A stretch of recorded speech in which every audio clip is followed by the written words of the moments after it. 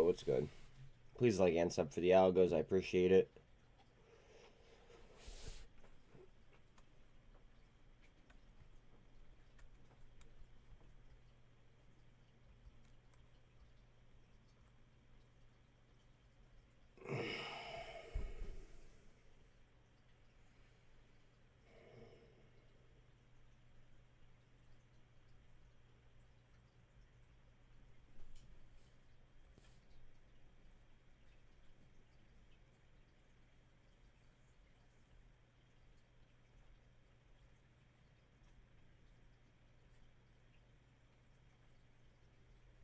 What's up? How you doing?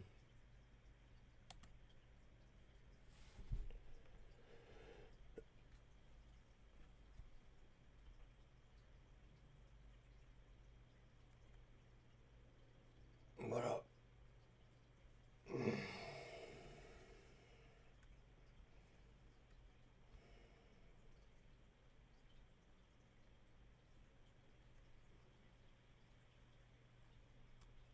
What is up?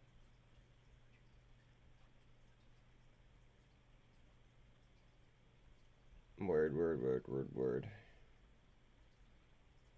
Oops.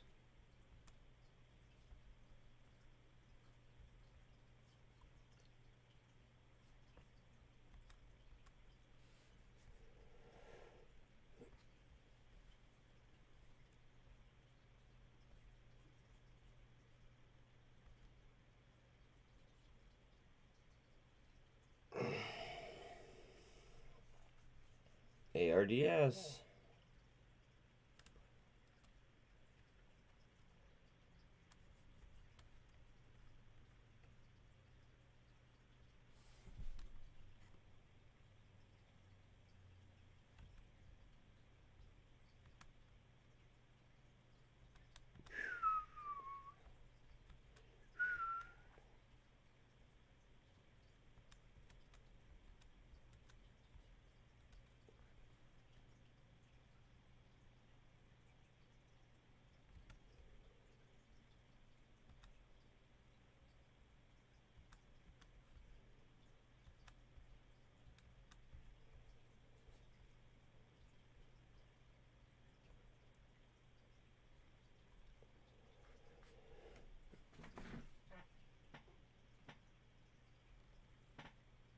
That makes one of us.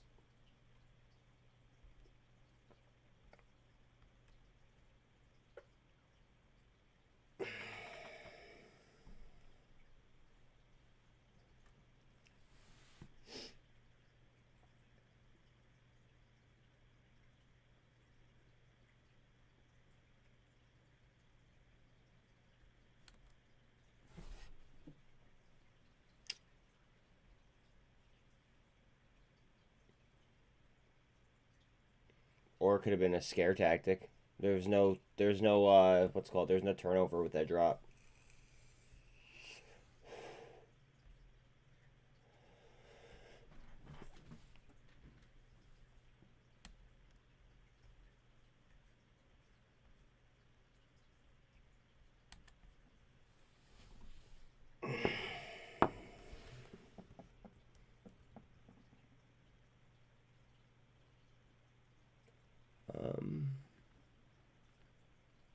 Agreed, and I also considered they were stop losses. So I fucked up with my entry on ARDS yesterday. I mean, I'm still up, but I fucked up my entry. So there was a gap previous to this. I think it was 79 cents to 75 cents.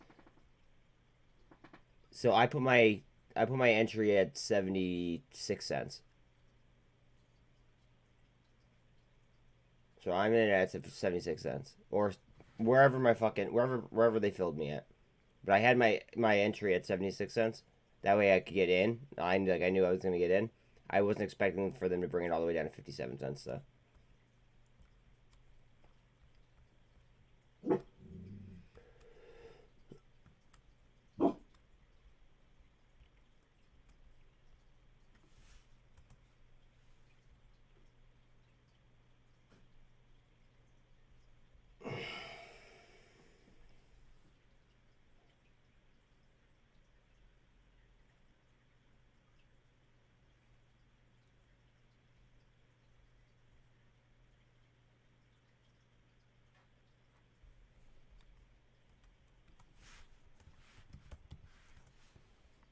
At any rate, I hit my 20% for yesterday. In and out scalp, nice.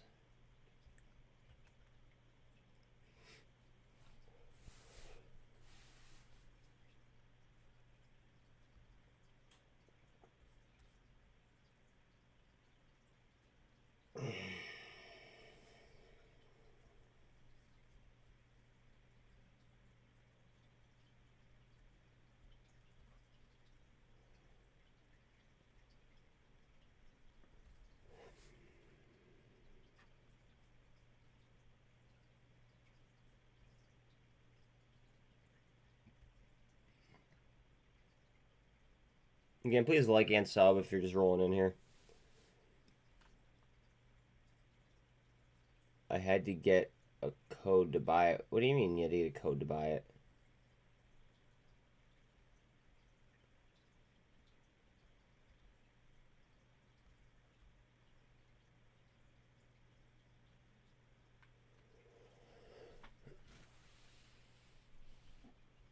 Word. Thanks for shouting it out.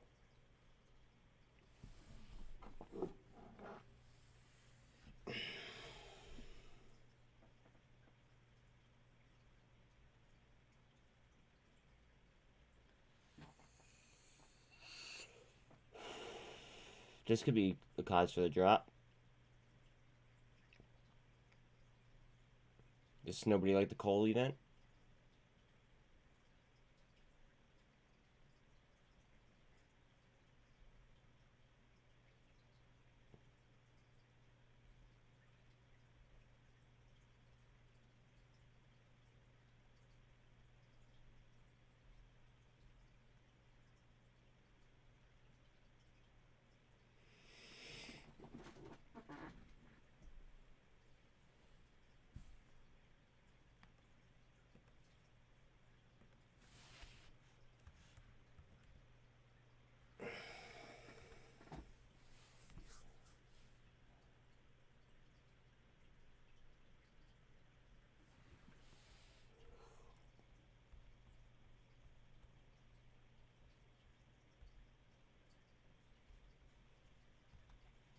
That was an all-time low that I hit yesterday too.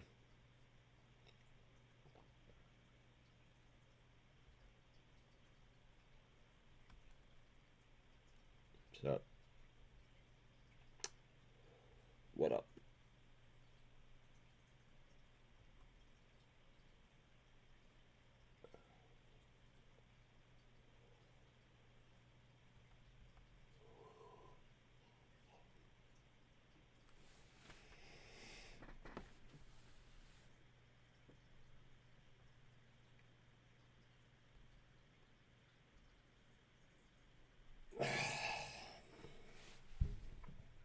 So non-profit owns 20% of this.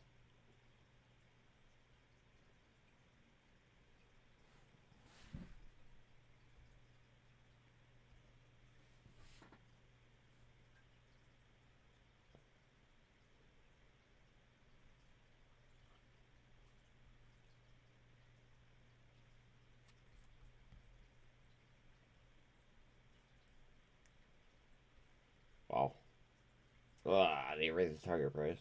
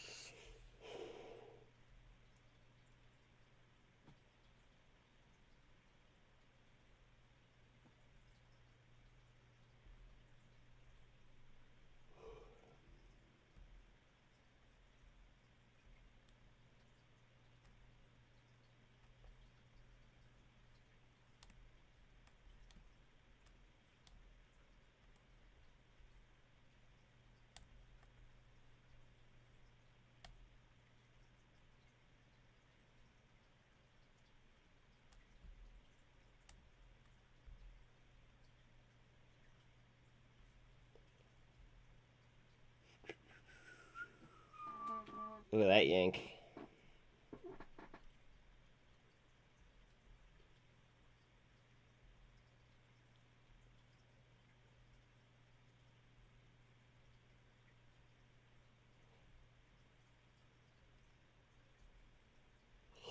Fuck. That makes me want to buy more boil.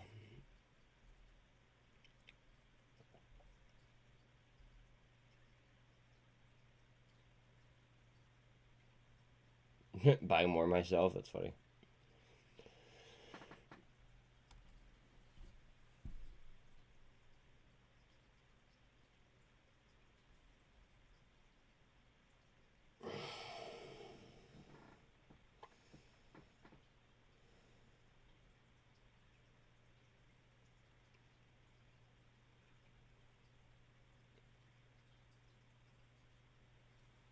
GROM Social Enterprises and Securities Purchase Agreement with a single institutional investor. I mean, they just need to make their website fucking, like, look half decent. Because that was rough. Wait, whoa, whoa, whoa, whoa, whoa, whoa, whoa, whoa, whoa, whoa, whoa. Aren't they only worth, like, 1 point, like, something mil? Isn't that, like, twice as much as what they're worth?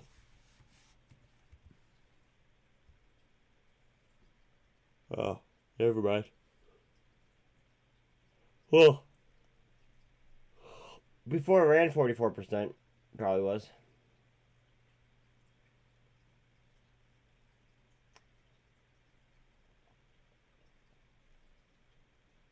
$226. No wonder it's at $232. That makes sense now.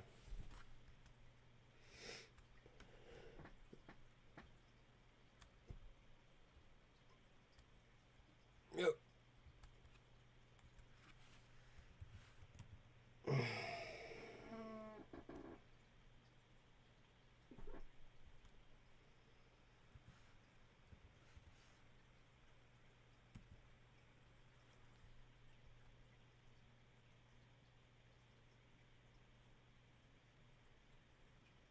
They filed at 8K. Oh, you fucking gotta be kidding me.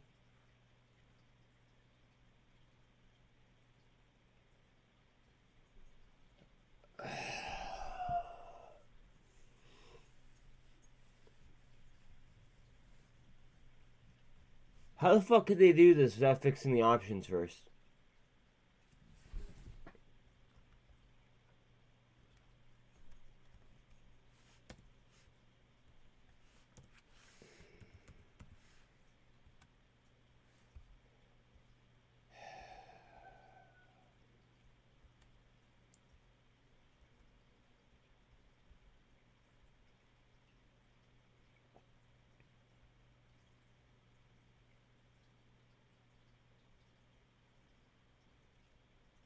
What up, Chad?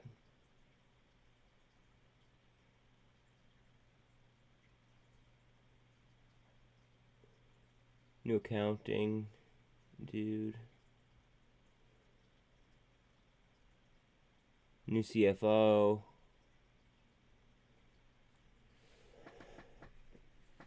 Alright, new CFO.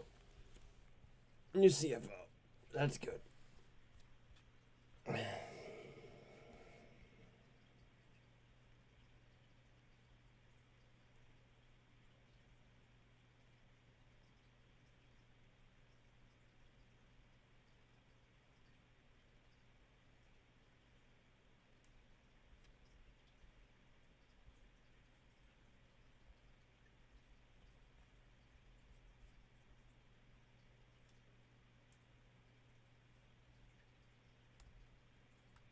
Maybe this CFO won't make me want to beat my head off of the wall. I need AGFY.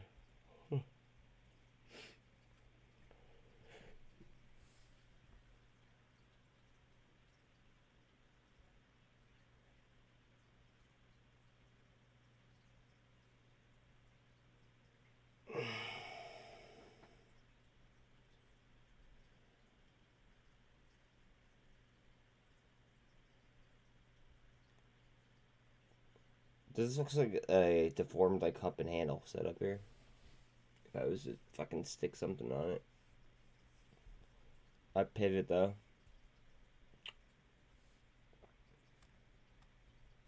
Let's get it.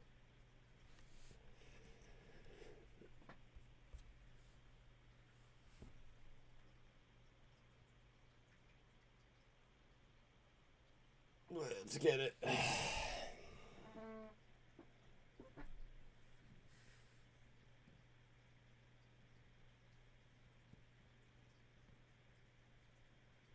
GNS is on scanner. Word. Thank you, Trish.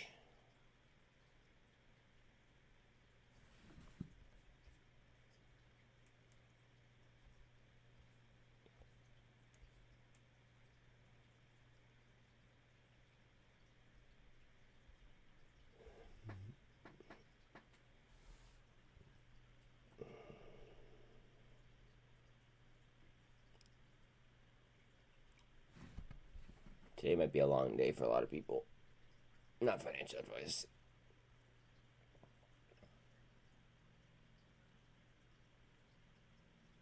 Webull scanner.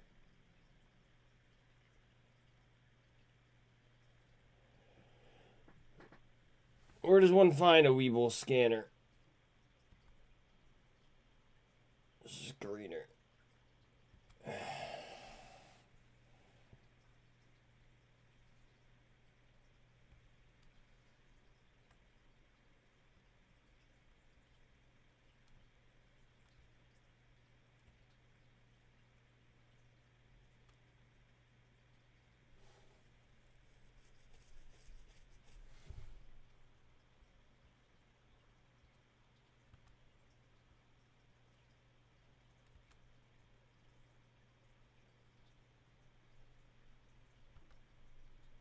Ooh.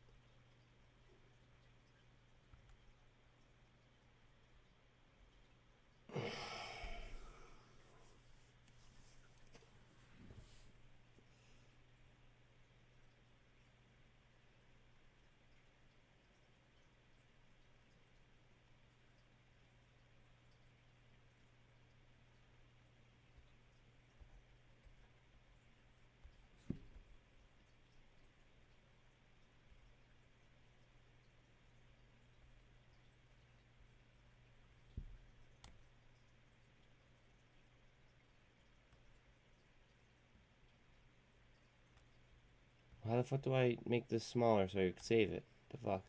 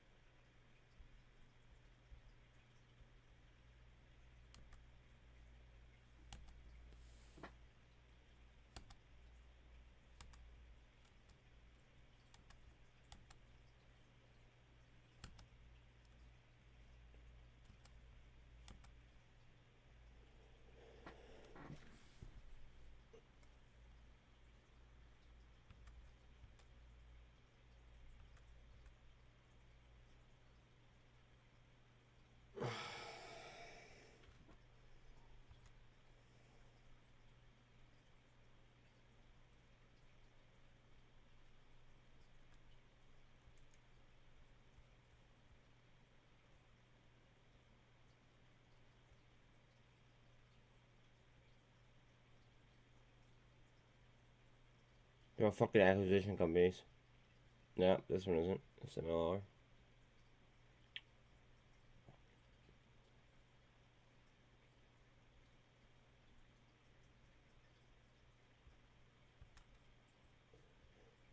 What up?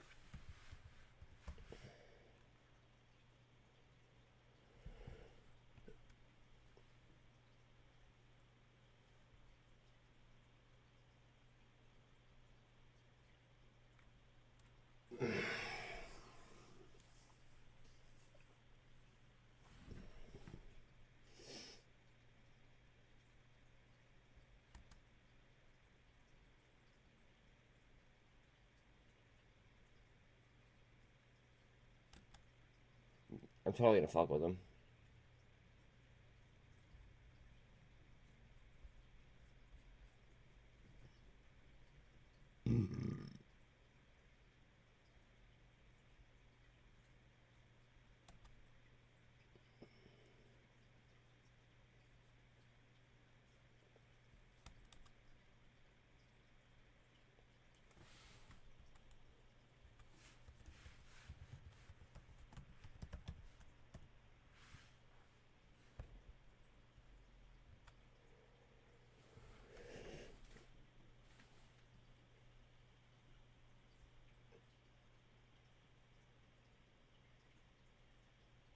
Okay, what's wrong with this picture?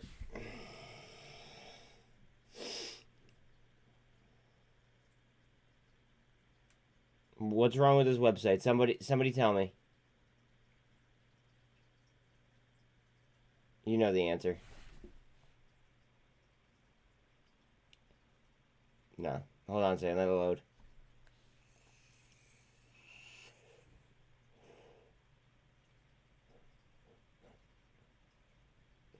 So short of China. China. China. That's what's wrong.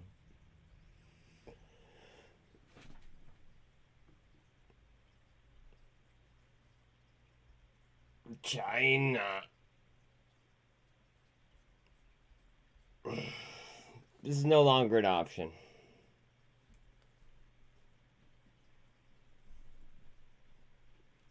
Not for me. Yes, this is an egg roll. I mean, it looks like an egg roll. Is it an egg roll? I don't know. Let's look at their board of directors.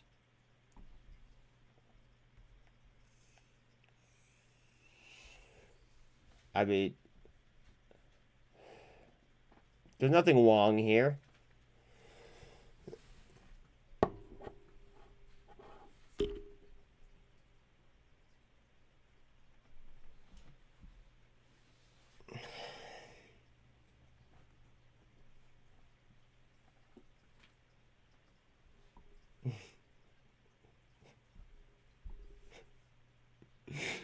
Oh, God. SNOA. Yes, ma.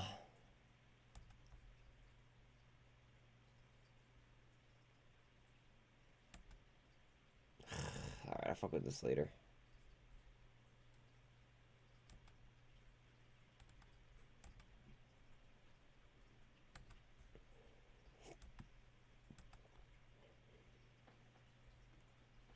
Ooh, there's so many options.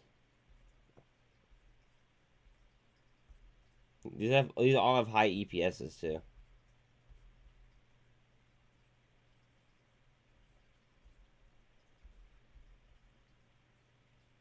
Interesting.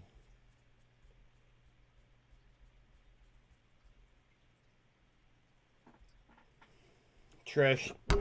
Oh. Oh, that would have been fucking tragic if I just fucking cracked my vape. No, fuck candlestick patterns. I don't like. I don't know. I just don't like a lot of the shit. Hold on.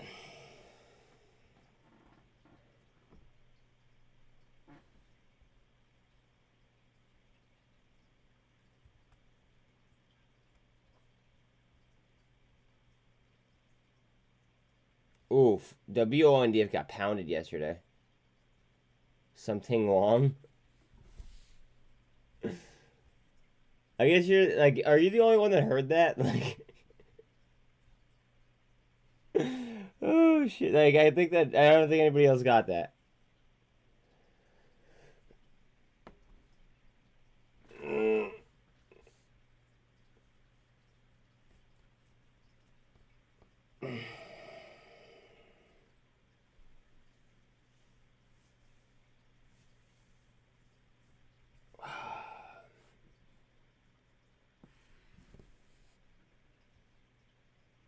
Oh, you wanted me to look at SONA? Oh, trust me, I got it. I was crying over here. Oh, I'm glad that somebody's paying attention to me. Holy fucking god!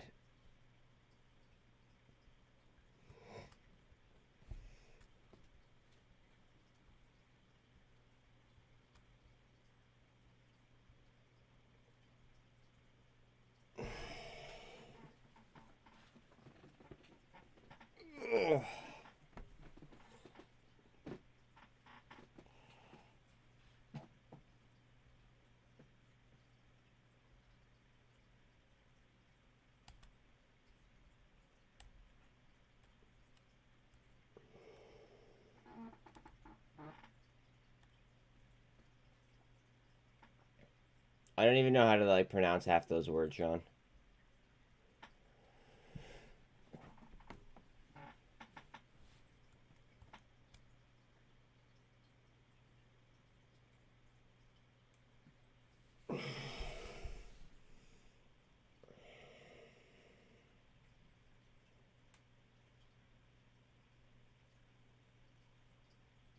Is it Sidera or Sidera?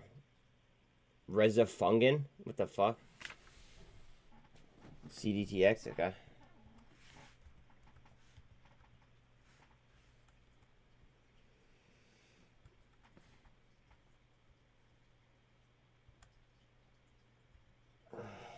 Crossing 48 over 200. Oh, ow, my fucking back hurts. Oh. Jesus. Jag X. Reverse split. They did a 1 for 75 yesterday.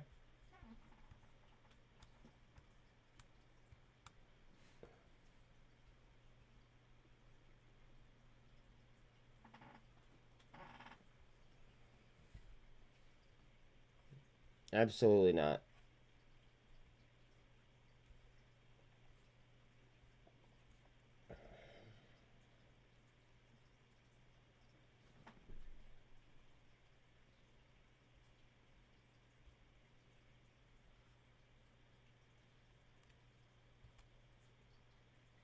Honestly, like out of like the last week, we've had at least like 100% runner every single fucking day.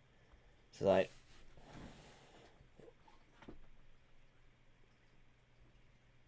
yeah, okay, I was being generous. Thank you, Sean.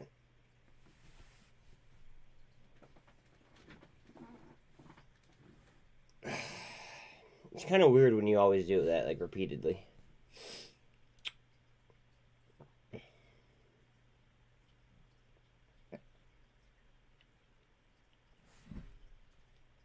It's like you have like the voice to talk on your phone on, and then I talk, and then it types into the thing, and then you just click send.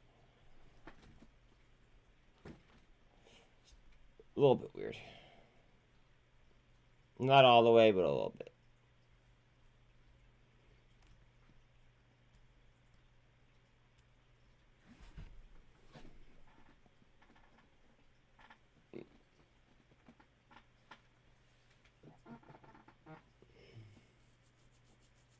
Your internet friends?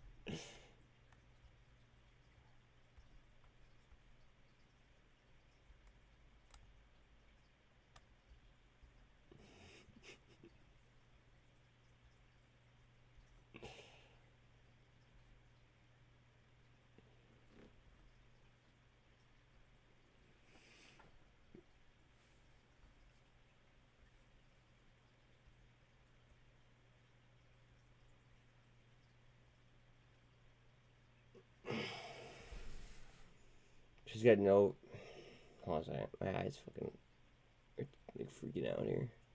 Let's see. Sarah was busting my balls, calling y'all my internet friends. Okay, and she got no room to talk. She got X-Plan pricing on her 4 years ago from an Xbox buddy. What the fuck is an X-Plan?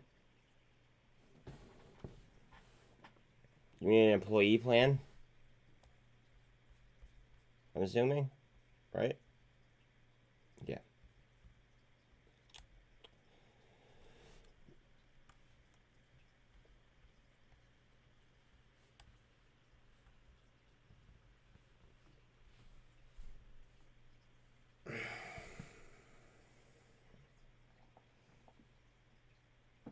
No, I had like an old back injury, and it just like every now and then it fucks with me. Oh, it's like a sciatic nerve type shit.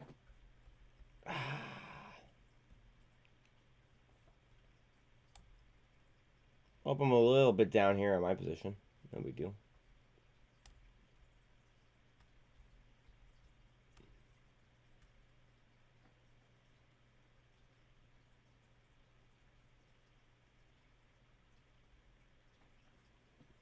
I don't know if you know this or not, but like,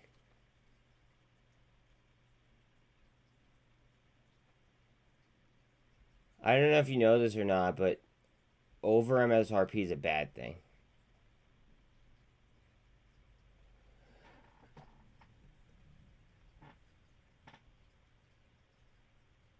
Yeah. I'm about to say.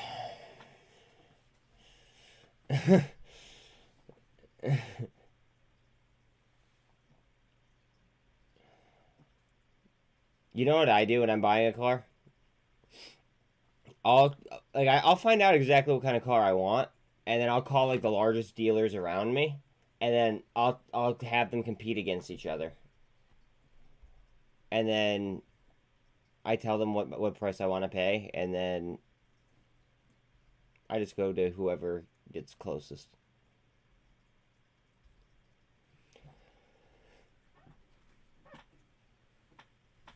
That way they do all the work for me.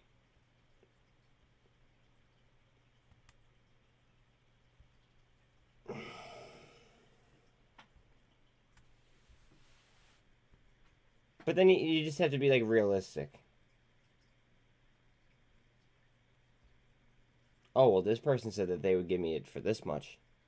Oh, okay, well, okay, well, we could do this. And then you just like run it back and forth. It's kind of funny. You catch them scrambling on a lot.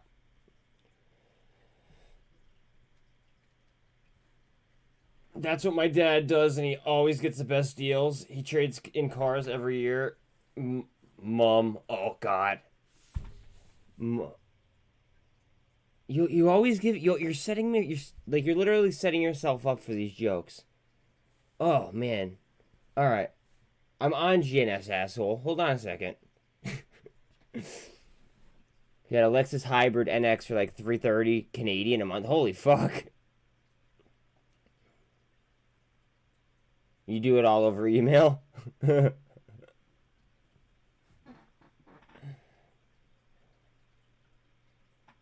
Mom. I don't have a mom, so I guess I get a little bit extra snippy because I don't have one.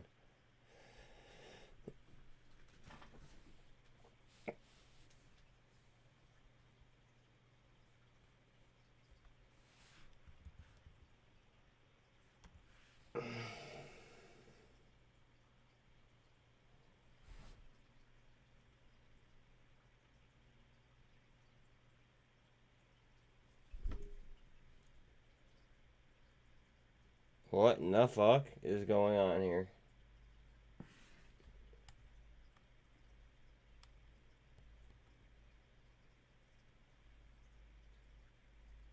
My ma would love another.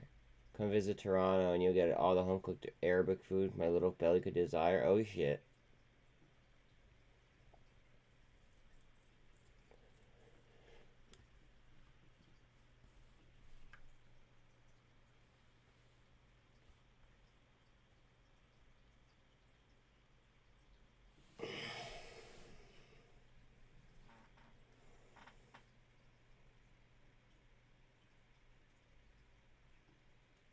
Bro, you should, what's it called? You should, head over to Bingo with your mom.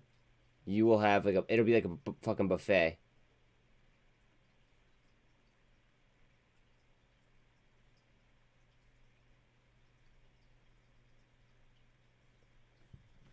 You had a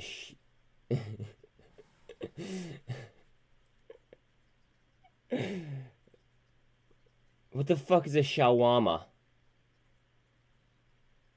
God, you guys gotta help me out here. What's a shawarma? Shawarma.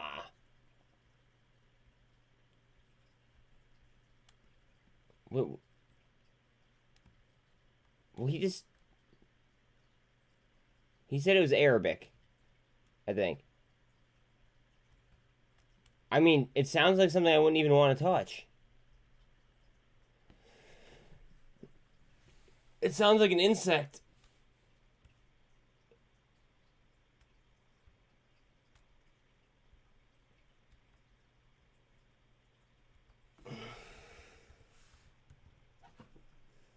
How do you even spell that again?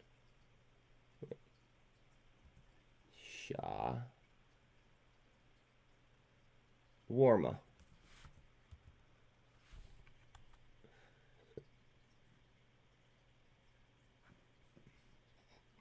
You could have just said burrito.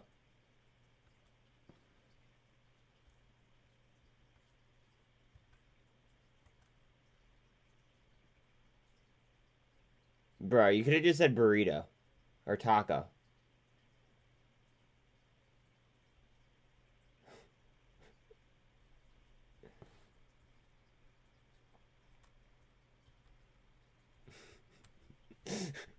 Like... Oh, God.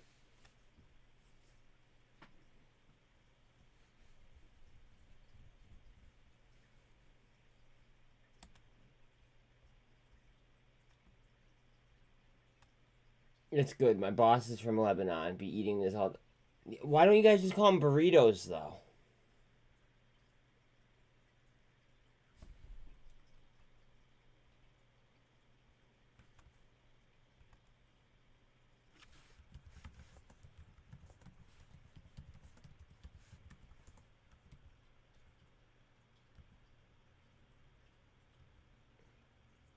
Look, see, somebody's already asking.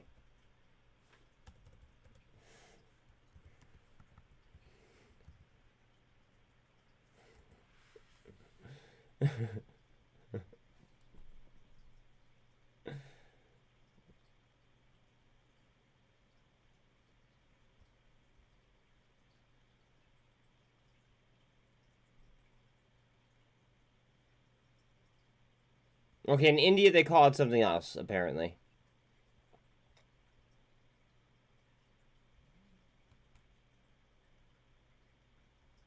What are the three key differences? Okay, see, they look the same right here. I'm sorry. They look very fucking similar.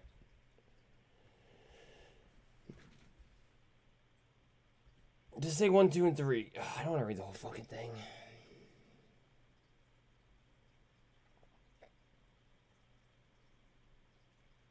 Exactly.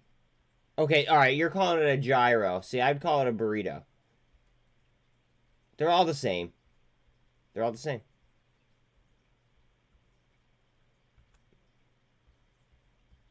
Alright. Sorry, we were having a little bit of a food battle right there. Oh, hold on. Yo, can you stop copying me this morning? I just want to correct you real quick and say that it's not a gyro, it's a euro. Listen. Get out of here with that gyro shit. Yo, like, get the fuck out of here with that New York shit. Calamari isn't calamari, it's calamar. No, it's not. Same thing like mozzarella isn't mozzarella, it's mozzarella. I ain't even Italian, but I grew up in a lot of mozzarella. Mozzarella. No, fuck out of here with that New York accent bullshit. You got euros on all the corners up here. Yeah, euros. Fucking eat my gyro. How about that? Eat my gyro. That's gonna be a new one. I might have to use that today. Eat my gyro. Motherfucker hung up on me. Yeah, I did. ARDS fighting for Buck.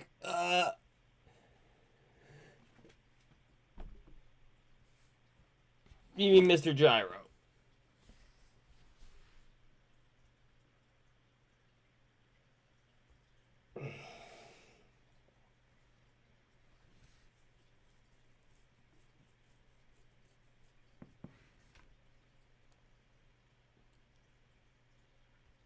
Ooh, mozzarella.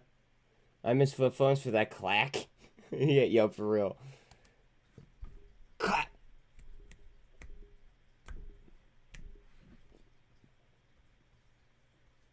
You don't get the same satisfaction hanging up on somebody anymore.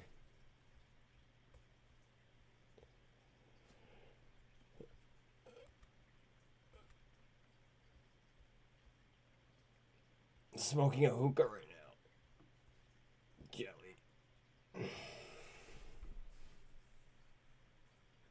My first time smoking pot was out of a hookah. It's kind of cool, but I got blasted. And then my friends got chased by the cops on a different fucking occasion, like somewhere else. It was really fucked up. Really weird night. A bunch of people I knew stole a bunch of booze from my one friend's uncle or something, or grandfather. Whoa, whoa, whoa.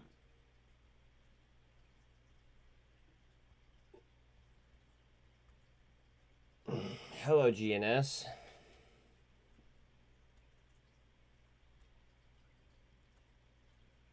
The fuck?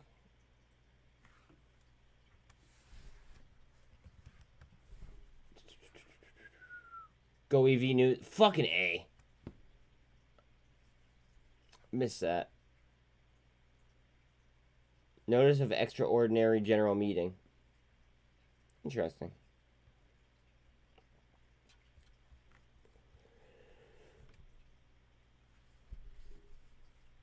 Look at that cost to borrow. Holy fucking utilization jump as well.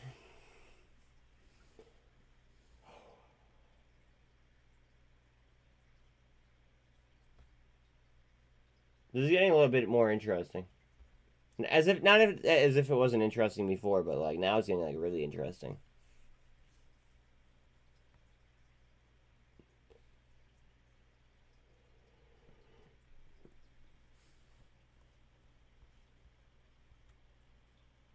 Oh fuck.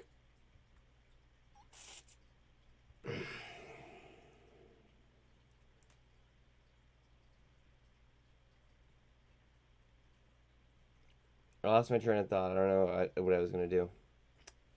Oh, there we go. Let's bring it back. What's the GoEV news?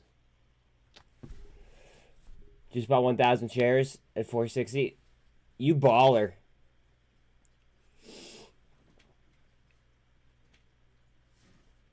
You fucking baller. Holy fuck. Saudi Arabia buyer.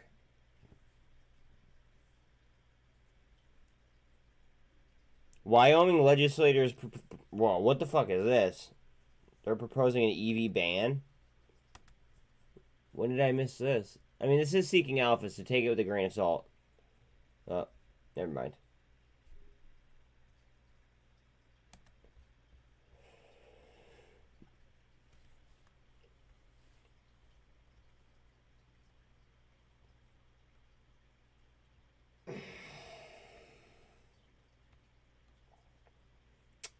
I see a little gap.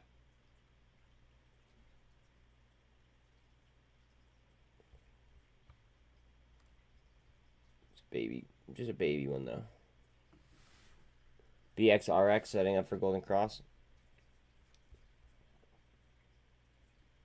What was the DD that Tim posted in Mafia chat last night about TRKA going to $2? Anyone know? I didn't read it. I just saw $2 highlighted, and I was kind of like doing stuff.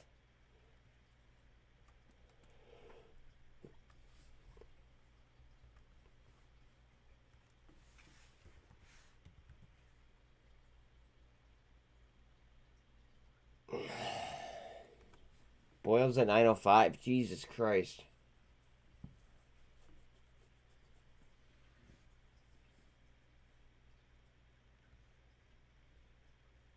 Jesus, Neil. You're killing me, Smalls. Not you, but the stock. The stock. It's not even getting fucking heavy shorted.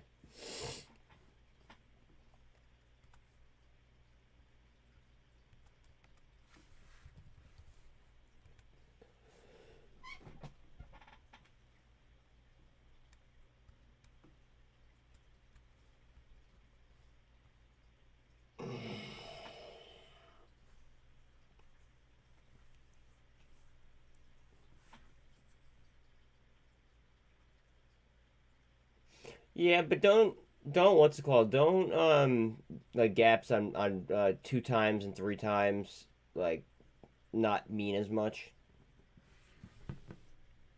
That's what I always assumed. That they just didn't mean as much.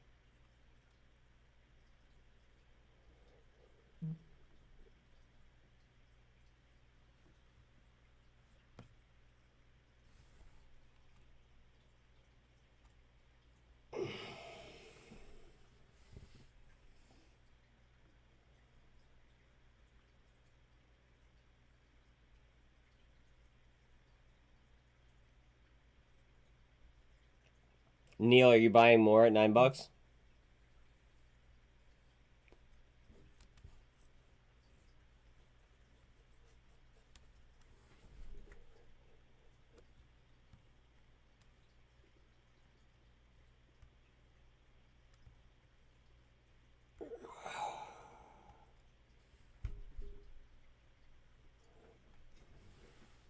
Already have word.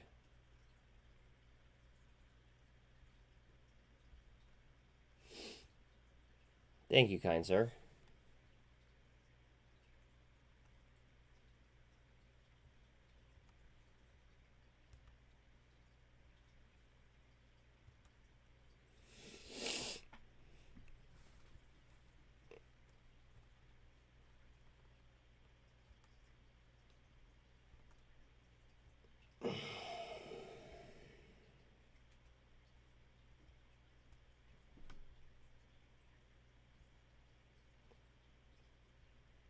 My thought is it is 125.23. That's where we are. Look at where we're on 25. 125.23. Bang. And then down here, where was it? End of January, bang. So it seems like we come up, drop, and then rip again. Historically, of course.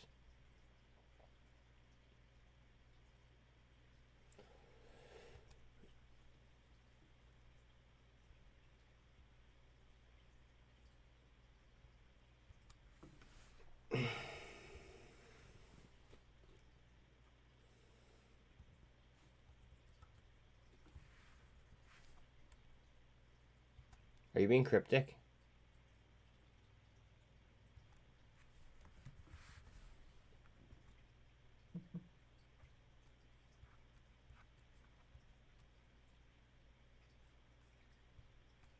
What am I looking at? This isn't still trading, I assume, right? There's no fucking way. That'd be pretty badass. ATNF? Okay. Whoa, ma! Jesus.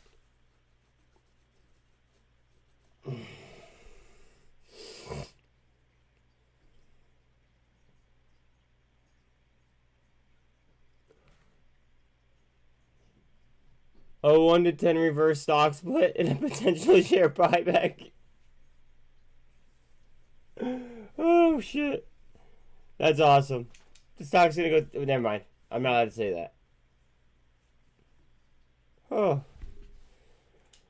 That's gold.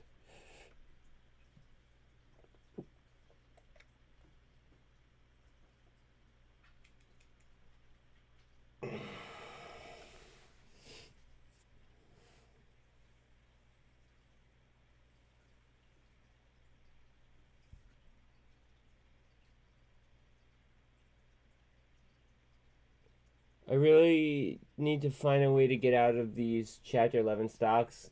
I started 2022 with 0 OTC stocks. I started 23 with more than 3 OTC stocks. Wow. You may need to load the boat again. Fuck. Yeah, dude, that's what I was just thinking.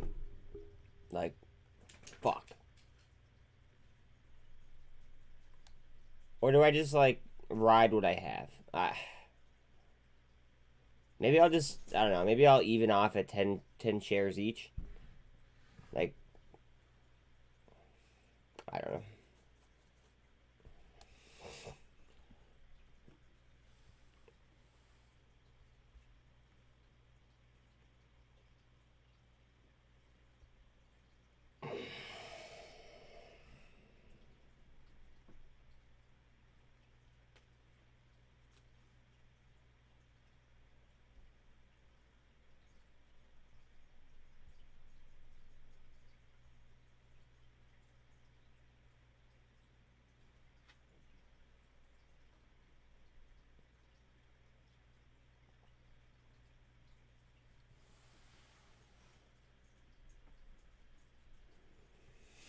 I mean, if it drops more, I'm definitely gonna be buying.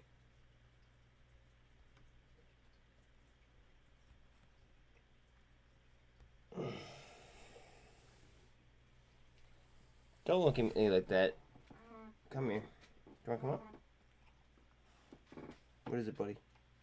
You already ate and stuff, dude. You're such a fat ass, you know that? You're a good boy, but you're a fat ass. Tesla earnings is after hours? Oh, shit.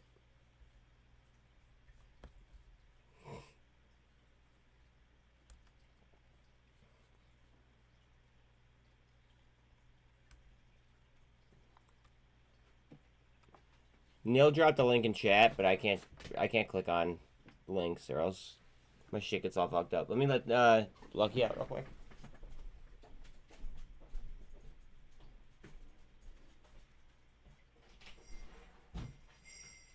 Don't get stuck again.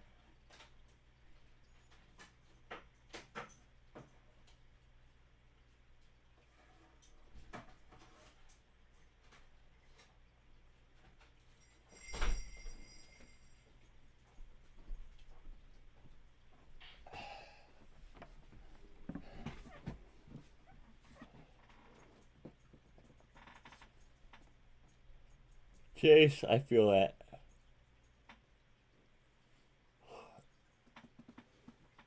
I feel that. I mean, I'm not gonna get out, but I feel what you're saying. Just to be clear, I'm gonna remain long, as I've stated, but I get why you would want to.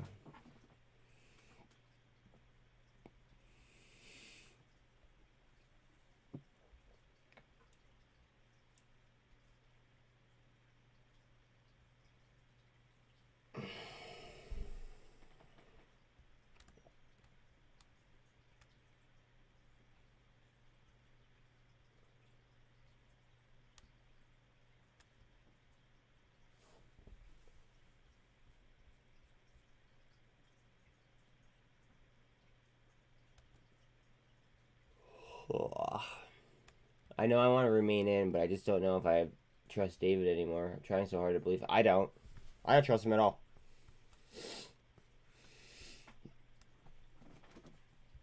I like the acquisitions and stuff, but I don't trust him.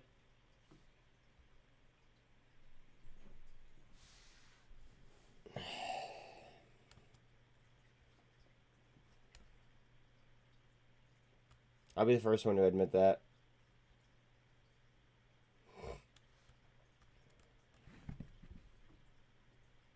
Can someone give me a brief on what that thing that Neil posted said because I can't like read it while I have you guys up.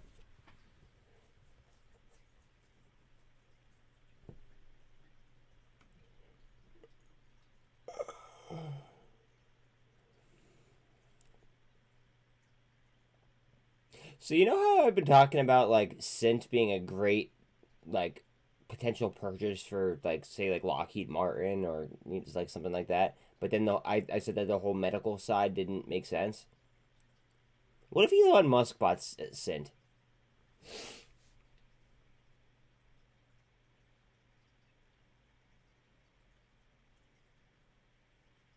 Think about that.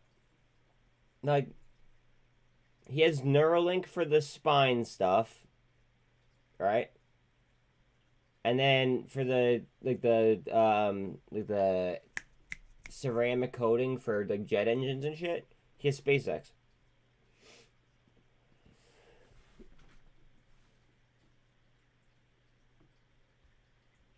Just a thought.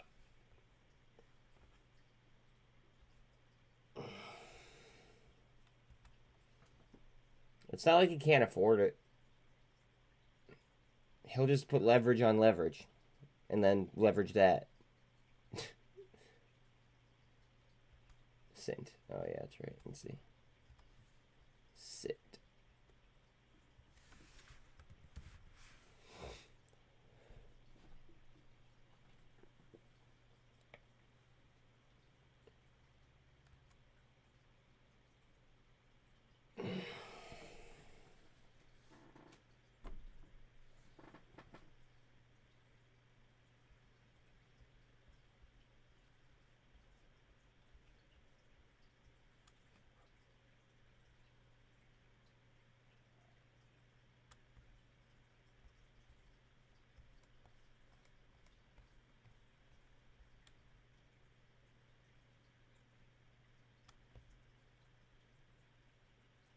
Wait a minute.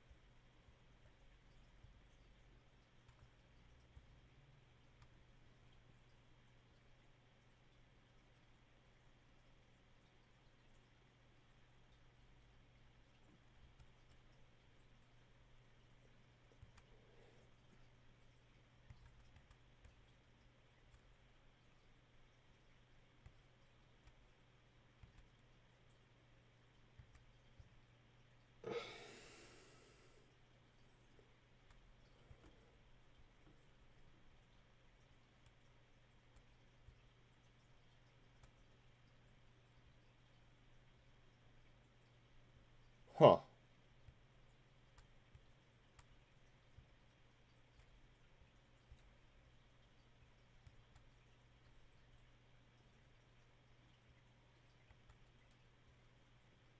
I doubt I'll be accurate with that line, but we'll see. Again, please like and sub for me. It's free to help me out, guys. 100% free.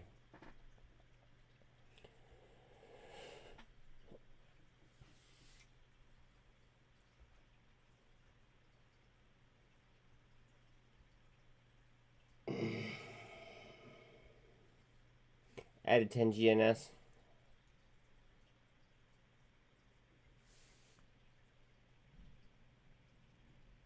Fuck. I mean, it comes down to how much money you make, in my opinion. I mean, yeah, the percentage is like everything, but at the same time, if you're gonna make more money, it is what it is.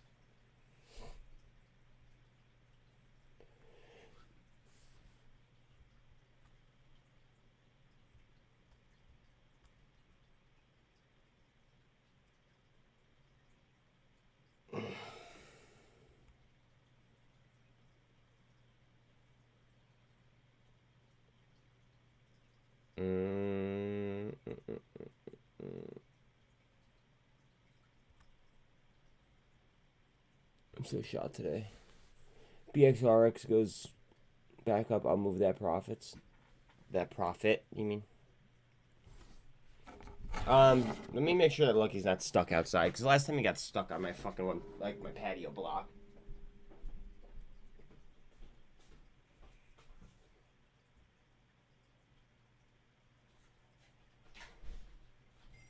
Hi, buddy. You done?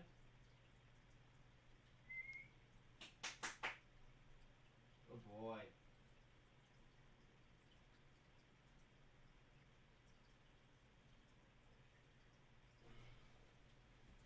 Oh boy.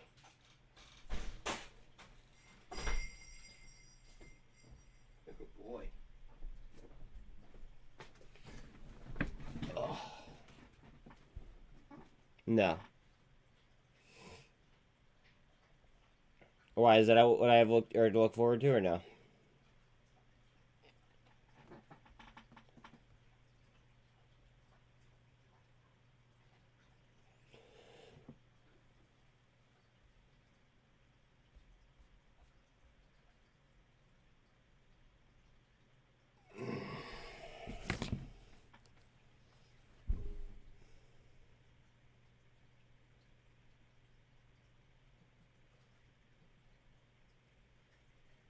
Weather near me.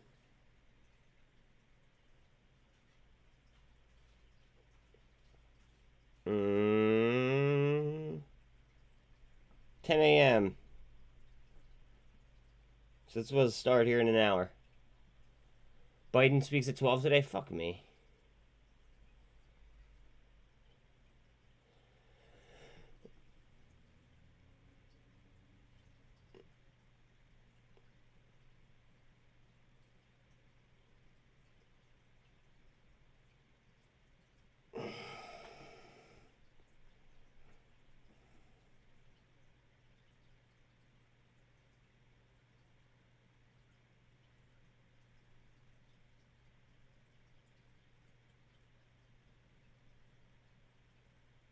One second.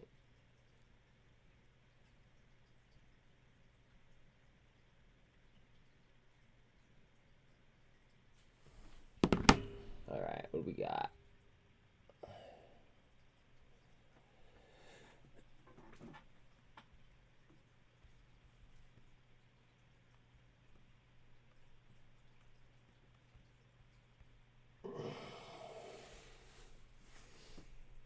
Edible? EDBL 1 for 30 reverse stock split effective tomorrow. Heads up on EDBL. You're probably gonna see like a lot of volatility on it if it's gonna be tomorrow.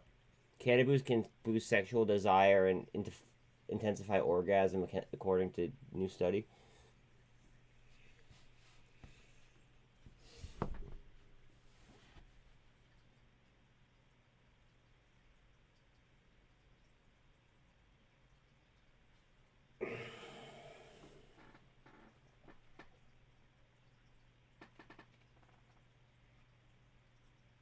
I need in that study.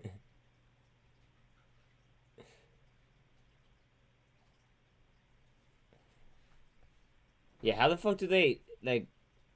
How do they study that exactly? Is like that? It just seems weird. Friends with benefits.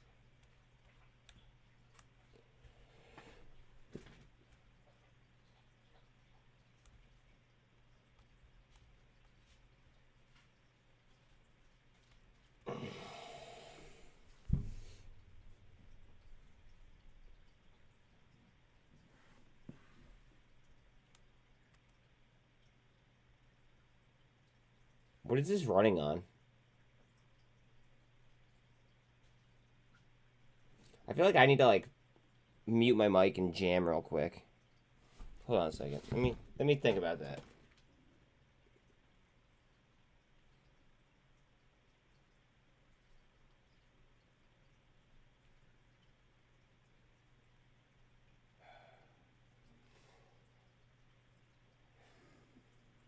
Mm.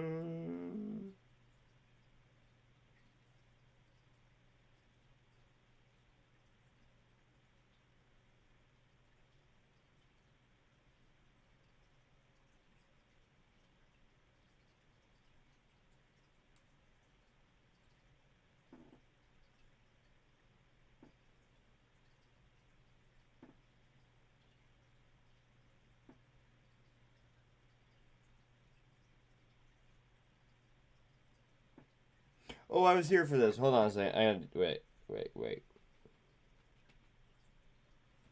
Bear with me, guys. I'm in one of those moods. I just need a jam real quick. And I don't want to get DMCA'd.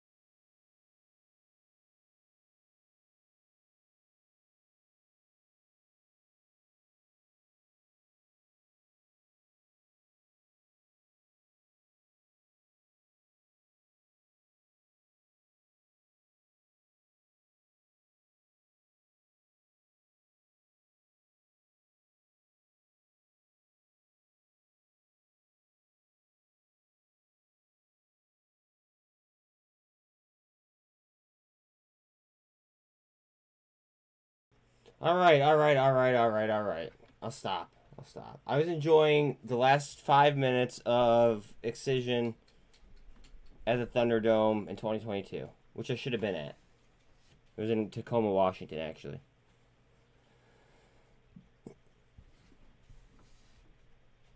But I didn't end up going. But I should have been there. I had tickets and everything.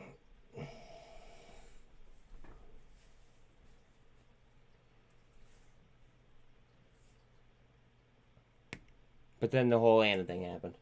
So, yeah.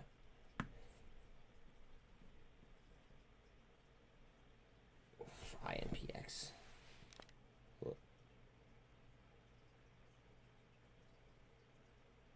You know what my morning manifest is? That Kobe Bryant video that's in the YouTube channel.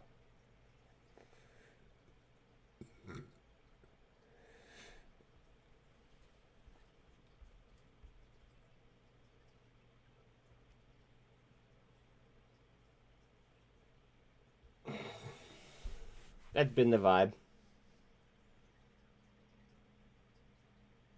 You're going to Rage Against the...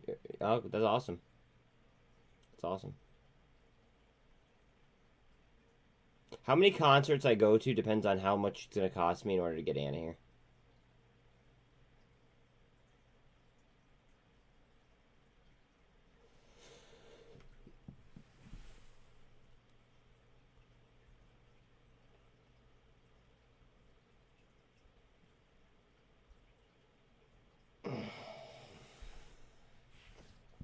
And I don't want to hear anything negative about that.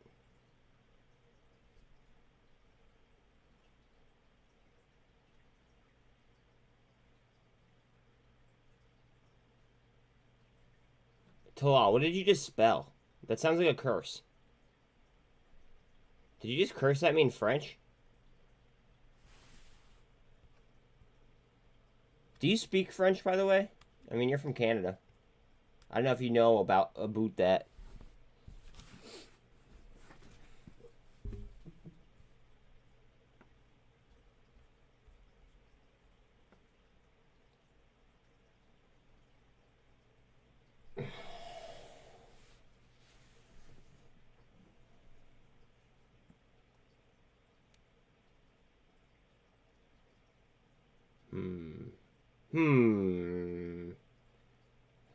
Talal, do people by you in Toronto speak French or no?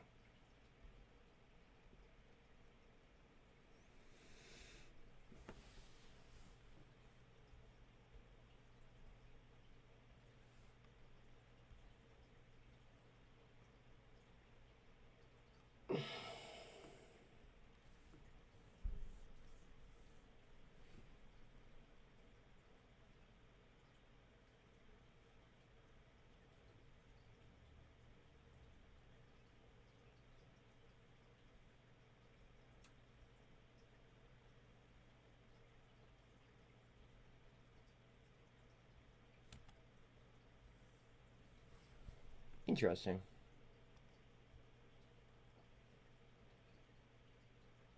It's so cute. Talal, do people by you speak French at all?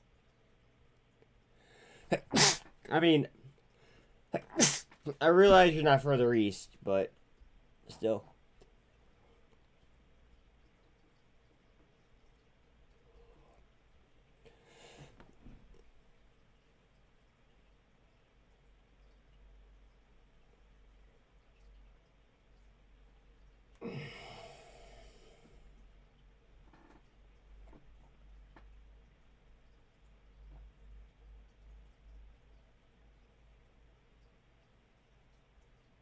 Oh boy. Oh boy.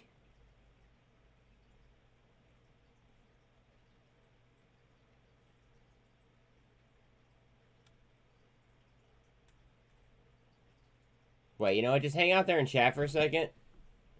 Holy fucking SATX fibs. You're not joking. I'll give you the more. I'll give you I'll give you the vibe. Hold on a second. I'll give you the vibe. Talal, I don't think I have you on Facebook, dude. Are you? You're not in this group, are you?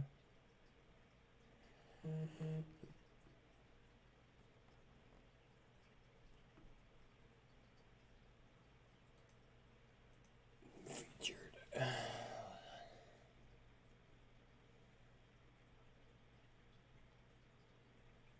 I have it fucking pinned to the top. Jesus.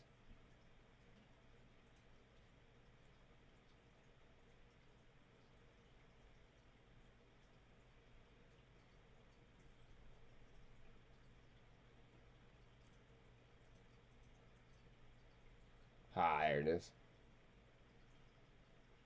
The fuck, where did you go?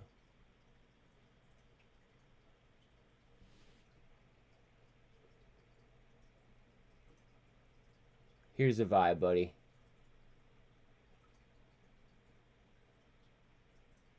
This gets me hyped every time.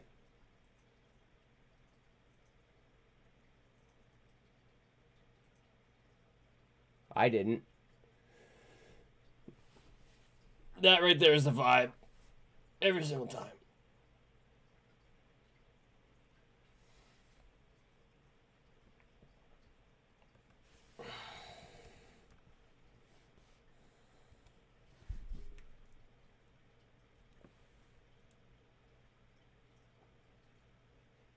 Not much trading history.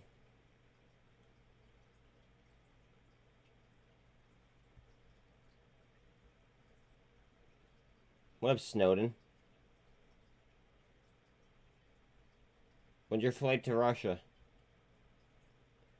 Mother Russia.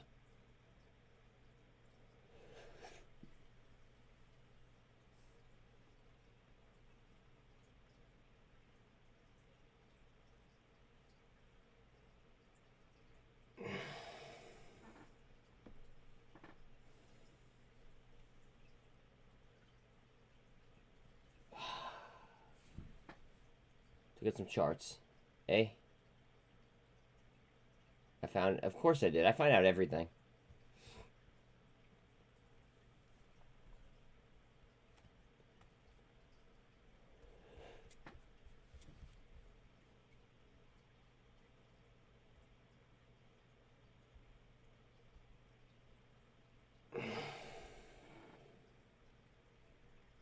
Uh-oh.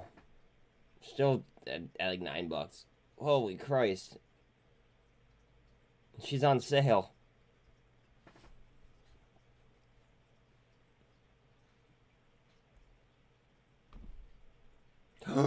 I did break it. No! Oh my god, I broke my vape. Fuck me. Oh, fuck.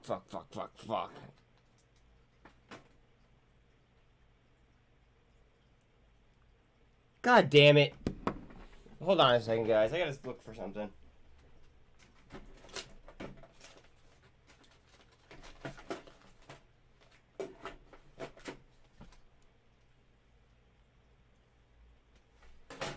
Son of a fucking bitch.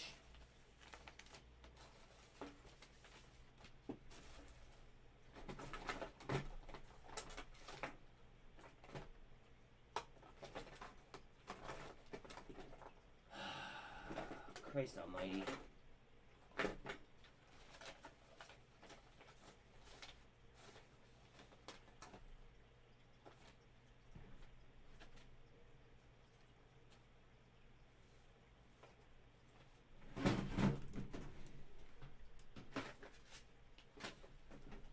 Bro, please be... Oh, I think I found one.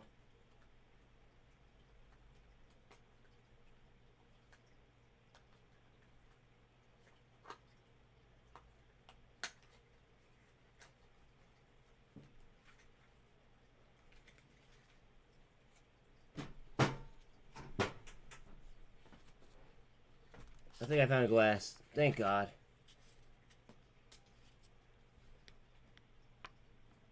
Is it a free max?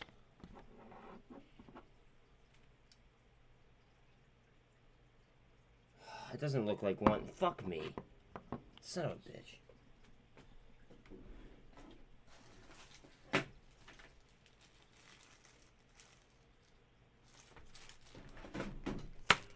Alright. Bear with me, guys. I gotta figure out what the fuck's going on here.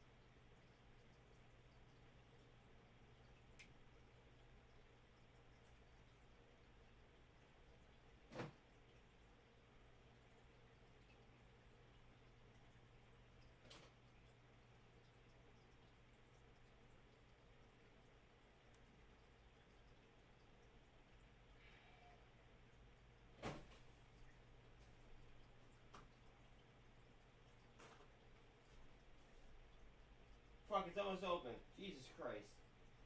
This all had to happen at once, eh?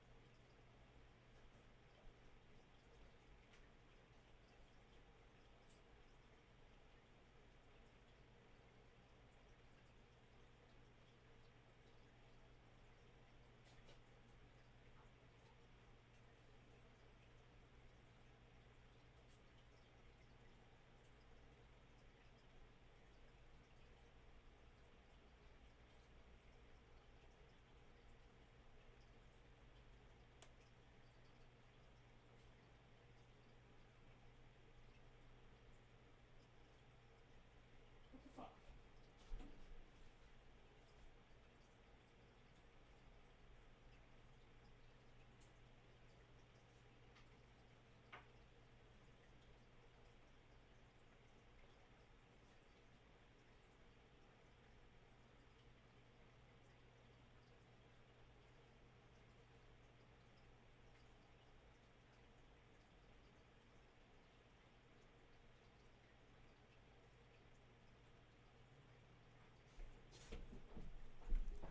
God damn it.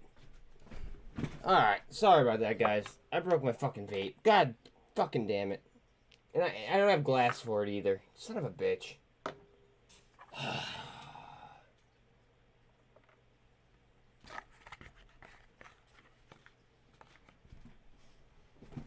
One sec.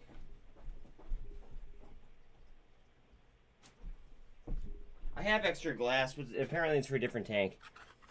My bad. Alright. Back in the saddle. Fuck. Check Mafia Buzz. Oh. Alright. Let me get something up that's moving so you guys don't like fucking just like get all pissy. Hold on.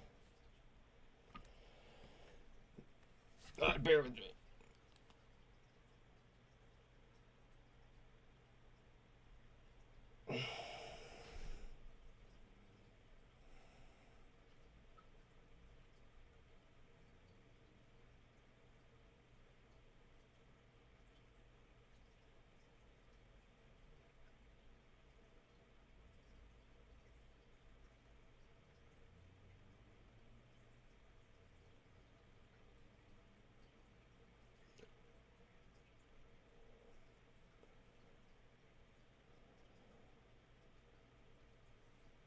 BXRX and SATX word. Alright, hold on a second.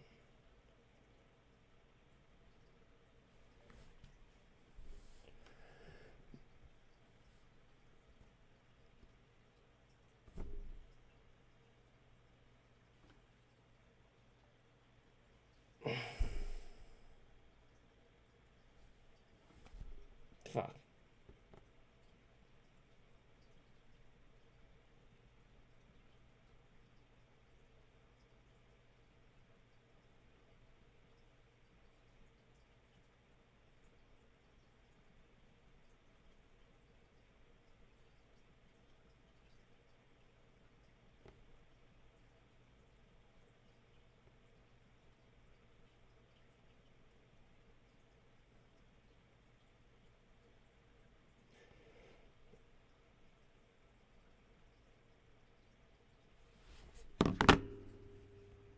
Okay. Sorry about that.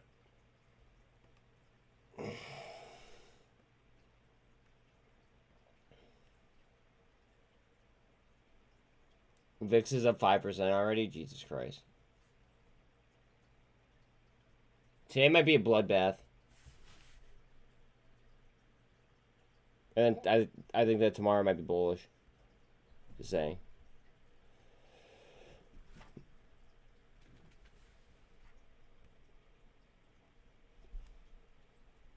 Today, like, just futures are ugly right now. And with what we saw yesterday, we won't get T+2 data on that till tomorrow. So I think that today's going to be bearish. I think that tomorrow's bullish. That's just my opinion, though. The fuck do I know?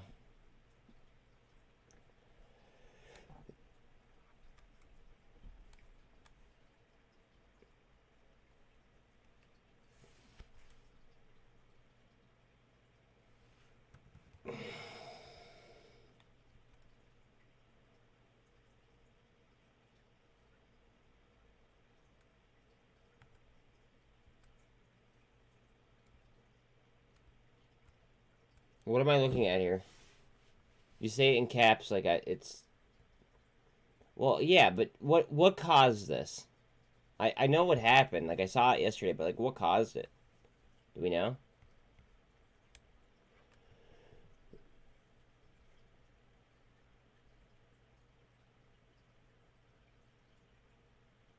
You want to break force 50.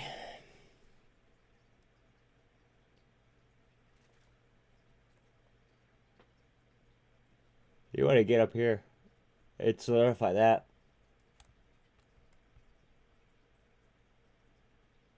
You gotta be more specific about ENSC, bud. Or text or chart.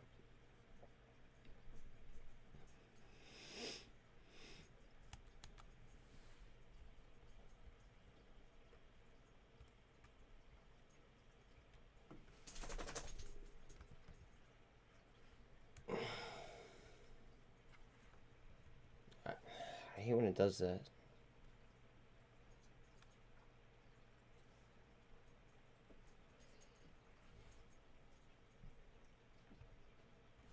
Oh wait, ENSC, that's right. Jeez, I'm like fucking just like blanking out this morning. And it's not really helping that I broke my fucking vape. Ah, what is that doing? What, does it have news or no?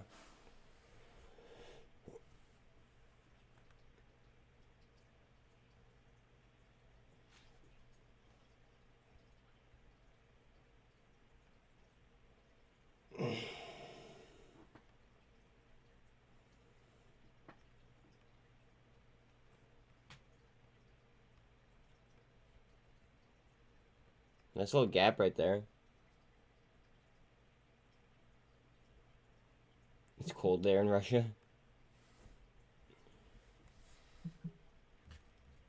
What is it, babe? No?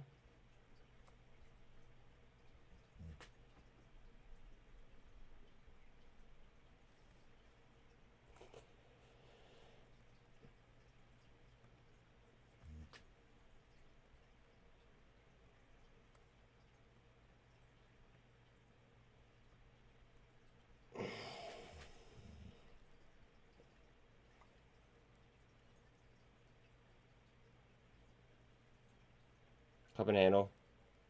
Up. Up, up, up, up, up. Congratulations if you got in that. I gotta let Bell out real quick.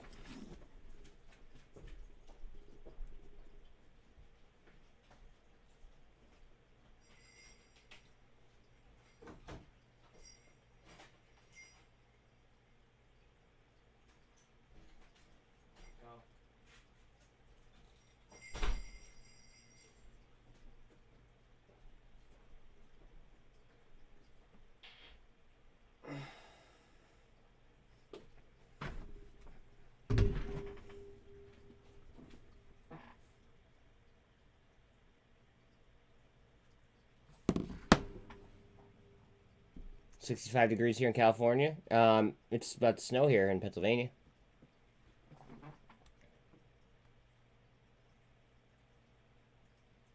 Do I live in a state where I get delivery of vapes and stuff? I never really tried, to be quite honest. I used to get vape juice delivered to me, but then I know that they changed the laws since then.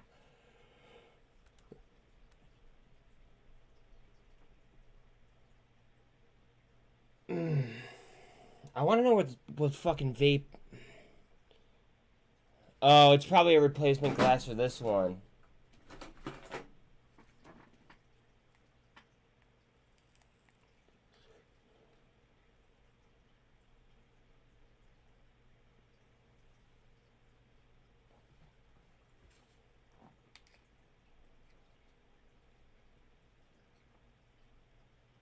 Hold on a second.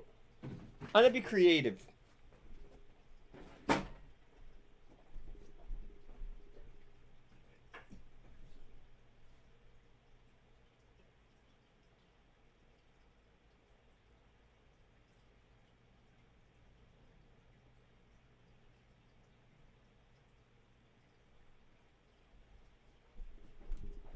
I might have a coil. Hold on a second. I might have a different vape thing. Hold on a second.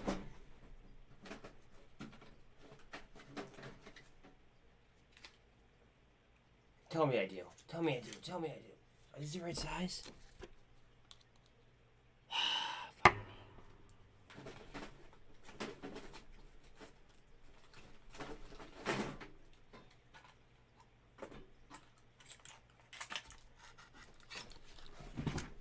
So many different fucking vapes. What the fuck?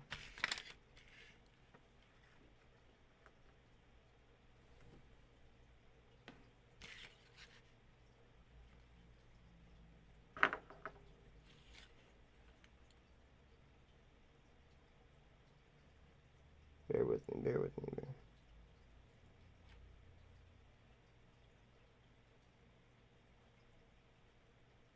Wait, why is this a different fucking ohm? Oh, man.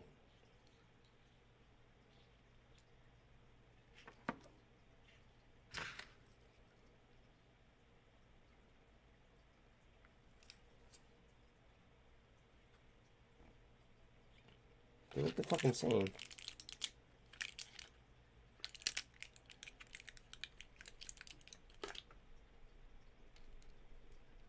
Oh no, they're different. What's going on here?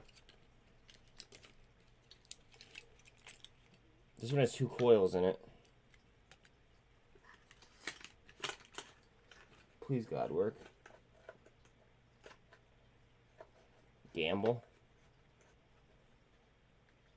SNA. Oh, whatever the fuck. It's about to. Don't call me a fiend. It's not nice.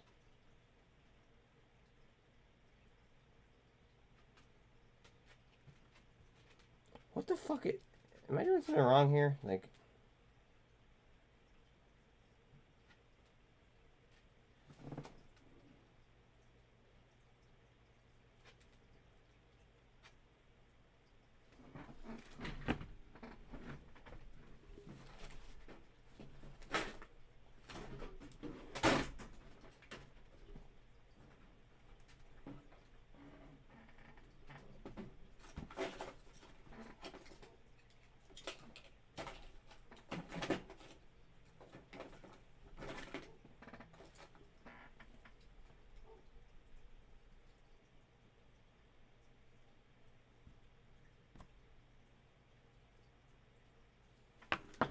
Hold on. Hold on, guys. We're getting there.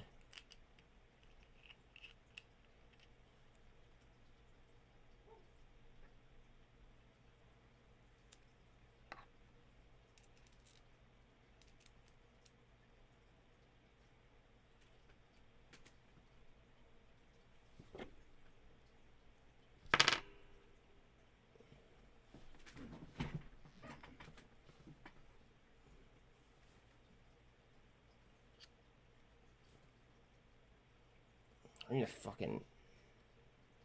Alright, GNS. I need fucking like pliers or something to fucking open this.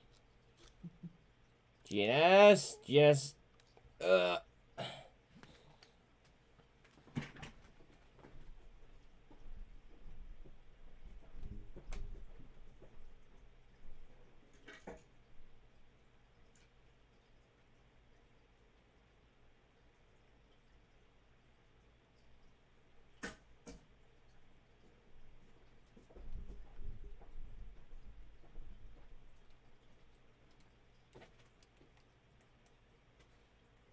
Nope.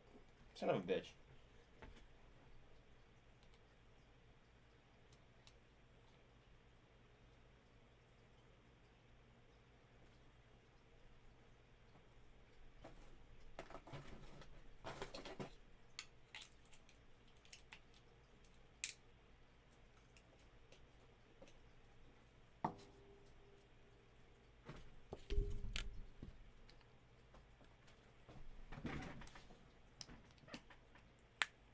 That sucks.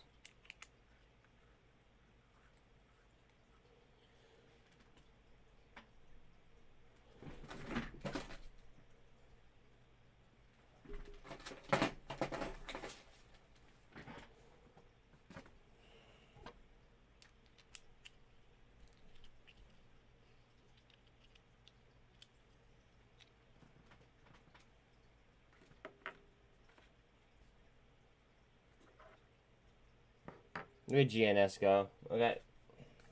Unreal. Let's go.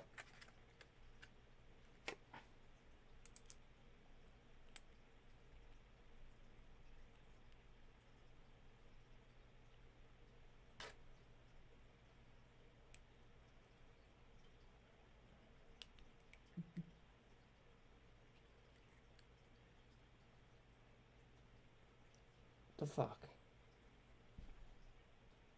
It looks like it's supposed to fit, but it just doesn't. It's the weirdest fucking thing in my life I've ever seen.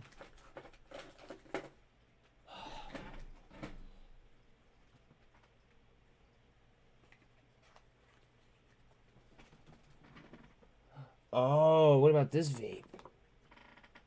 That makes sense. Wait, hold on a second, guys. We might be in business. We might be in fucking business.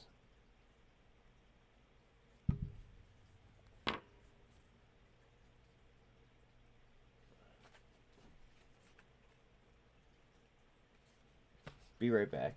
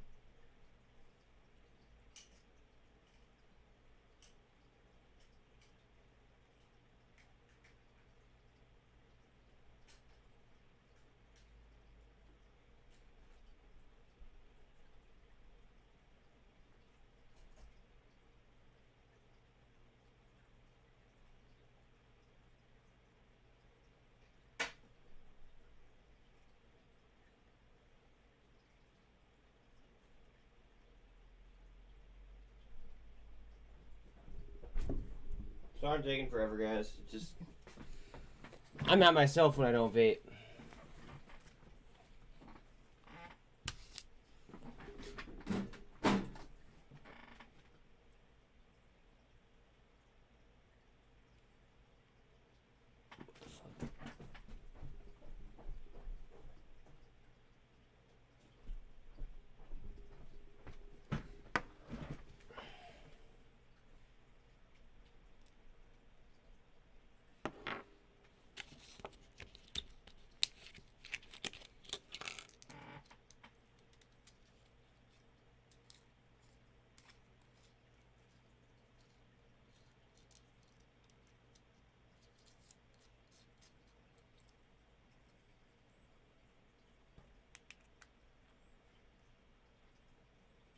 Haha.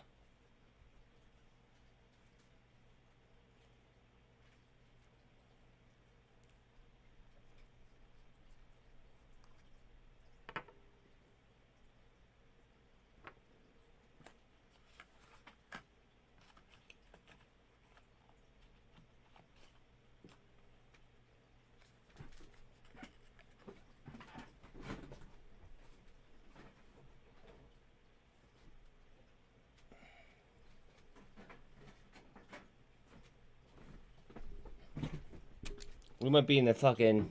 We might be in the clear, guys.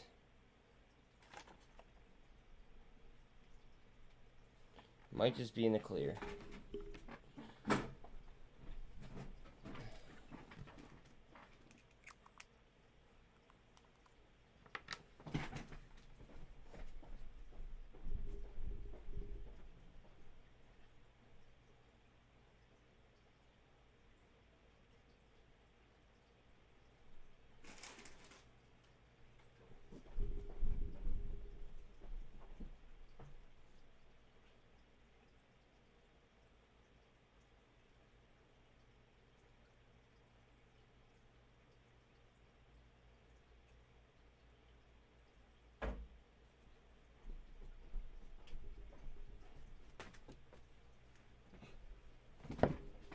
raw, yeah.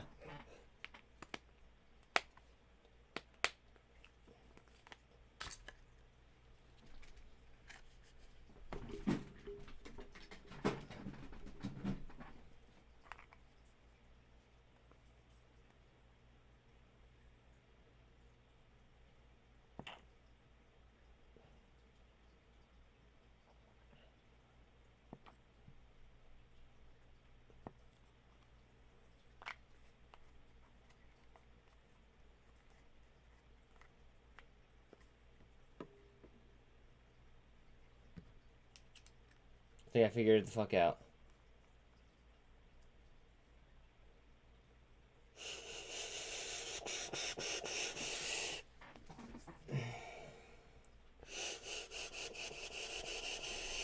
Wow, good call out, bro.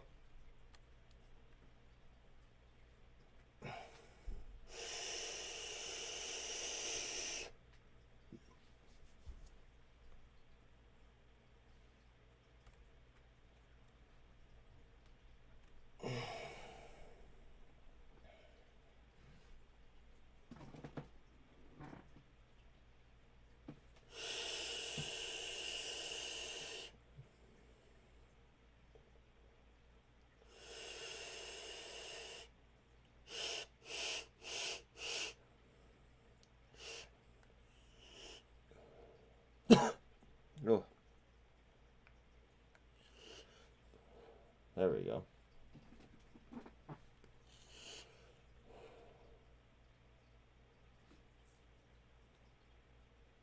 Ah, we're chilling. We're good.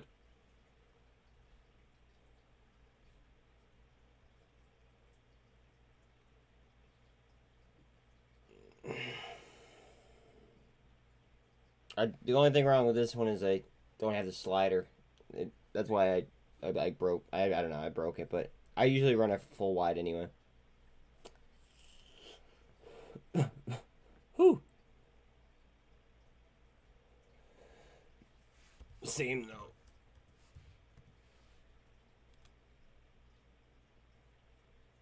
Wow.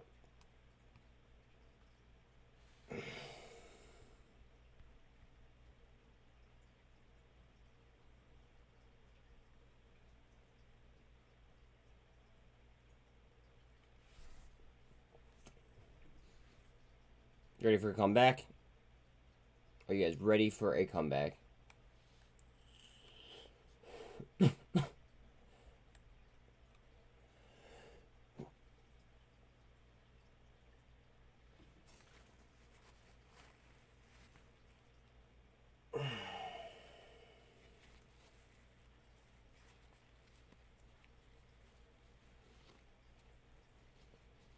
Honestly, I think that we're going to see a huge jump on all these activist CEO quote-unquote stocks.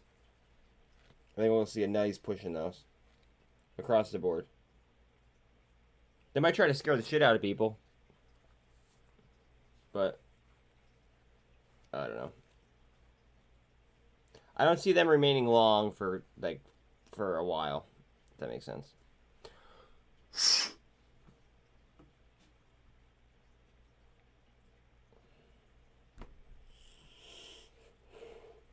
No, it's not.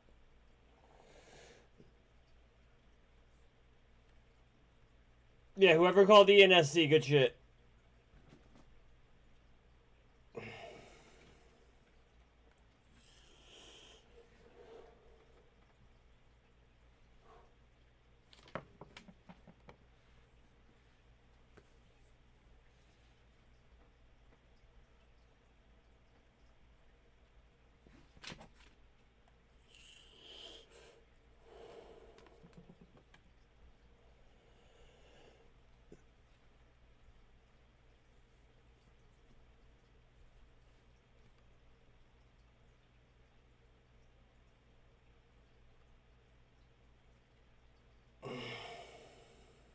BBIG trying to save itself.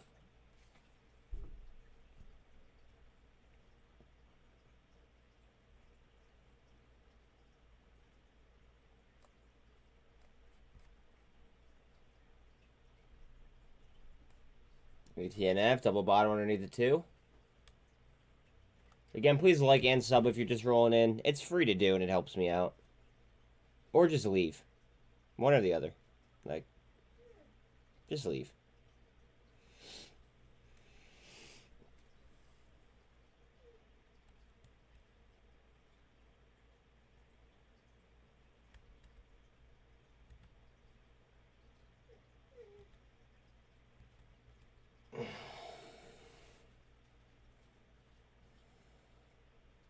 It has a gold cross right there.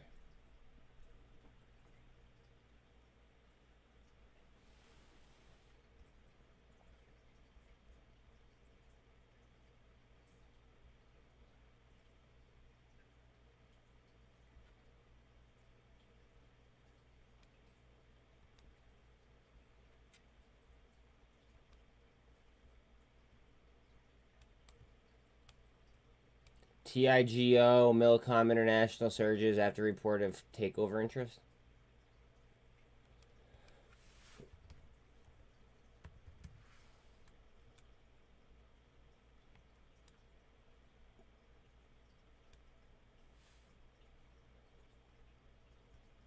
Whoa! Hello.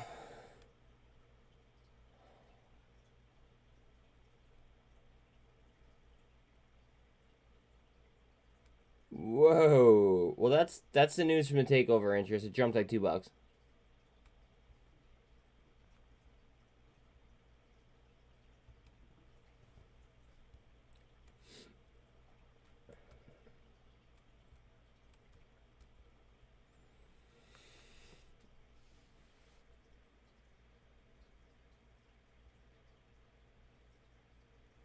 Oh, it's China.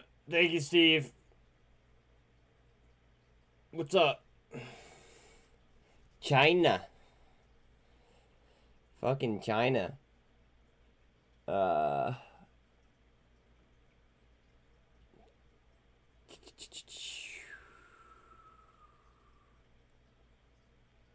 SATX. A whole lot of flat.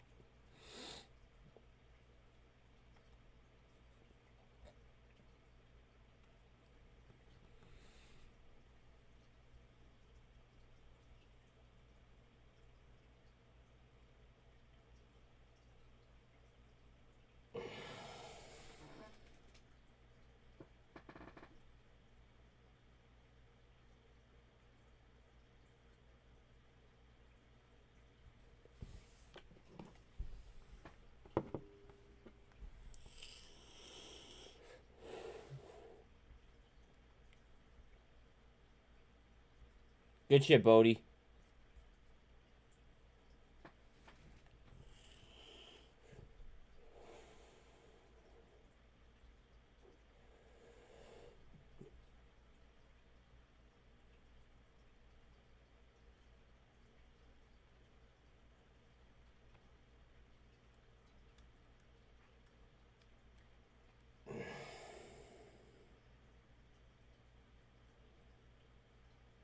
Guys, I really like T2.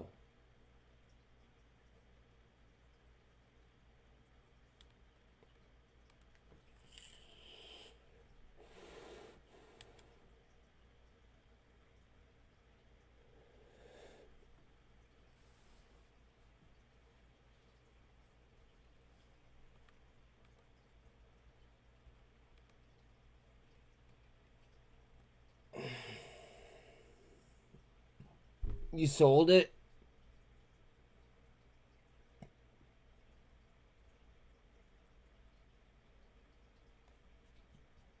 Oof.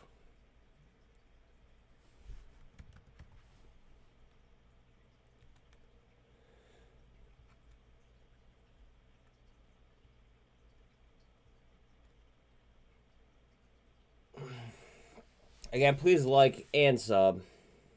If you don't want to share, that's fine. If you don't want to hit the bell, that's fine. But come on. It's free to fucking help me out. Just saying. There's 37 people in here with 22 likes. That's some pussy shit. HLBZ oversold on all shorter time frames. Thank you very much.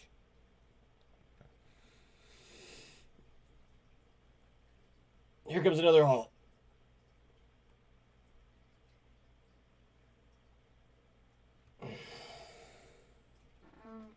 Here it comes.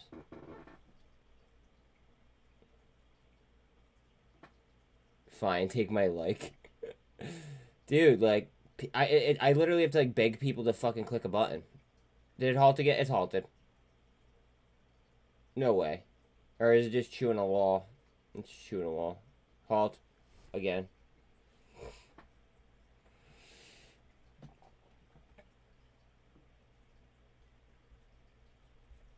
Jesus Christ.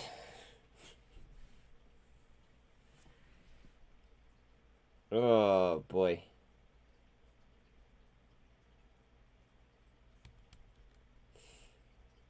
My girlfriend LiDAR. Why is this all the way over here? There we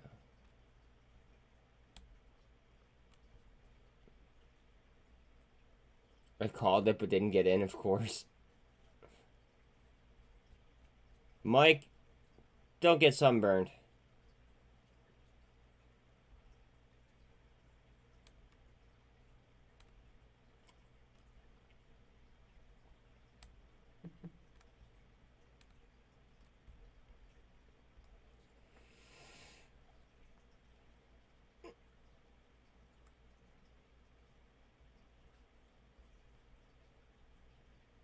It's cold and snowing here. Yeah, it's about to snow here, too. Wait, did I leave a dog outside? Hold on a second. Move.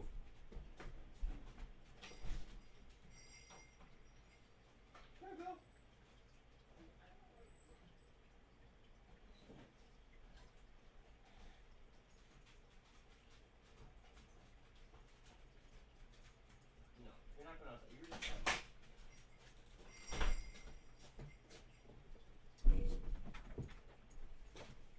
I left the dog outside. Oh shit. We've already started the storm here in the Toronto area.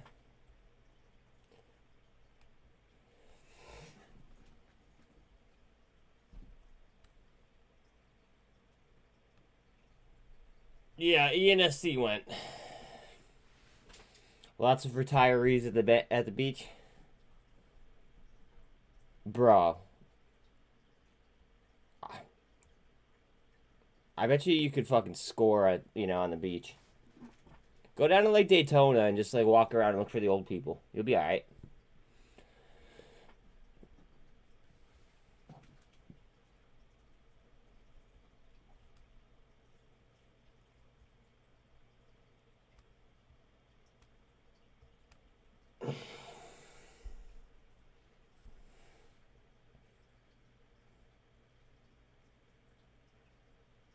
Don't go to Miami. Because that's going to be more young. Right? Go to, like, Daytona. Or, like, something like that. Fort Lauderdale. Halt again? Oh, no, same halt. Okay. What's up with HLBZ? It's waiting for you to buy it. No, I'm just kidding. That's not financial advice. It's waiting. It's just at a level right now that I really, really like.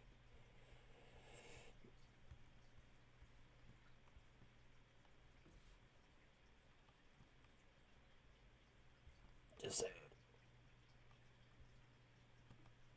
I didn't think so. Okay.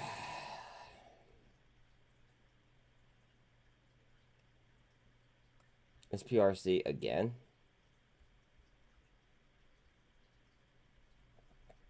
We're trying to hold on to $9 on Boyle. Cosm is now down. Fucking lame.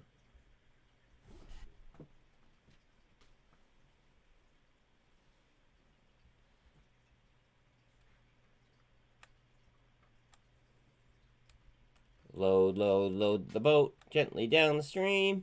Yada, yada, yada, yada, yada, yada. You get what I mean.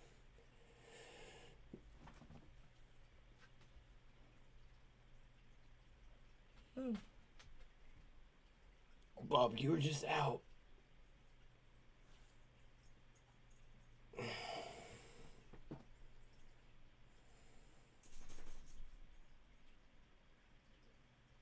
Where? Oh, I'll get it on my phone. We'll watch it. Or we'll listen to it.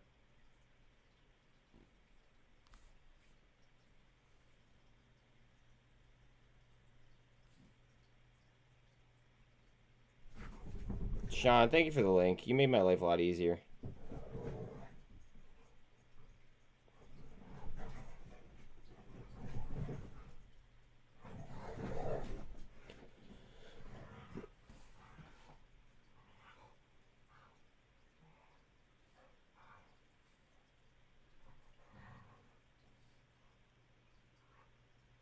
Participant to structure an ABS in a way that would put that securitization participant's interests ahead of those of ABS investors.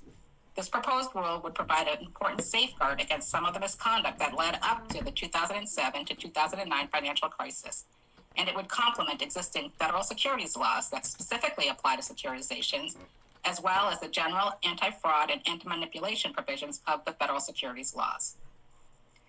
In particular, the proposed rule would prohibit, for a specified period, a securitization participant from engaging in any transaction that would result in a material conflict of interest between the securitization participant and an investor in the relevant ABS. Further, the proposed rule would define key terms and implement certain exceptions for risk mitigating hedging activities, bona fide market-making activities, and liquidity commitments. The proposed rule presented today reflects careful consideration of the comments that were received on this issue in response to the Commission's initial proposal in 2011. Our recommendations also reflect the staff's analysis and their consideration of subsequent developments in the ABS market. I'd like to acknowledge the hard work and the dedication of the many people throughout the Commission who contributed to this rulemaking. From the Division of Economic and Risk Analysis, I'd like to thank Jessica Wachter, Juana Chaveri, Igor Kazanov, Lucretia Zinin, and Rebecca Orban. From the Division of Trading and Markets, I'd like to thank Carol McGee, Josephine Taub, Elizabeth Sandow, Mick Riley, James Curley, Patrice Pitts, and Will Miller. From the Division of Investment Management, Christine Shepagrell, and Adele Murray. From the Office of Municipal Securities, Dave Sanchez, Adam Wendell, and Adam Alagormanto. From the Division of Enforcement, Amy Sumner. From the Division of Examinations, John Broderson, Carrie O'Brien, S.N. Parakatov.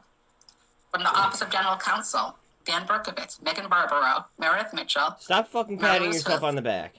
Bryant Morris, Robert Tepley, Janice Mitnick, and Joseph Valeria. And for my own division, the Division of Corporation Finance, I'd like to extend my thanks to Eric Girding, Betsy Murphy, Rolane Bancroft, Ben Meeks, Brandon Figg, Kayla Roberts, Deanna Virginio, Luna Bloom, and Steve Hearn. I'd like to thank them for all that they've done to get this recommendation before you today. Back, baby. Let's go. Now I'll turn it over to Ben Meeks, who will discuss our recommendations in greater detail. Thank you, Director Jones, Chair Gensler, and Commissioners. The Division of Corporation Finance is recommending today that the Commission propose a new rule to implement Section 27B's prohibition against material conflicts of interest in securitization transactions. Specifically, we are recommending that the Commission propose new Securities Act Rule 192 to prohibit a securitization participant from, directly or indirectly, engaging in any transaction that would involve or result in any material conflict of interest between the securitization participant and an investor in the relevant asset-backed security. The reproposed rule would implement the statutory prohibition and would define key terms relating to asset-backed securities, securitization participants, and prohibited transactions in order to provide greater clarity about the scope of prohibited and permitted conduct. First, I'll discuss the scope of asset-backed securities covered by the reproposed rule. For purposes of the reproposed rule, the term asset-backed security would be defined to include any asset-backed security within the meaning set forth in Section 3 of the Securities Exchange Act of 1934, commonly referred to as Exchange Act ABS, which means that the reproposed rule would cover both registered and unregistered offerings of asset-backed securities. The proposed definition of the term asset-backed security would also include synthetic asset-backed securities, which is consistent with Section 27B. Second, I'll discuss the scope of securitization participants covered by the reproposed rule. The term securitization participant would include an underwriter, placement agent, initial purchaser, or sponsor of an asset-backed security, as well as any affiliate or subsidiary of any such entity. The reproposed rule would include definitions for each of the terms underwriter, placement agent, initial purchaser, and sponsor. The proposed definitions of these terms in the reproposed rule would be functional definitions based on a person's activities in connection with a securitization. The proposed definitions would generally be based on or derived from existing definitions under the federal securities laws and the rules thereunder, and would include certain exceptions. Third, I'll discuss the scope of transactions that would be prohibited by the reproposed rule. The reproposed rule would define what constitutes a material conflict of interest and would provide clarity about the types of transactions that would be prohibited.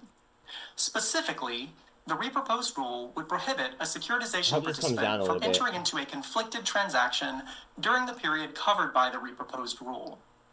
That period would begin when a person has reached or has taken substantial steps to reach an agreement that such person will become a securitization participant with respect to an asset-backed security. And the period would end 1 year after the date of the first closing of the sale of the asset-backed security. The term conflicted transaction would be defined to include two main components. I'm going to buy. The first component is whether the transaction falls into one or more of the following categories. 1, a short sale of the asset-backed security.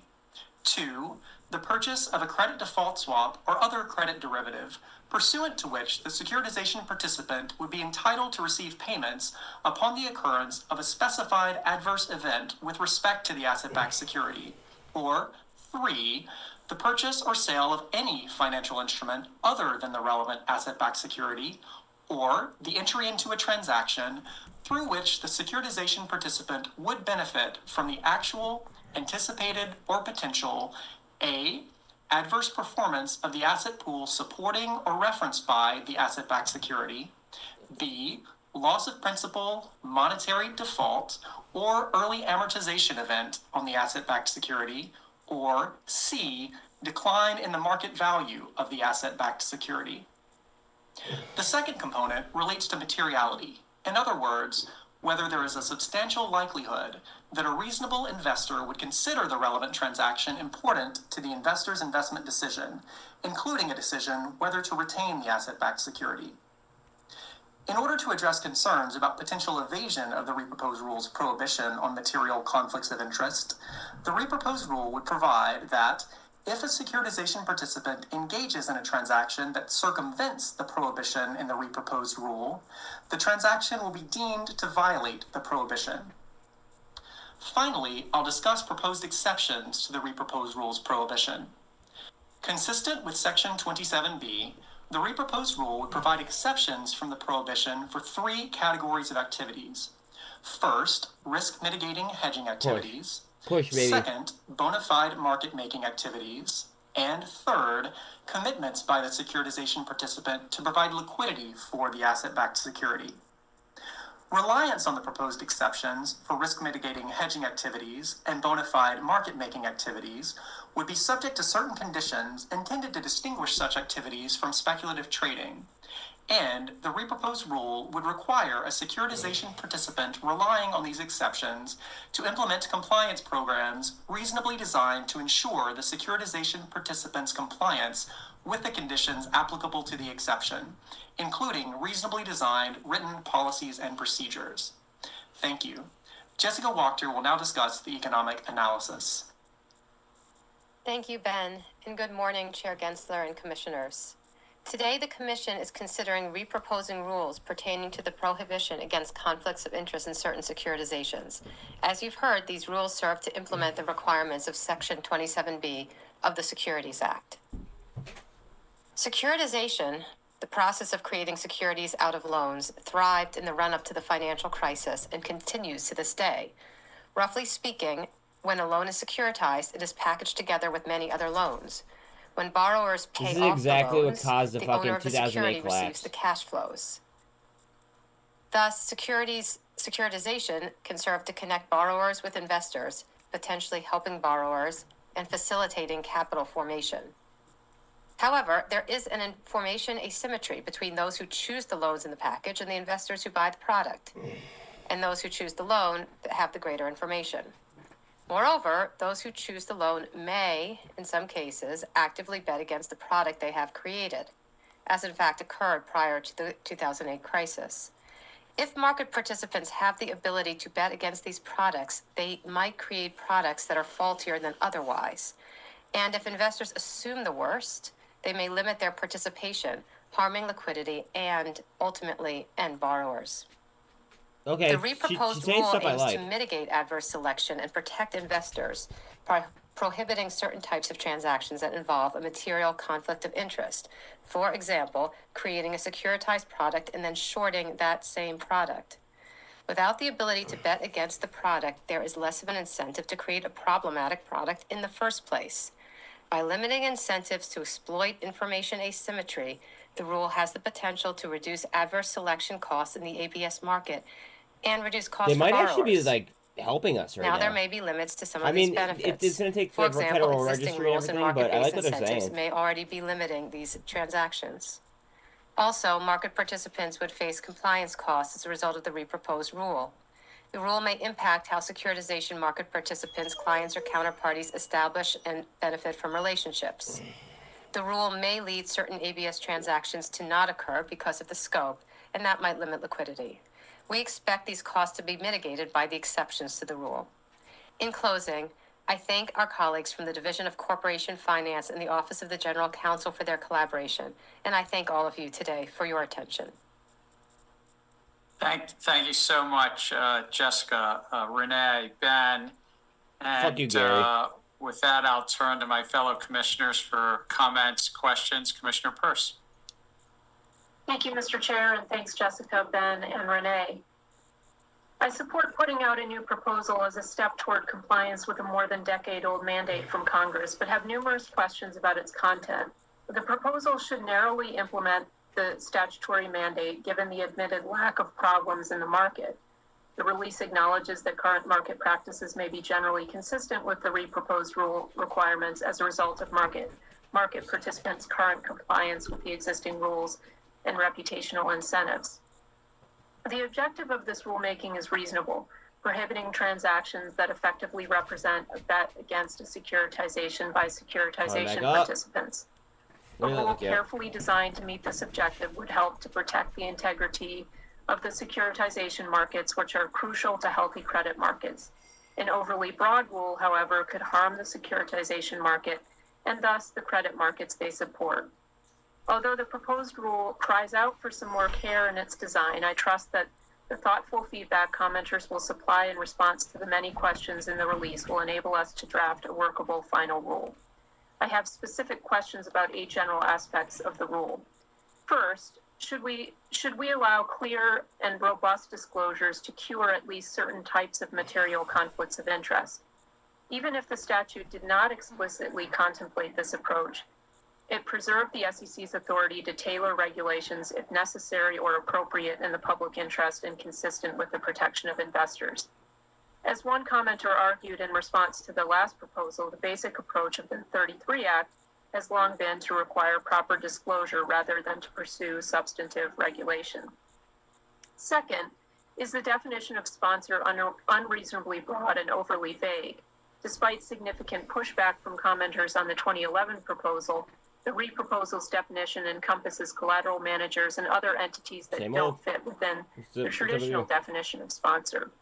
It also includes anyone who indirectly organizes and initiates an ABS transaction or causes the direction of the ABS's design or underlying asset composition. Will it be clear how direct the causality chain must be for the prohibition to apply? Third, is the prohibition's trigger too vague? The prohibition would attach once someone takes substantial steps to reach an agreement that such person will become a securitization participant. Is this substantial steps language sufficiently clear? Are there enough instances where someone who took substantial steps also engaged in conflicted behavior to justify including this provision? How would an affiliate or subsidiary of someone who took only substantial steps be aware that the person had done so? Fourth, should the final rule include an exception for affiliates or subsidiaries of securitization participants that rely on information barriers? The statute applies the prohibition to subsidiaries and affiliates, but doesn't preclude the SEC from exercising its exemptive authority. Affiliates and subsidiaries will find it difficult to comply with the prohibition particularly because they may not be aware of, and in some instances may be legally prohibited from knowing about the conduct that has triggered it.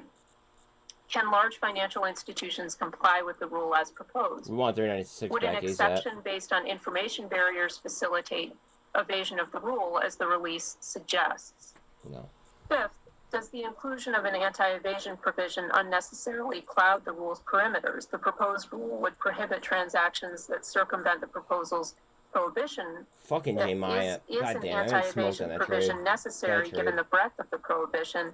And if it is, could we modify the language to clarify what types of transactions we're trying to reach?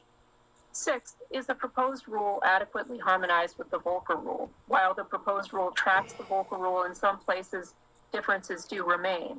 Do the similarities and differences make sense?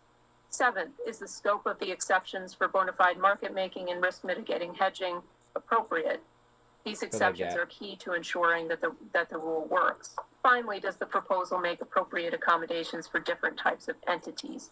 The rule exempts GSEs as long as they operate under conservatorship or receivership of the FHFA TBLT with capital with support news. from the United States. In the short term, will the proposed exclusion create an uneven playing field?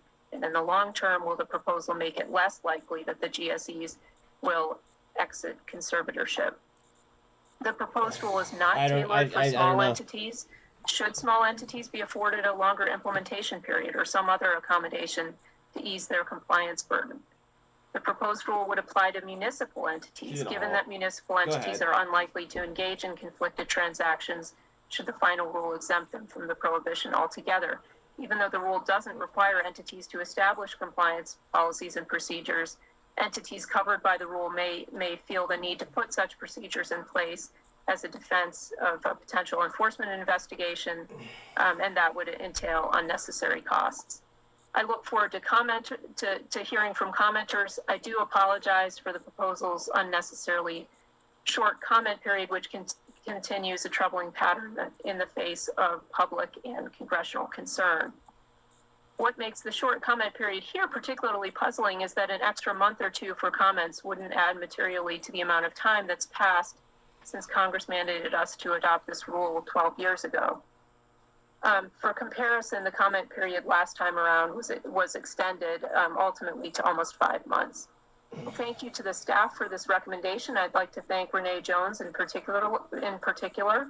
I know that Renee is not going to be at the commission much longer, but I do want to just say thank you for working on this rule and more generally for all the work that you did for the commission and for shepherding the division through a very busy time of rulemaking, as well as disclosure review and other responsibilities. I'd also like to thank Corey Clemmer on Chair Gensler's staff, incoming Director Eric Girding, Lane Bancroft, Benjamin Meeks, and Deanna Virginio, and I'd like to thank the staff in the Division of Trading and Markets, the Office of General Counsel, the Office of Municipal Securities, and the Division of Economic and Risk Analysis.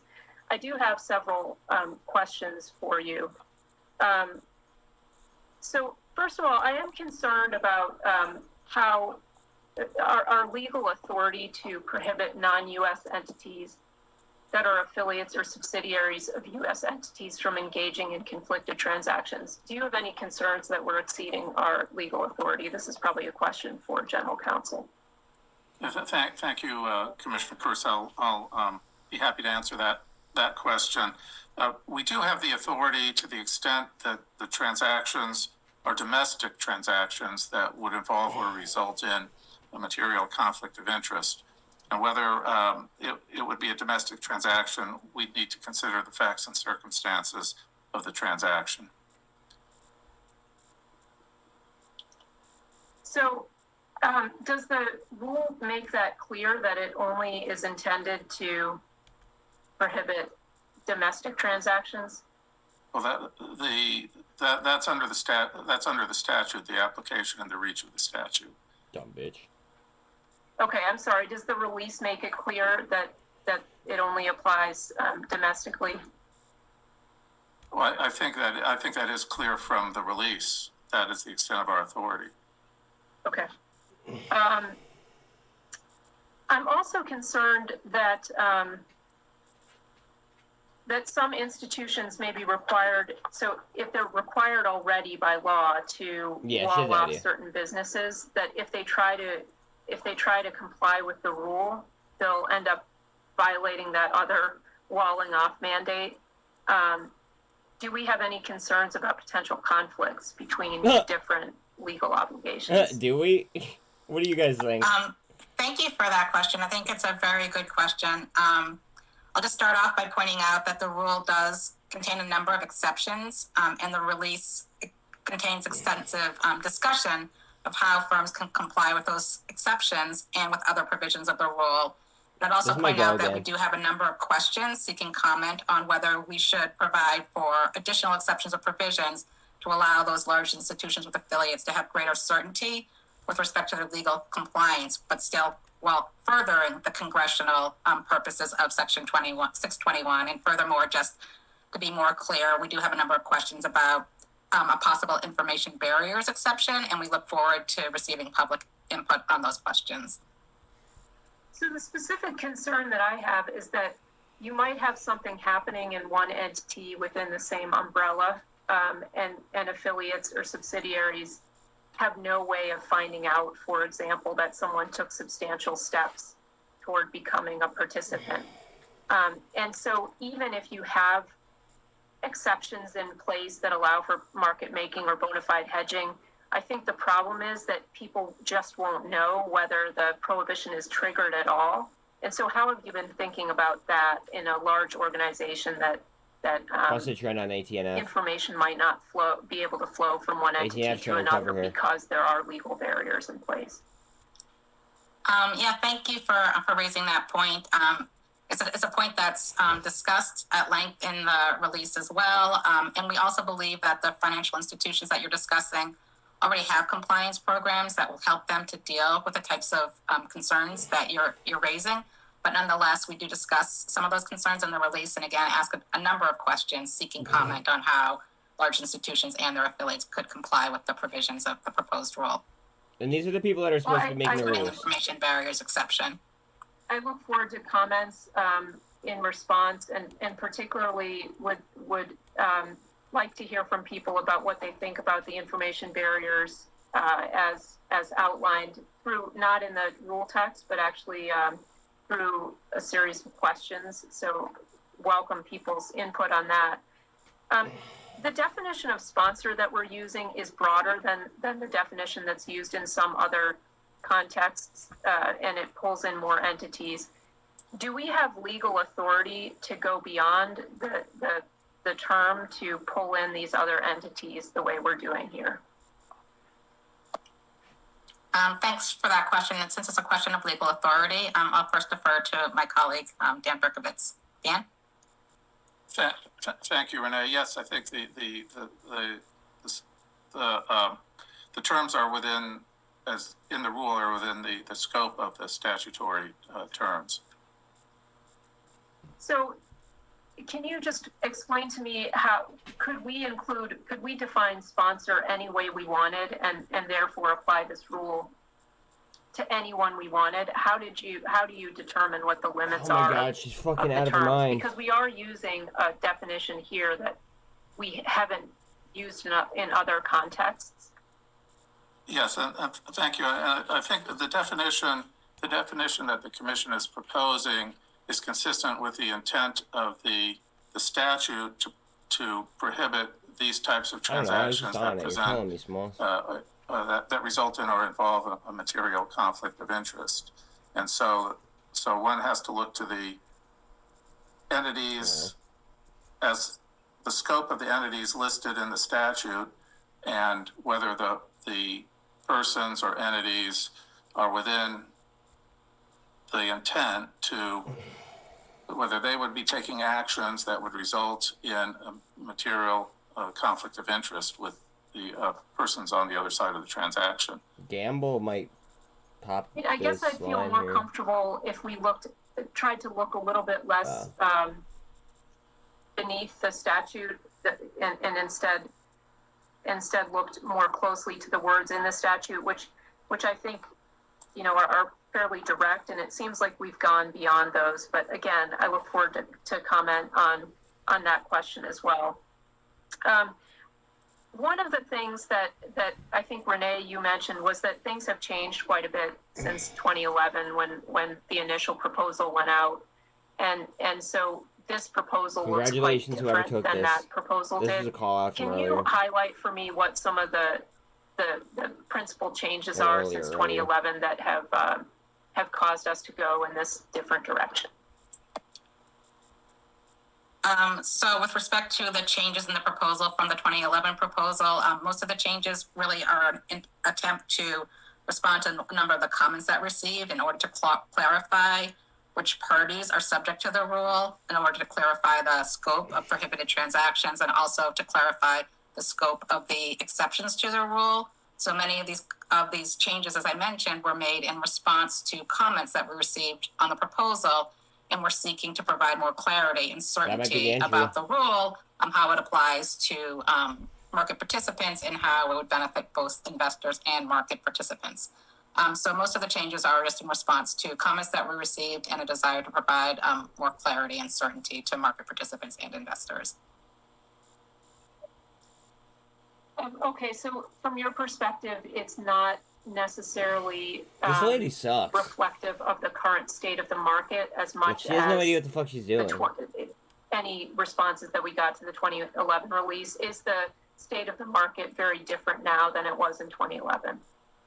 So, I mean, I would respond to that by just saying that, yes, it also incorporates information that we've received or what we've learned in terms of what's happened since the release was first proposed in 2011. So we're taking those market changes into account in terms of the different ways that market participants participate in the market.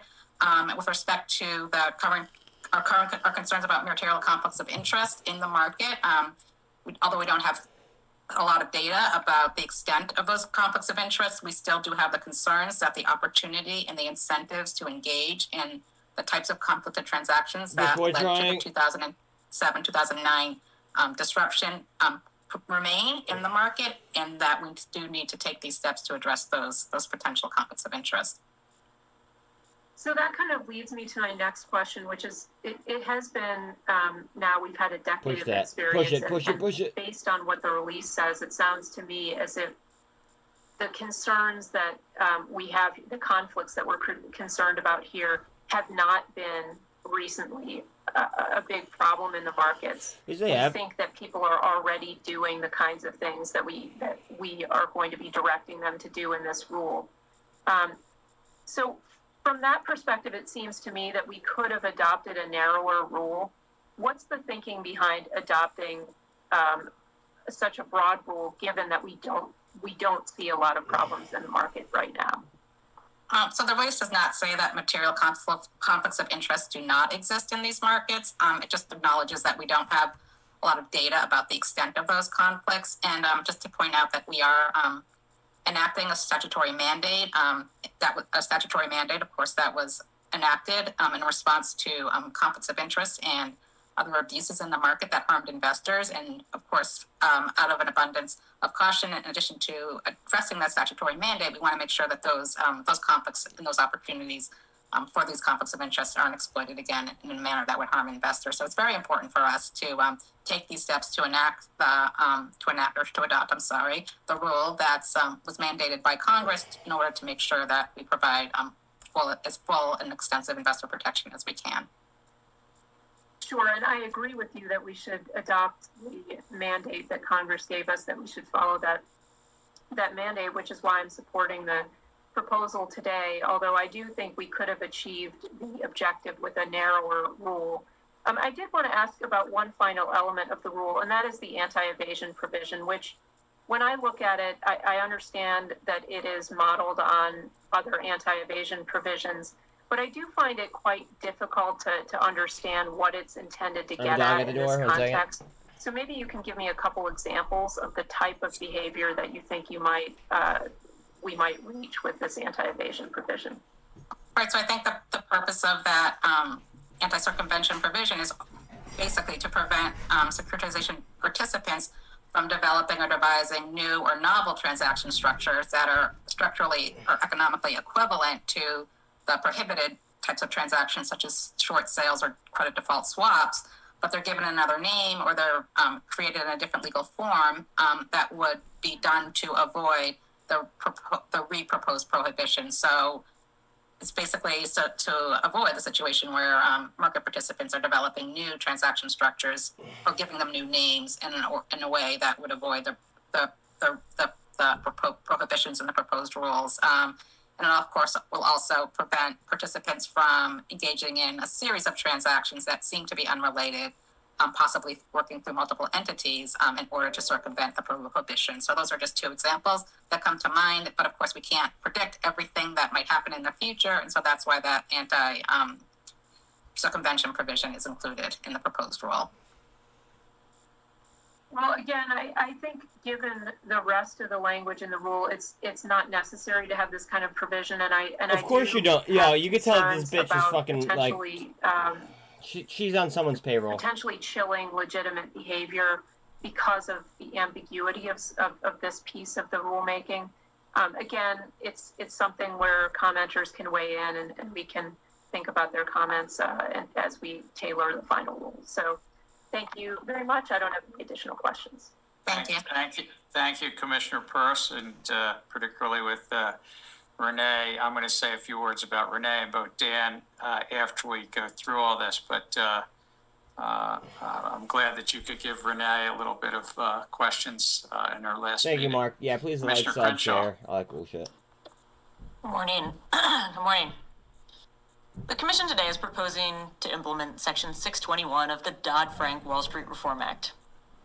Even though it's been said frequently, I'd like to commend the work of so many tireless advocates, public servants, and elected officials in shepherding through a statute to protect American investors and their families, and to reduce the likelihood of a recurrence of events that led up to the global financial crisis. And I also want to applaud the Commission staff for ensuring that Dodd-Frank and all of our relevant statutes are faithfully and meaningfully implemented. Today's reproposal is designed to address certain conflicts of interest that may arise when assets, such as loan obligations in the form of mortgages or student debt, are pooled together and then effectively converted into a new financial instrument that is sold to investors as an asset-backed security. More specifically, Section 621 prohibits the sponsors and other entities involved in the creation and sale of asset-backed securities from engaging in transactions that materially conflict with investors' interests. In 2011, when the Commission first proposed this rule, a commenter explained that asset-backed securities offerings present a different set of considerations than when a public corporation issues equity or debt. With a publicly traded company, there are current and periodic reporting requirements, and the value of the transaction is measured in the context of the ongoing business. And while pieces of those elements may be present in a securitization, the key actors driving the structure of the transaction are financial intermediaries who make money off the securitization process itself. And as we were all witness to in 2008, these bank intermediaries might be incentivized to, essentially, bet against the performance of an asset-backed security that they created or sold. Working in conjunction with other rules we have adopted to date, today's proposal is an important limit on that kind of blatant conflict of interest. But, as is the case with all of our rulemakings, how we define the scope translates into how meaningful and effective the rule will be in practice. In today's reproposal, the staff thoughtfully defined the scope of the entities involved that would be subject to the prohibition, the time frame of the prohibition, what constitutes conflicted transactions, and provides statutorily required exceptions for hedging, liquidity, and market making. I look forward to reviewing the comment file on all of these definitions. That being said, I am particularly interested in feedback on the request for comment on the use of information barriers for entities involved in the securitization process, and whether information barriers can be effectively designed and implemented to eliminate potential conflicts of interest. Will these information barriers even faithfully implement the statute? I'm also curious whether the definition of market maker in the proposal is the right one to capture bona fide market making activity. Are the criteria used too broad? Should we consider a narrower definition? Oh my God. I look forward to working with the public and the staff on adopting this important rule. As always, I have an open door and encourage investors, market participants, and all interested parties to come and speak with me about their comment letters and their views on the proposal. I also want to thank all of the staff who've worked on this, including Ben Meeks and Rolane Bancroft, for their particular engagement with my team, along with all of the others who've already been mentioned in the Division of Corporation Finance, the Office of the General Counsel, the Division of Economic and Risk Analysis, and my fellow commissioners and their staff. I do also want to thank Renee Jones for her tireless work on this, as well as all of the other rules and all the other important work done in the Division of Corporation Finance, much of which goes unseen. Her work has been instrumental for the Commission in what my colleague Commissioner Peirce noted is a very busy time. Her dedication and passion are appreciated, and she will be missed.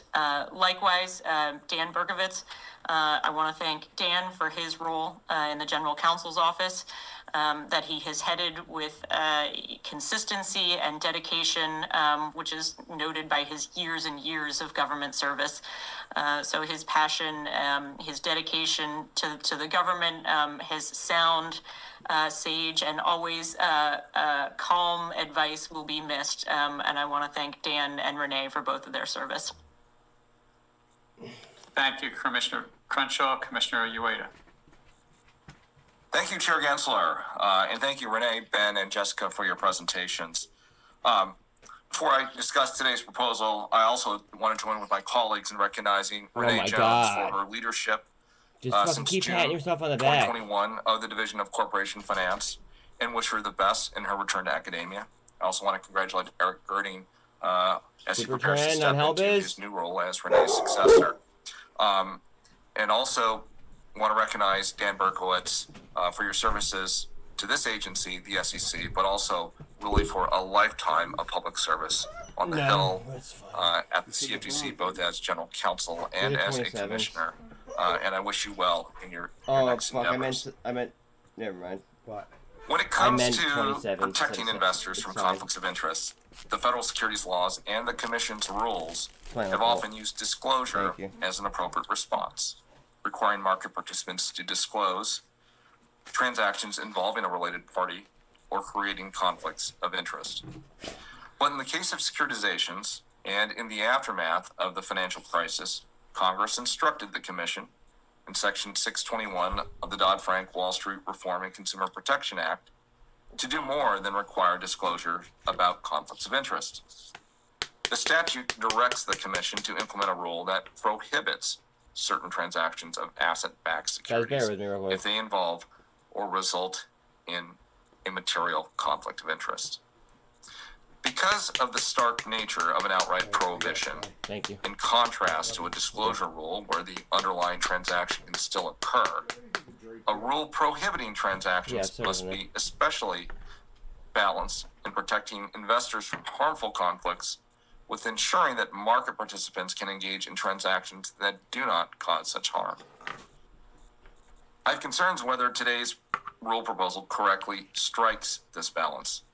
Thus, the comments from market participants will be especially important in consideration of any final rule. I am pleased that the staff's recommendation acknowledges and attempts to address some of the concerns that commenters had identified and raised in connection with the 2011 proposed rule. Among the proposal's requests for comments, I particularly look forward to feedback on the following issues. 1.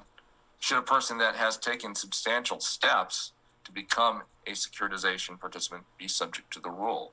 If yes, do participants understand the specific activities that constitute substantial steps?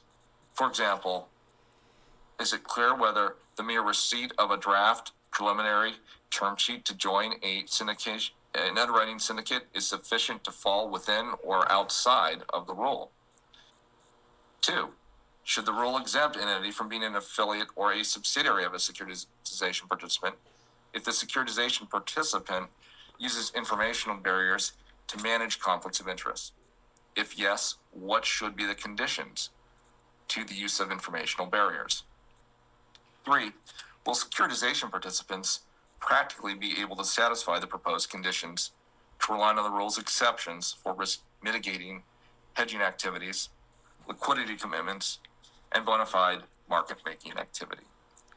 The answer to these and other questions can have a profound impact on the effects of a final rule. If done correctly, the rule should lower adverse selection costs and expected volatility in the securitization markets, which may ultimately lower credit costs in loan markets for households, as the proposing release notes.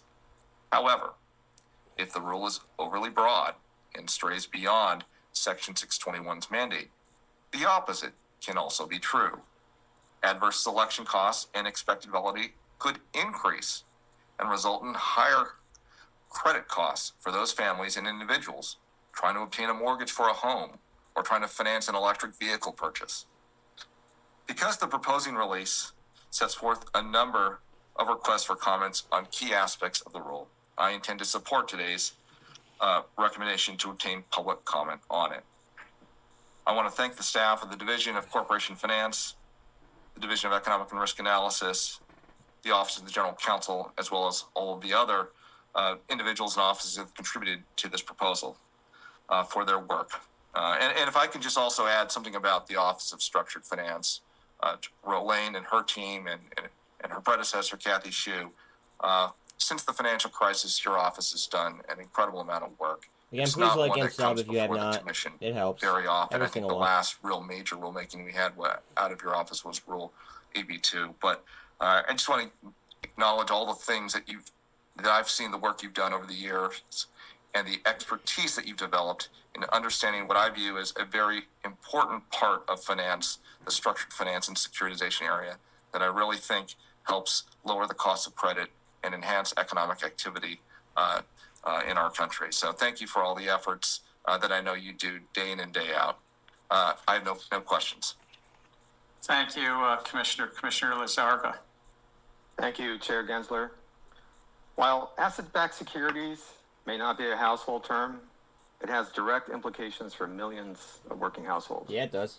So much so that in both 2008 and during the COVID-19 pandemic, the Federal Reserve set up emergency loan facilities to prevent interruptions in this market. Today, the Commission reproposes a Dodd-Frank Act rule originally proposed in 2011 that is designed to address the harmful conflicts of interest in the asset-backed securities market that played a significant role in the 2008 financial crisis. They should have done this in 2011. Market participants issued $918 billion in asset-backed securities.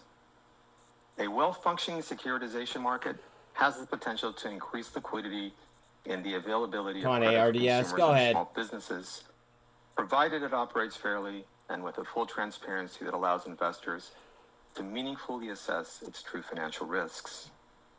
This is not how the securitization market worked in the run-up to the 2008 financial crisis. The abuses in this market are well documented in congressional investigations and by the Financial Crisis Inquiry Commission. Certain securitization participants structured asset-backed security deals while at the same time betting that these same assets would decline in value. When the shaky foundation of the securitization pipeline crumbled, asset values dropped precipitously, investors faced massive losses, and our financial system nearly collapsed.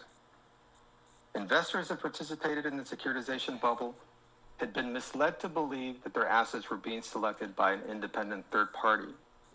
But in reality, this was not the case.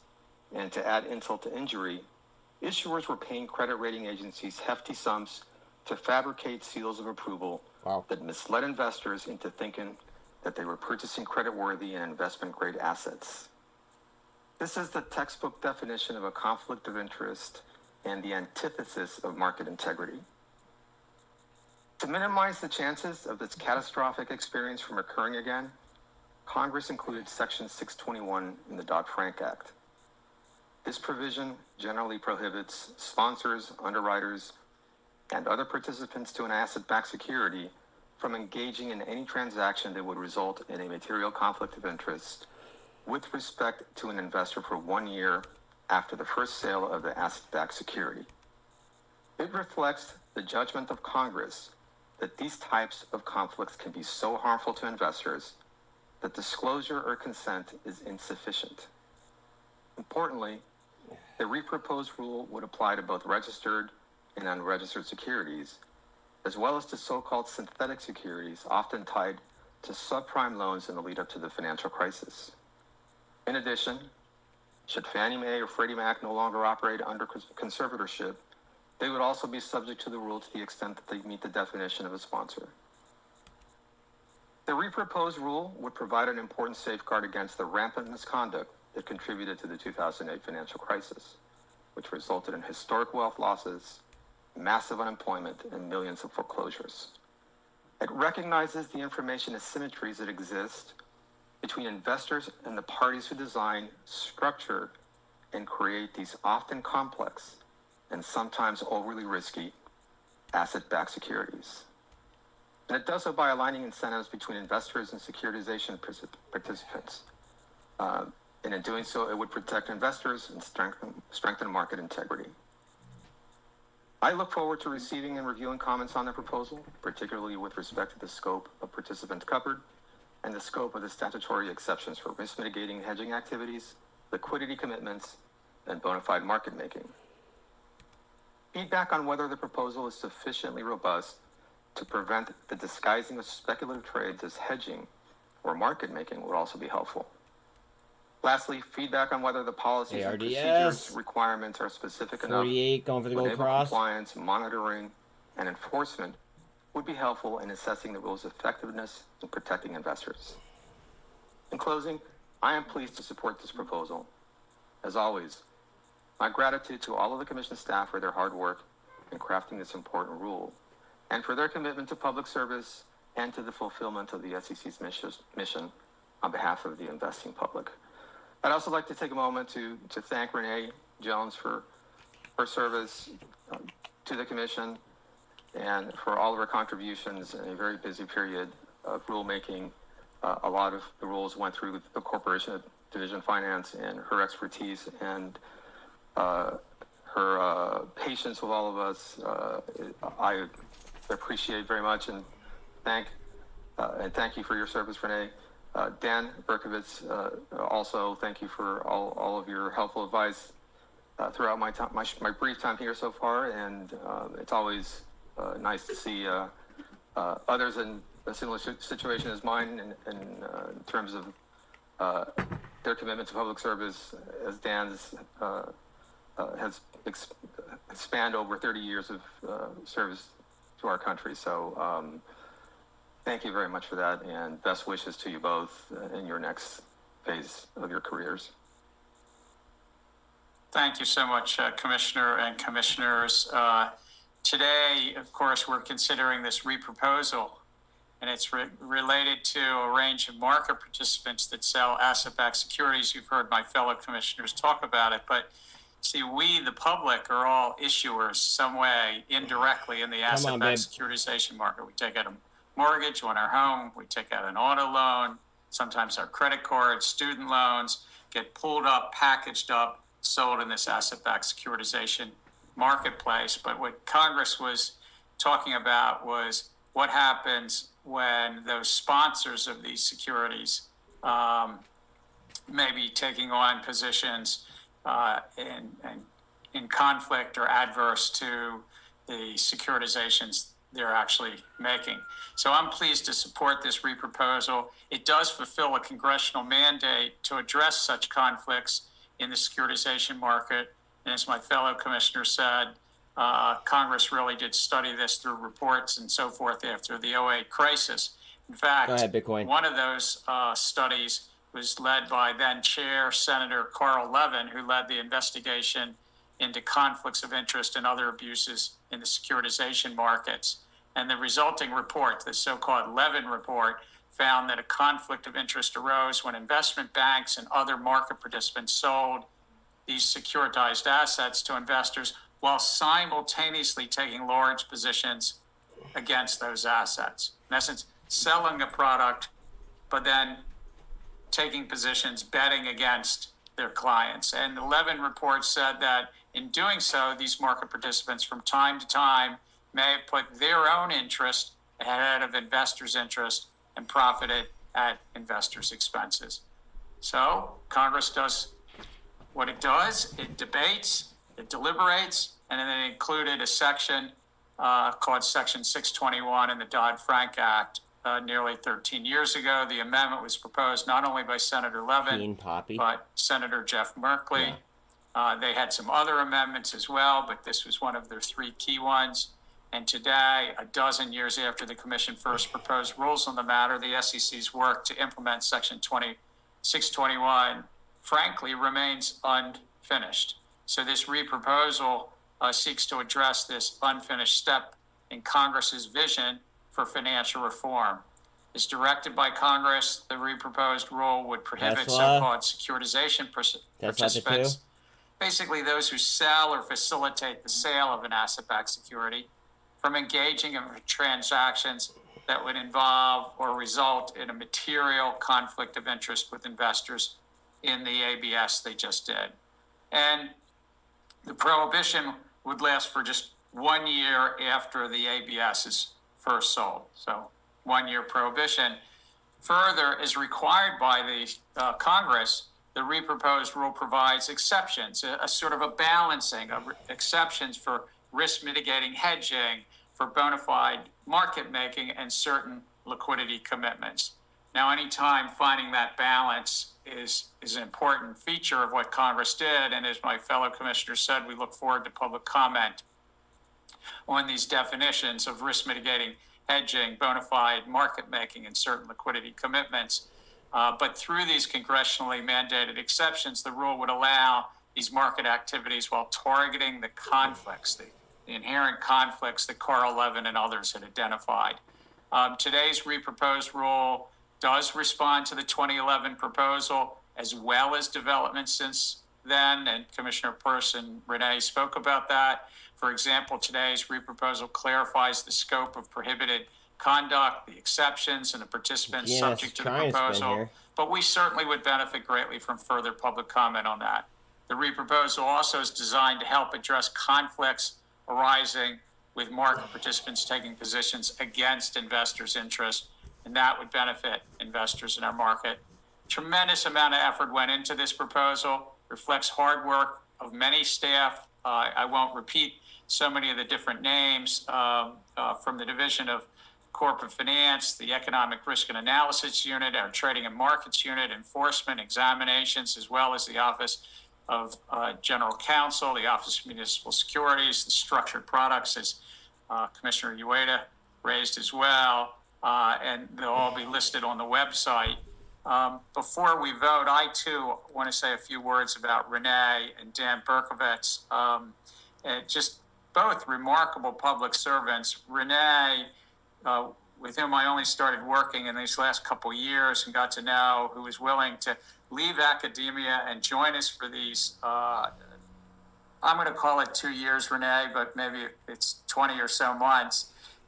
She's led the division, as people have said, during an active time. I'm going to talk about the activity away from rulemaking, but remarkable active time of capital formation, of initial public offerings, of course, of the Special Purpose Acquisition Company, or SPAC boom, really sorting through how to help engage and help the core of that division, which is disclosure review. It was a division that actually had been shrunk considerably in the 5 years before she got there. And so with really incredible talent, thinking through how to build some new units, a new crypto unit, a real effort on China-based issuers. And Renee, I want to thank you for all your work helping the Office of Accounting, the Chief Accountant, and our international unit on everything we've done with regard to our negotiations with China as well. And of course, the work in developing and finalizing some really important Dodd-Frank mandates, whether it was on clawbacks and elsewhere that we walked through, and the rules on insiders selling their shares, so-called 10b5-1 plans, and some of the proposals that are still out there. But remarkable service, and I wish you well back in academia. When Dan, if I can just say, for personal note, this is the second time I've been blessed and honored to work with Dan Berkovitz, but I think Commissioner Lizarga said it, it's over 3 decades. I think, Dan, you have 34 years of service, so maybe one more than you, Jaime. But you know, for the public doesn't know, but Dan could have done just remarkably anything else. I mean, very well, highly trained attorney, goes into public service, works on Capitol Hill, works in some cabinet departments around energy, works for Carl Levin, Senator Levin. That's where I first met you 14 years ago. 14 years ago this month we met. And you were working with then Chair Levin, asking and grilling me questions during my confirmation process in 2009. I knew a good public servant when I saw it. You came in as the general counsel of the Commodity Futures Trading Commission. You walked into my office one time in 2012 and did the same thing you did in 2022. And you said, I think it's time for me to maybe leave. At that point, you said you had 30 years of public service or some such number. And lo and behold, you came back to service later at the Commodity Futures Trading Commission as a commission. Very unusually, you were willing to serve over here as a general counsel after having been on the back for confirmed something that should have been over done there, like help us out for a years year and ago. a half and so forth. But I wish you all the well going forward, Dan. A remarkable record of public service in Congress, at cabinet departments, as a commissioner, as general counsel of 2 great market regulators. I don't think there's any person in the history of the country that's been general counsel both at the agencies. So it's really hats off to Renee and Dan. So I'm sorry if I did that a little more personal, but how do commissioners vote on this matter on proposing or reproposing Rule 621 on asset securitizations? Well, before I vote, I want to just say a word of thanks to Dan as well, not only for answering my questions today, but for answering many questions during your tenure here. I appreciate all your guidance. So I vote yes. Yes. Yes. Yes. Yes, I know that this is a unanimous vote on the merits and everything, but what a nice way for Renee and Dan to know that there's a unanimous vote on this proposal as they move forward. So thank you again. Renee, you've got your camera on. I didn't know if you wanted to say something. You're muted, Renee. I'd just like to thank you, Gary, and all the commissioners for your leadership, for your support, for helping CorpFan accomplish all that we've accomplished over the past couple of years. Obviously, want to thank the staff of the Division of Corporation Finance for their incredible work and dedication to public service and protecting investors. To thank Eric Girding, currently my deputy, for his support over the past 15, 20 months, and to congratulate him on succeeding me. And I wish him the best, and I know he's going to be successful. So I guess that's all I need to say, but thank you very much, everybody. Thank you. And Dan, did you want to say something? Yes, I'd also like to thank you, Gary, for both opportunities you've provided me. It's been a real pleasure and honor to work with you both at the CFTC and over here. I also like to thank all the commissioners, Commissioner Peirce, Commissioner Crenshaw, Commissioner Ueda, Commissioner Lizarga. I've spent 34 years in the government. 8 of those worked for Senator Carl Levin. And I spent five and a half of those or so with you, Gary, or 5 years with you, Gary. My colleagues at the CFTC and the commission here. And this is why I spent all those years in public service. It's for places like this and missions like we have and the people that I've worked with here and elsewhere in my career. And that's why I've done it. And it's been a life well worth spent. And I want to thank you for the opportunity. Well, thank you. A life well spent and much more to do, I'm sure, and a nice way to go out on helping shepherd us to repropose Chair Levin's one of his rules. So thank you. With that, I think the meeting is adjourned.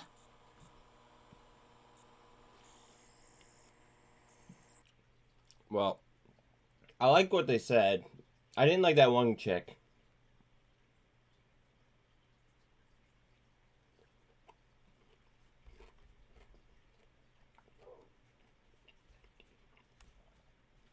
That one chick had no idea what the fuck she was talking about.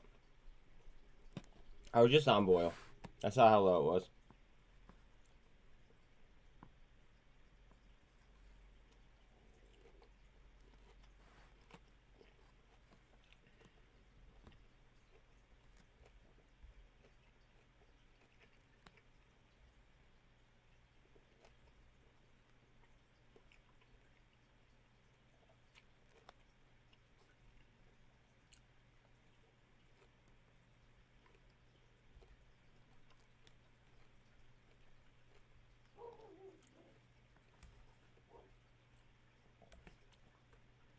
The NSC.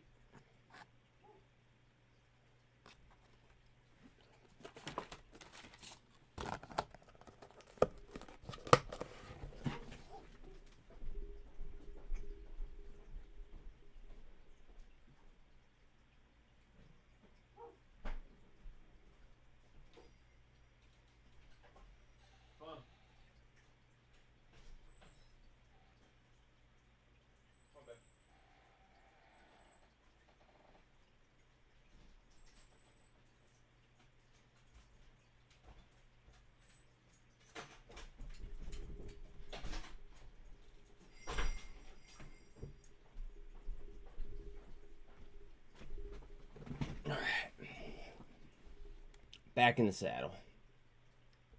Here goes the NSC.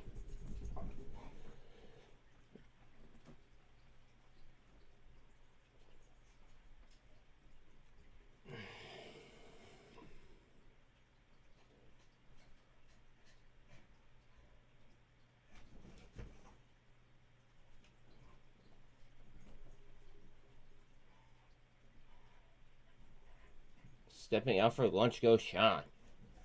But is he really going to go to lunch? The world may never know.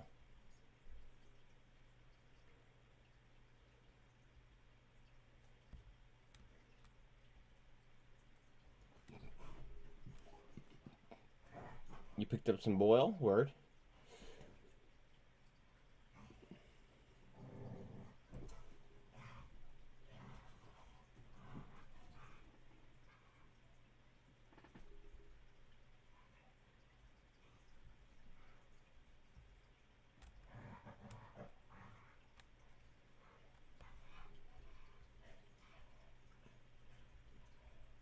Come on, ARDS, don't leave me hanging.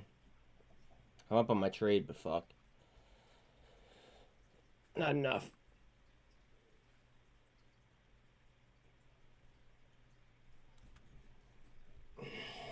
NSC. Again, please like, sub, hit the bell. I'd appreciate it, guys. It's free to do. Free to do.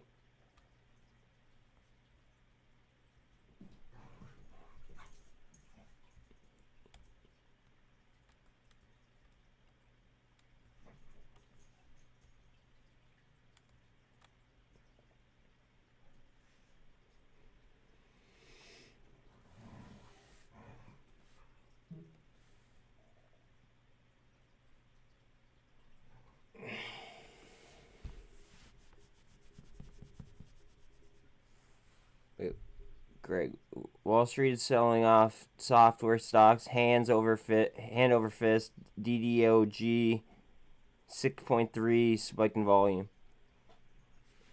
Well, 6.5 times spike in average volume.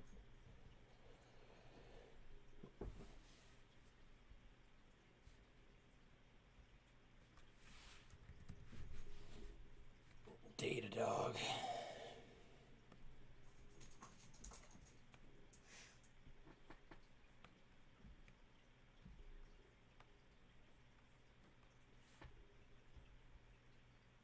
Ooh.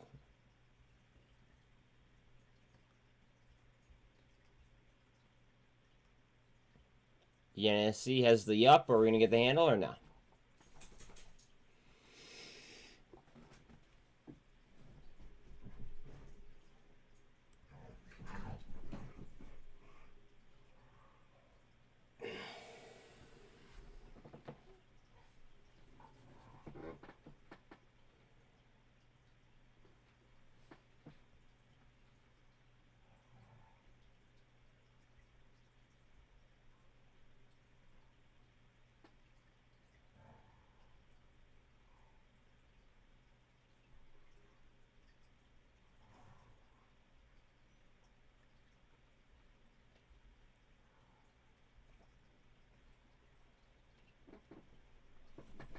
EV go under $6, $5.91.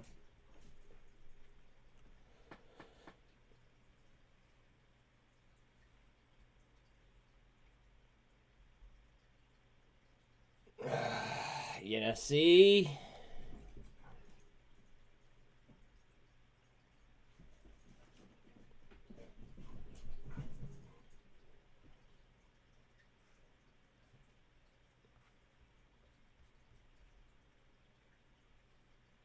Tide is still holding 25 cents. Word.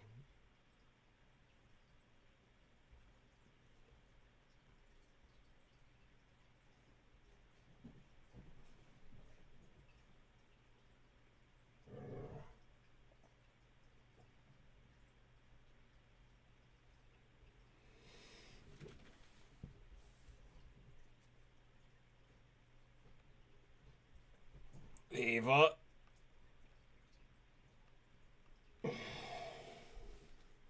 Here goes Ava.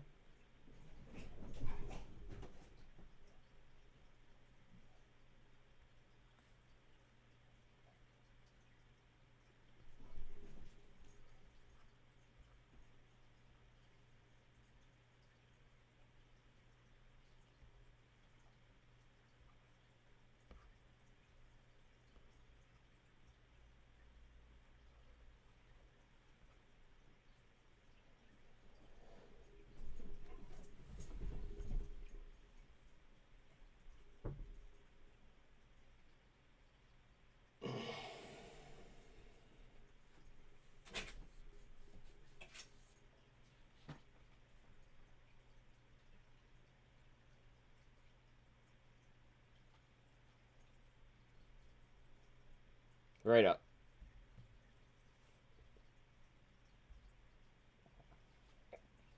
New high of the day. Yep. Thought so.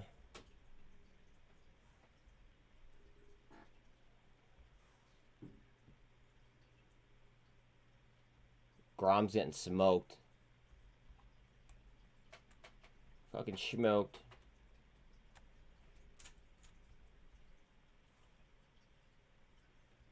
Not really a surprise to me, but yeah.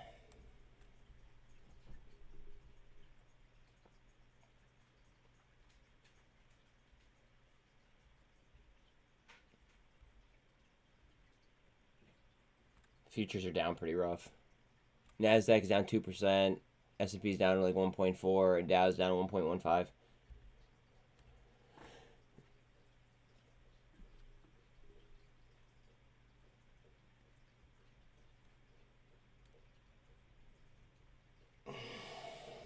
Cosm's trying to bust here, I think. It's only down 2 cents. You just got a gold cross on it as well.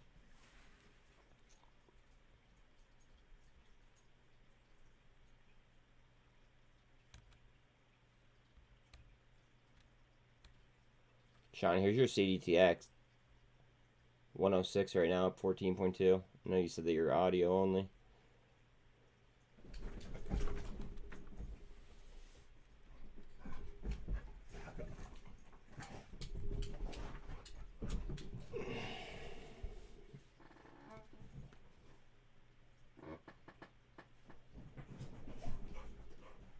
Try and get some support off this shit.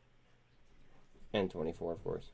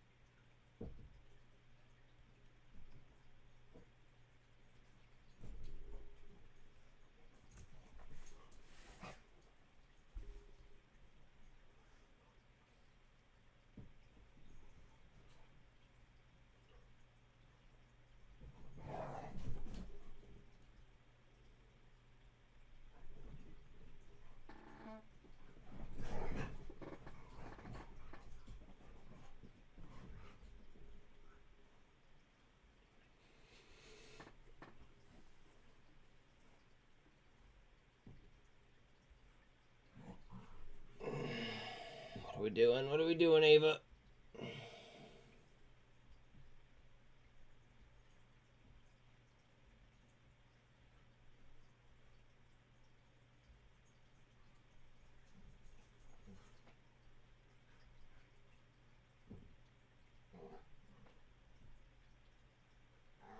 Avia, Avia, Avia, Avia.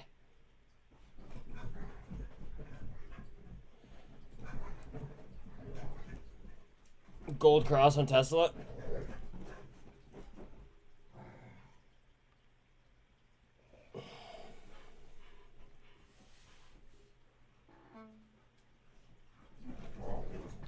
Remember, they have earnings after the bell today.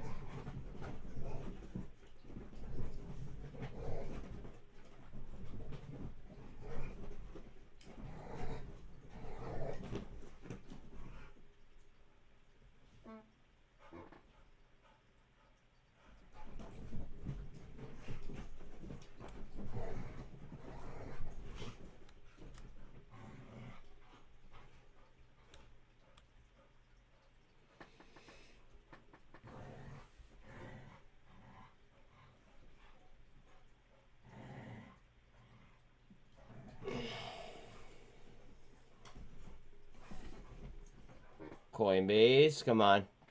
Coinbase is at the 2.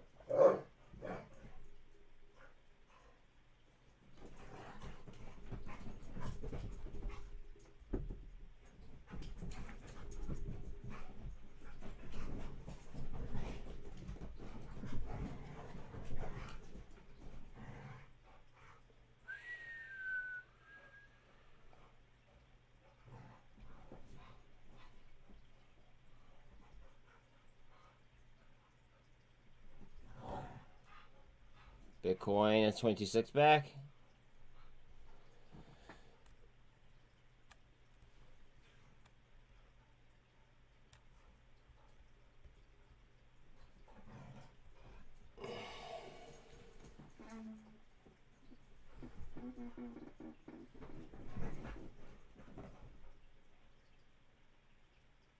Trying to beat this level right here.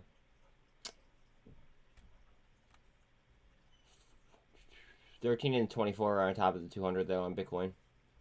48's gonna be coming up next.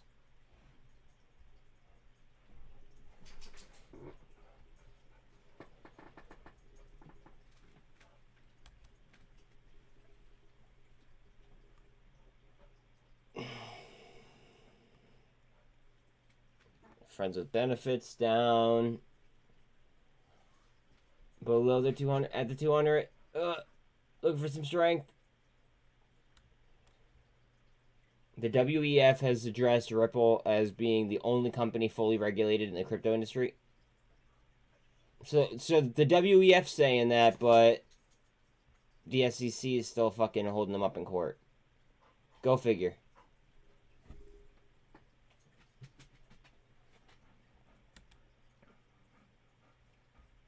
Thank you, Mark. Yes, please like, sub, share, all that stuff, please. Thank you very much. GNS. Hold on. Lucky, what are we doing, dude? You want to go out now?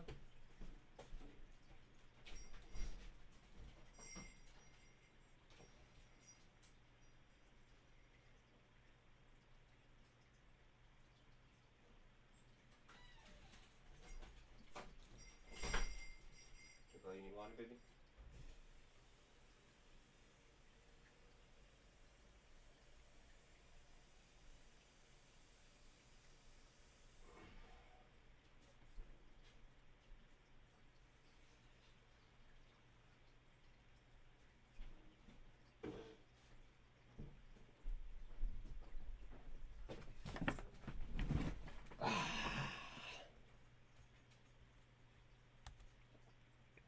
ARDS is trying to fight for the dollar mark.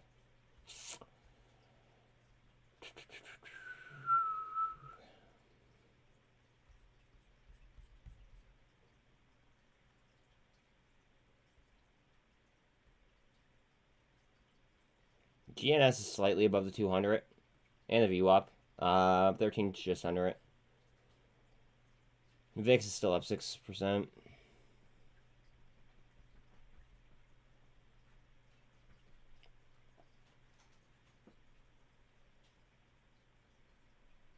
Murdoch unable to merge Fox.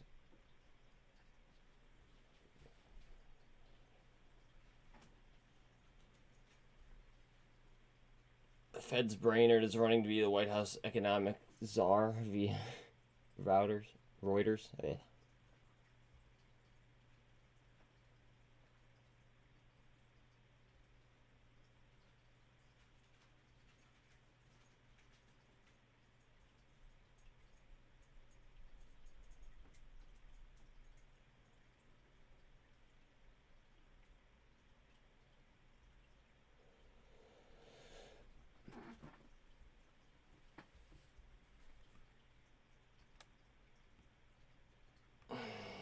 Cosm.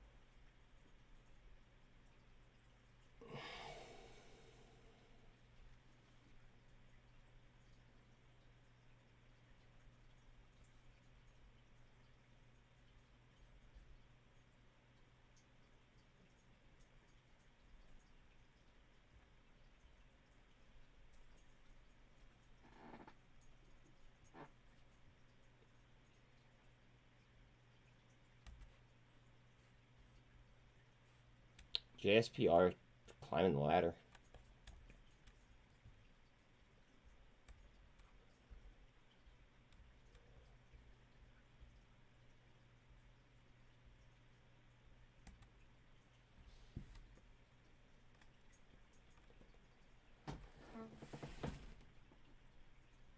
Oh man.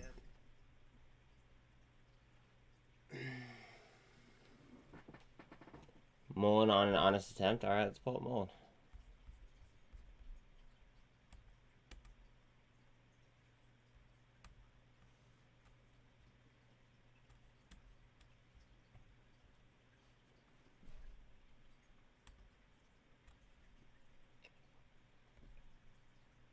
Bitcoin just went green.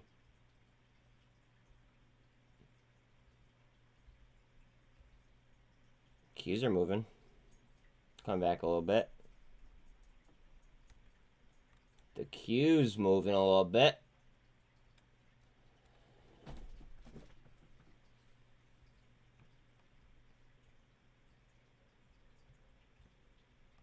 ENSC, he says.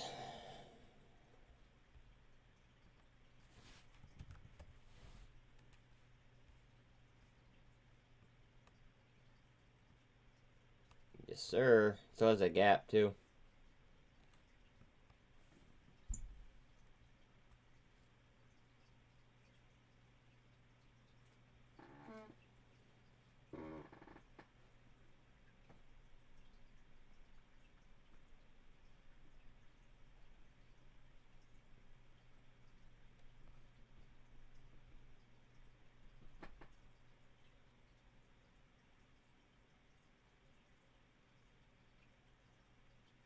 Don't just stand by and let crypto burn, says former New York Fed Bill Dudley. Word.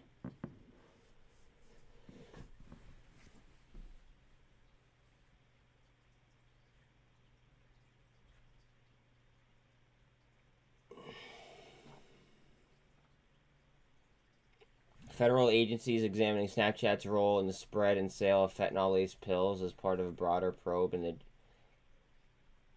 Did I buy anything today? Well, I didn't.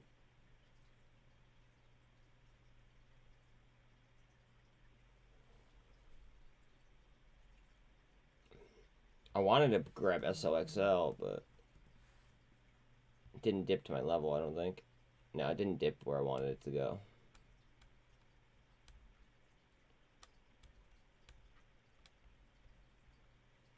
I would have to pull an investment that I don't want to pull.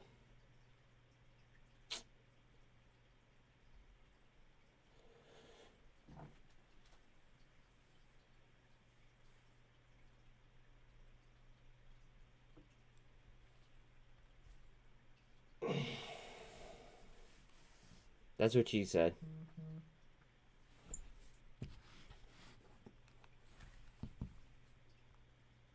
Give me 1 second.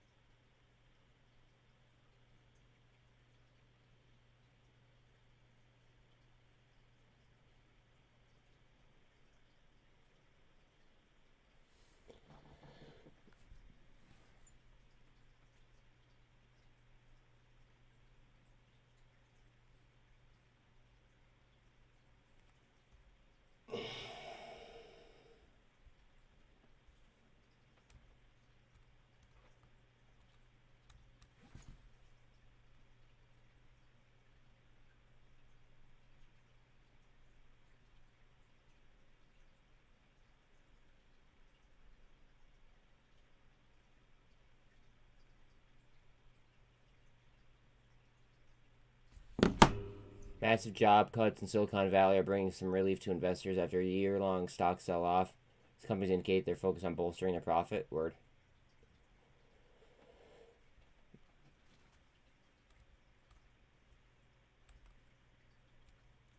Sumo bullish flow.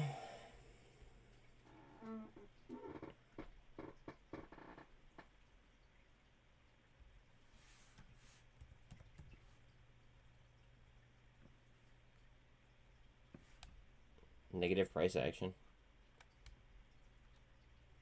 Well, I mean, I guess it's up on the day, but yeah.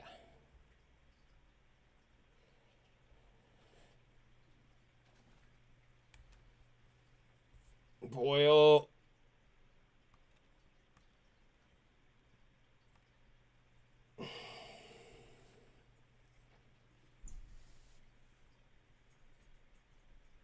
Trying to wrap the EMAs back up.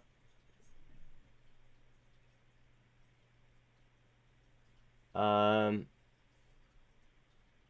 I ever gotten a random fill at like an extremely good price compared to what it's trading at? I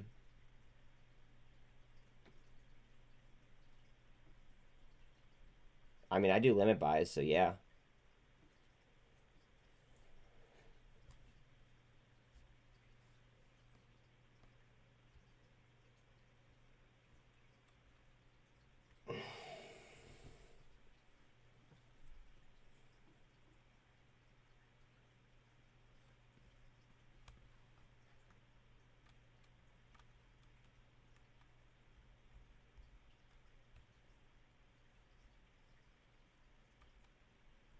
That fills for Boyle at $8.99. Nice.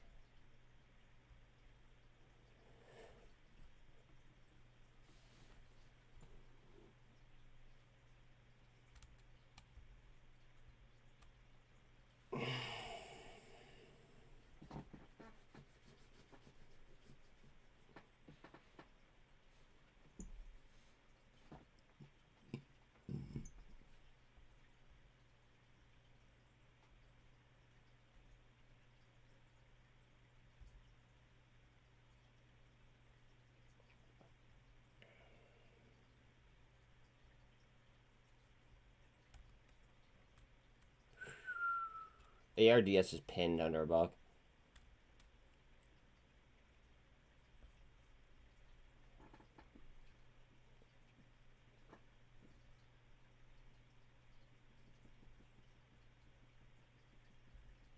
Vax has 8.5.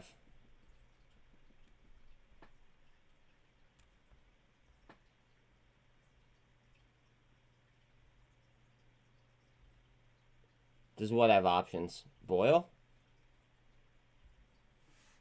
Yeah.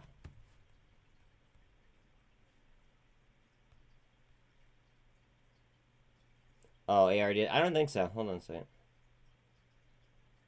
Yeah, I know.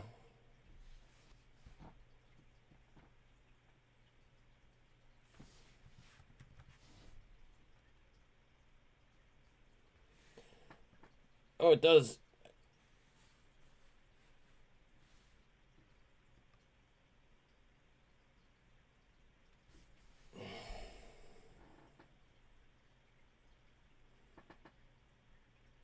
Yeah. No, I agree, but they're spread out by 2 5s, which I'm not a fan of.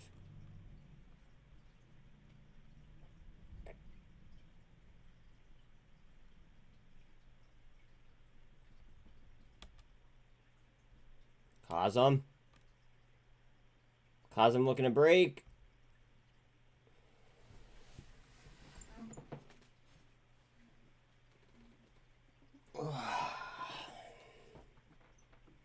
CVKD at 301. Well, 293.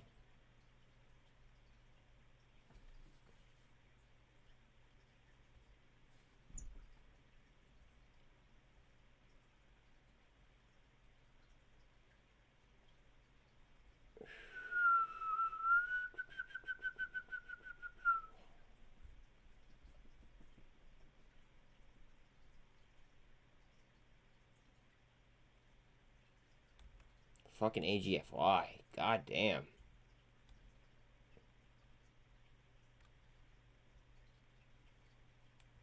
I mean, futures are getting smoked right now. I mean, they're better than they were, though.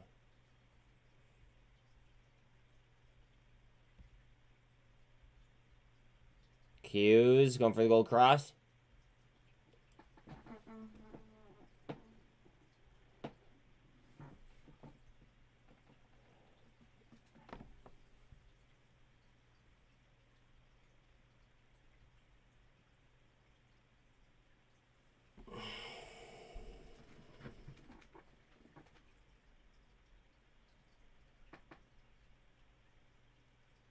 We may just get a market spin.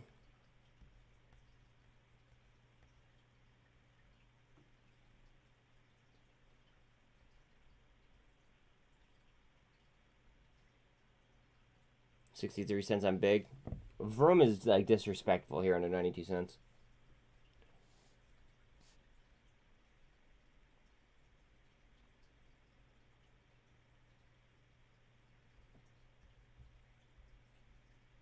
Q's.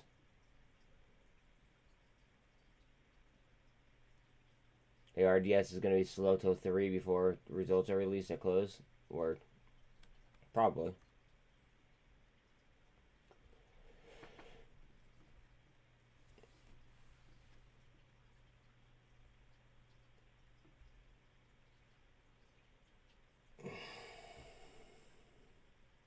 Q's. Has the gold cross, it's telling me.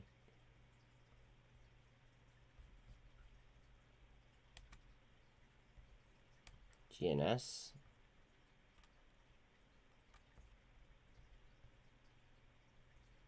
Trying.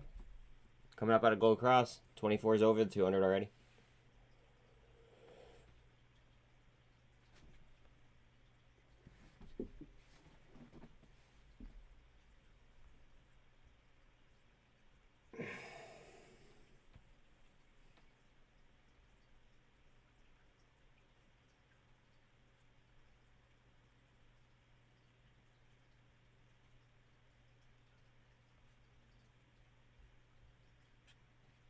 Down to 95 cents.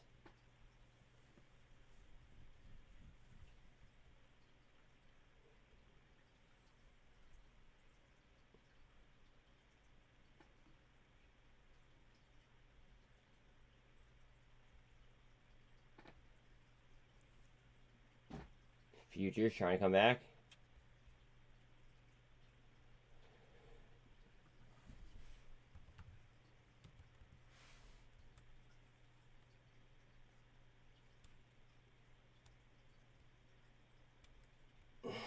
Just got hit, he says. Ooh, yeah, that could be a potential scalp.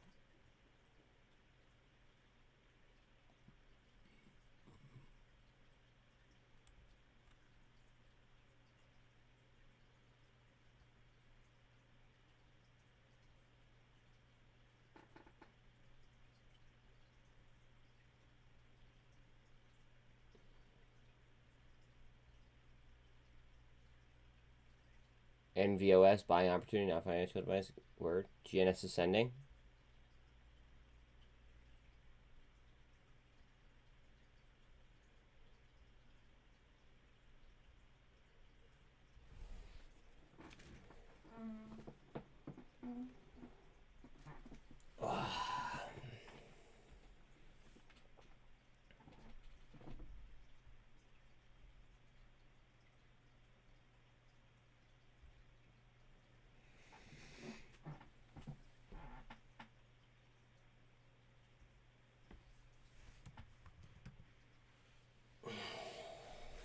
Bio company. I have a dog at the door. 1 second. Well, you're not going back outside, dude. No, you were inside. Boy.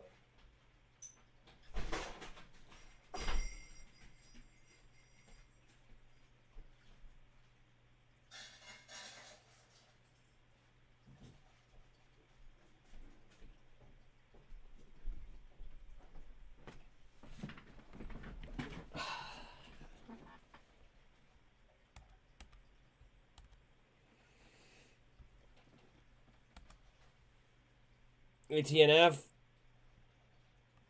A little gap right there. 2 of them. 2 little small, 3 of them actually. 3 little gaps.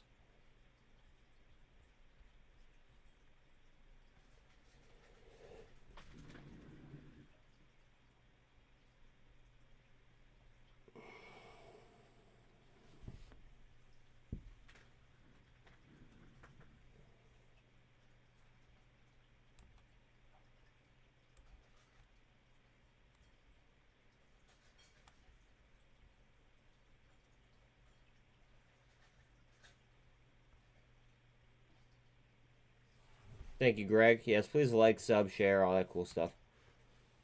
I don't know what they do. Just to say yes or no.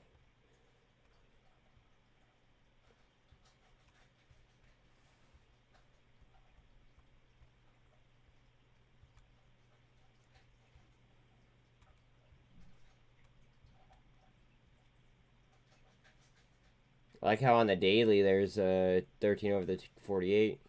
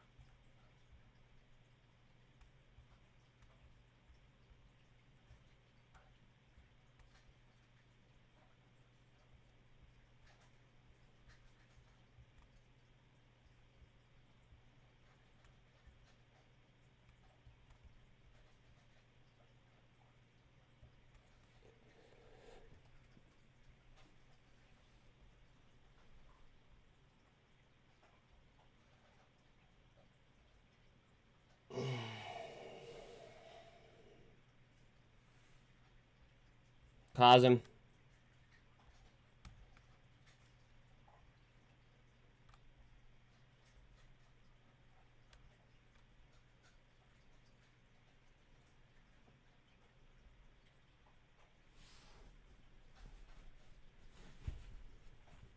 Fucking Cosm. Come on, baby. Bukake!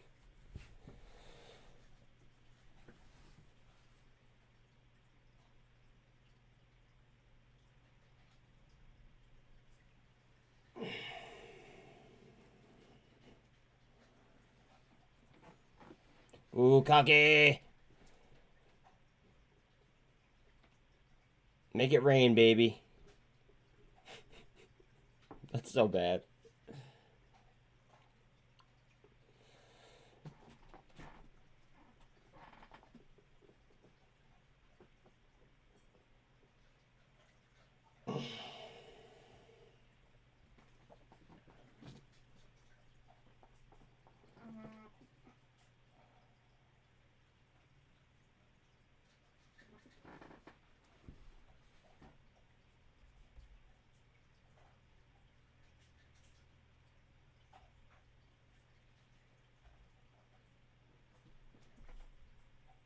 Carvana off of its lows.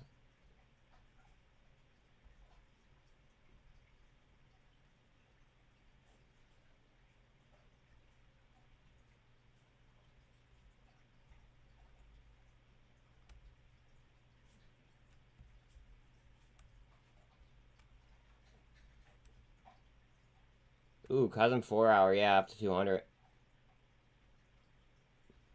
Interesting.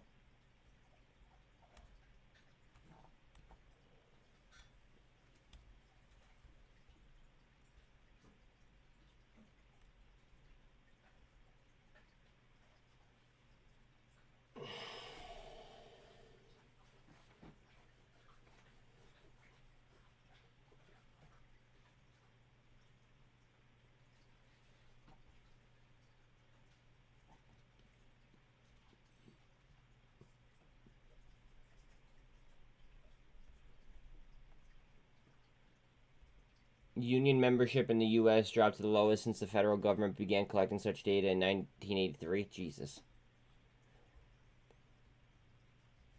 Jesus.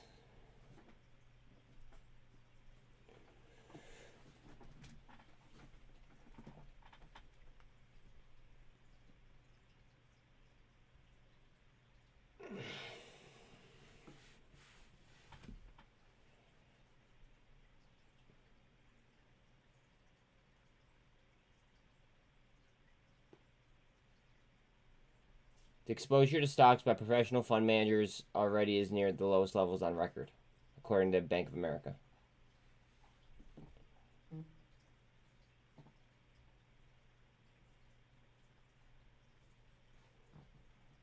Boils at $9 again.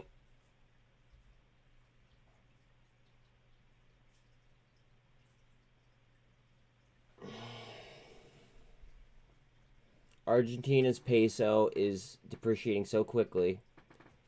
I know all about this. As an inflation approaches 100%, that banks are running out of space to store banknotes.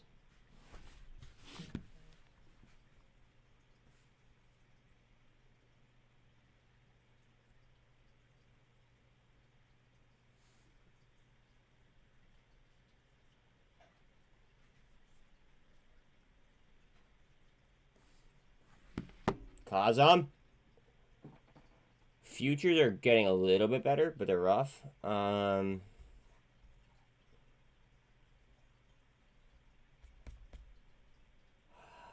was green. SPY down $4. I mean, 396 is an important level for it. I'm surprised that we dropped 396 this morning. Well, earlier.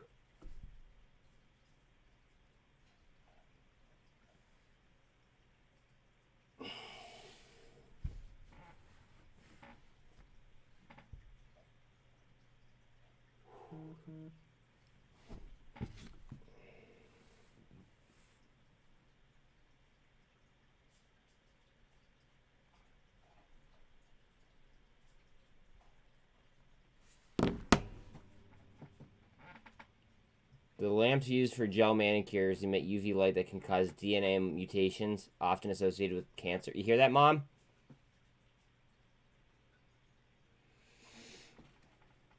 No, it doesn't. Because they rolled the contracts over.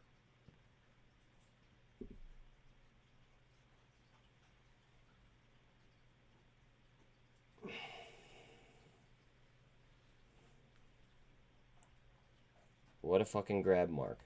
Good shit.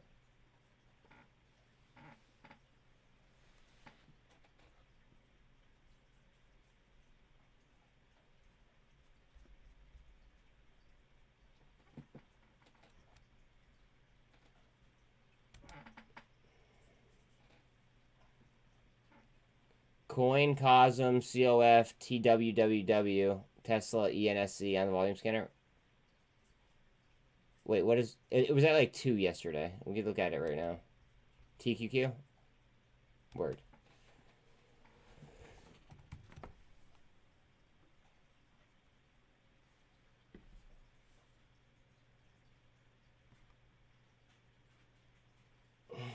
$2.81. Tide. I like Tide at 24 cents, but I have mixed feelings about Tide.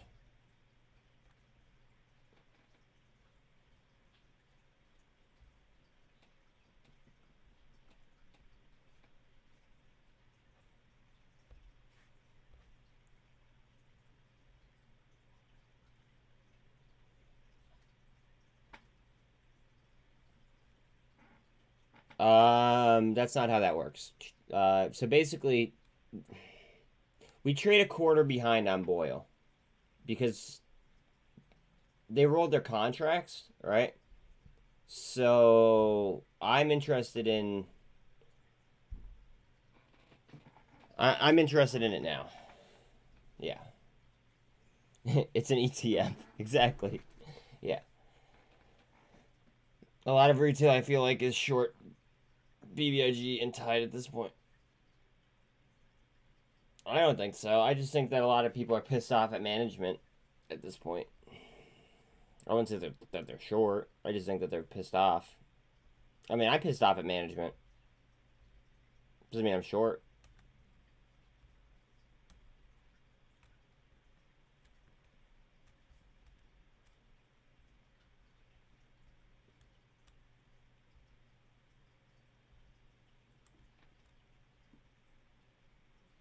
Cosm.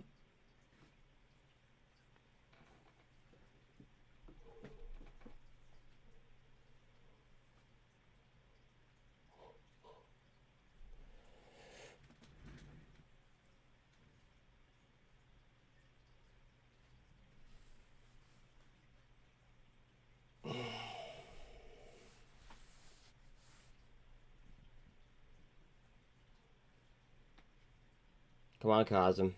Do it for the homies.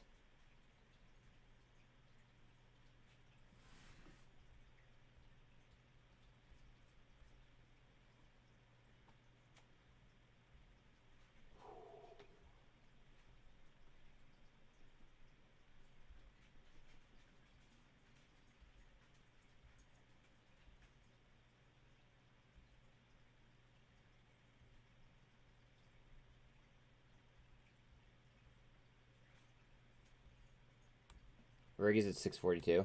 Jesus.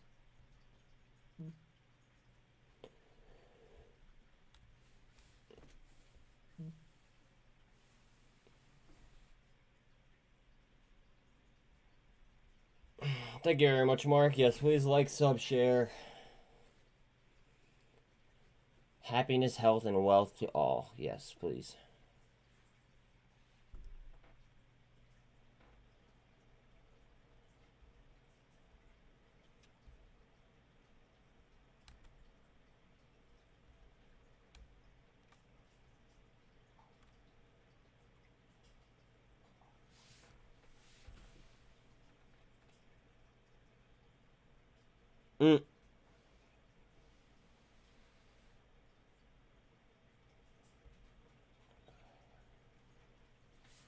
Pretty how that works, right, Chad?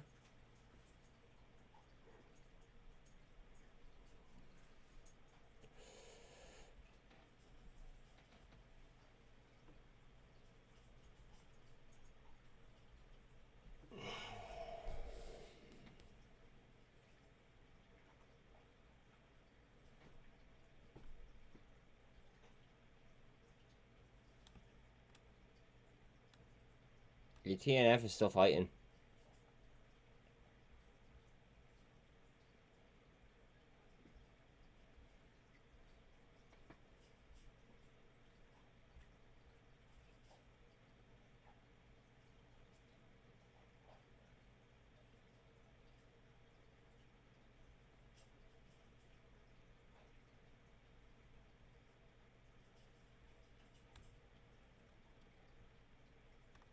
Coinbase has a gold cross.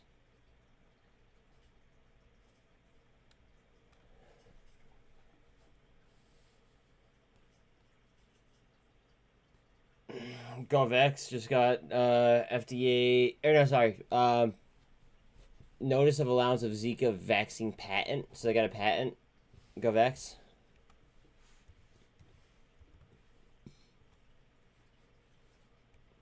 No wonder it's fucking ripping.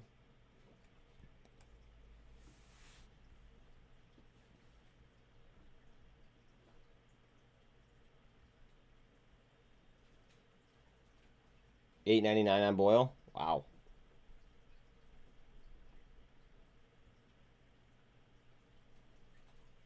$0.24 on Tide.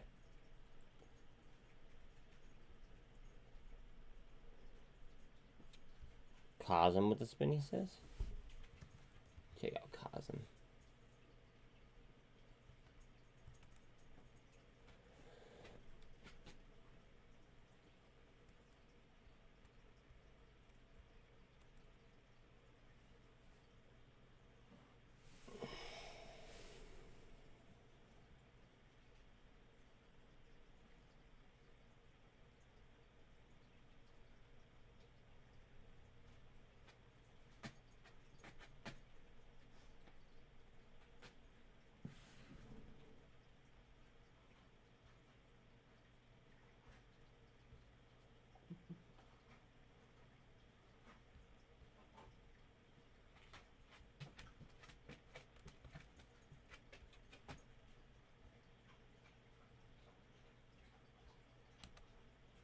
GNS he goes, okay.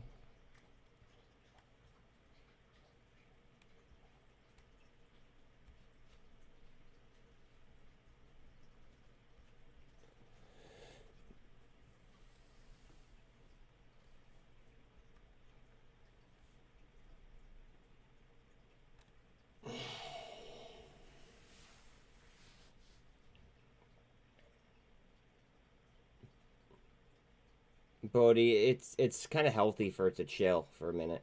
It just ripped so much over like the past few days that like it's kind of healthy for it to chill out. Jesus, GovX.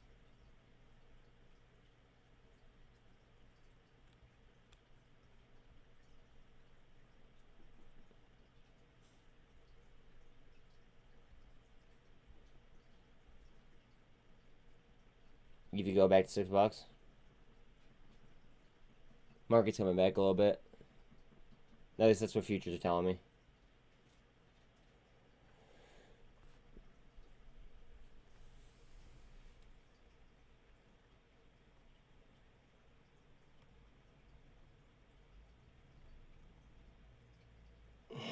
Look at her go. Whew.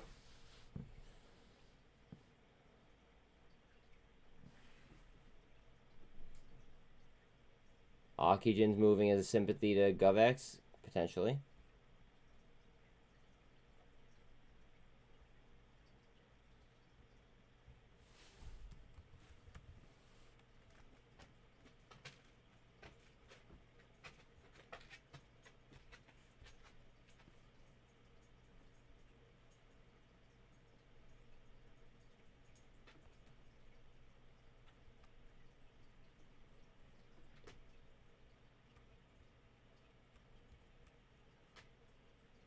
Cosm. Keep that 52-week high. $98.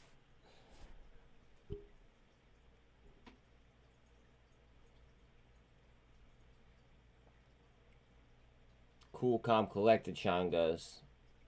Yes, sir. And breathe. SOXL has over 14.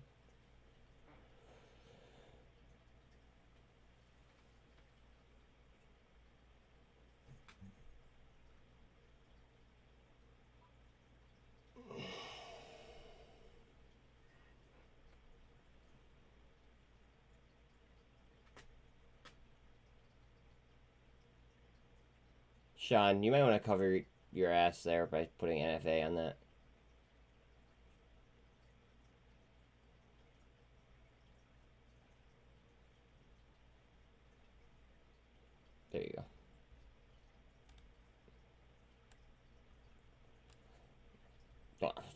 I'm just trying to look out for you. Don't say sorry to me.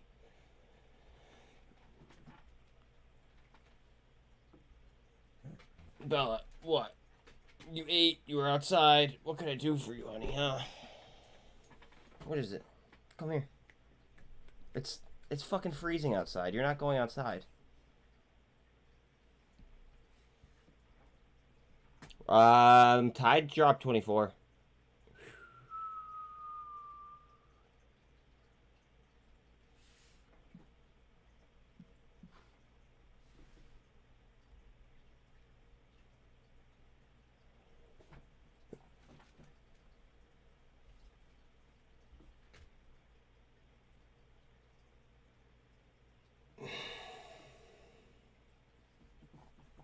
Tesla today, we're announcing $3.6 billion of new investment in Galen, Nevada. 4 million square feet of... Wow. 4 million more square feet.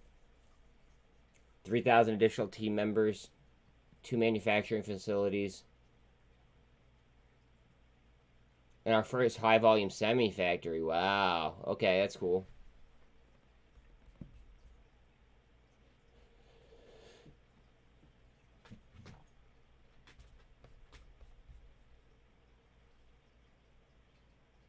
I'm on GNS.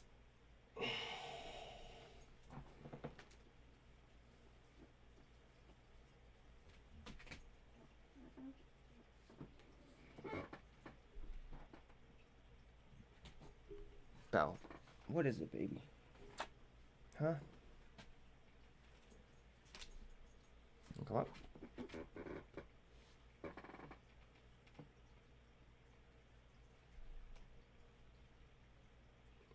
$0.91 on VRM. That's just straight up disrespectful. SPY is moving up. What's Bitcoin doing? Oh, didn't mean to do that.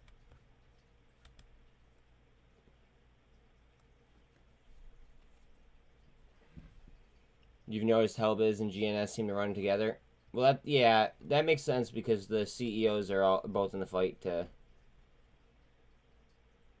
Well, both CEOs are like in the activist CEO coalition bullshit.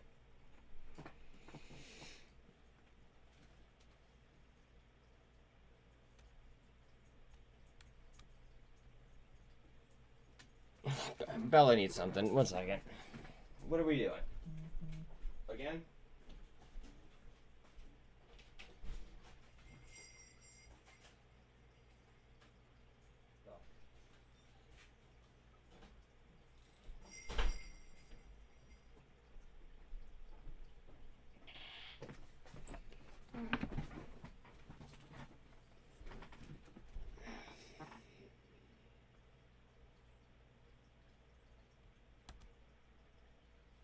Cues.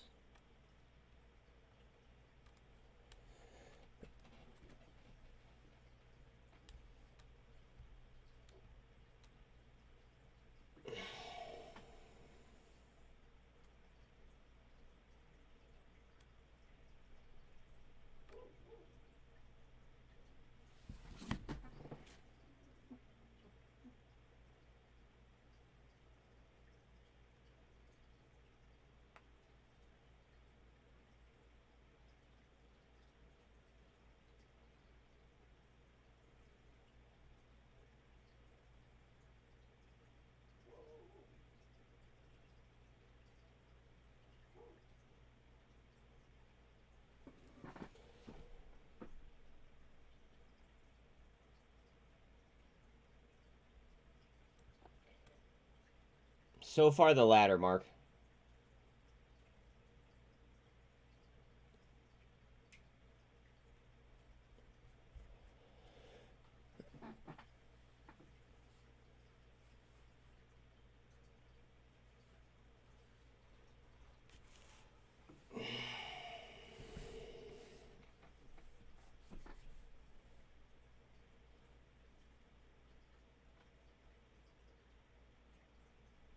Why do you keep saying that? What lick you're gonna hit?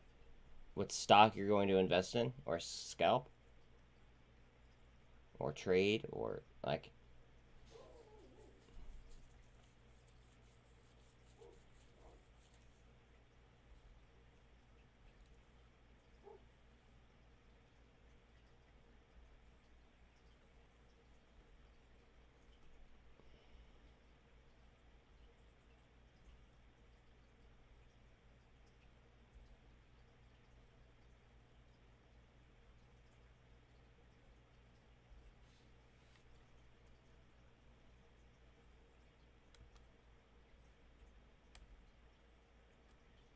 Yo, Yerd.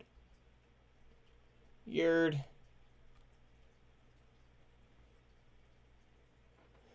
I know I didn't.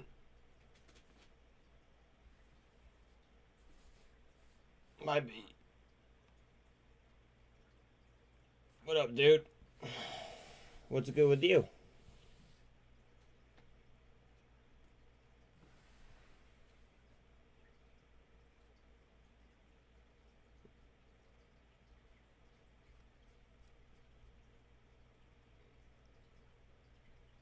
Wasn't really feeling the whole, you know, reach out to people type deal.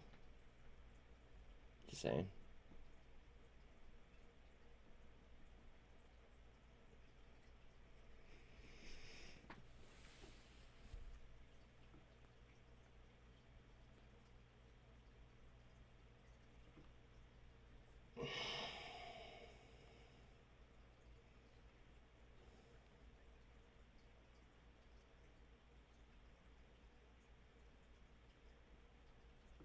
Yeah, don't ever do that ever again. It's fucking gross, dude. Like, never again.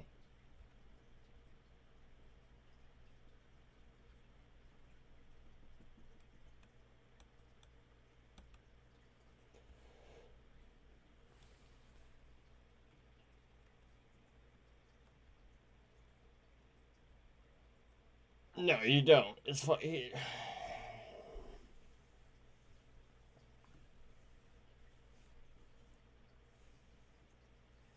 was gross.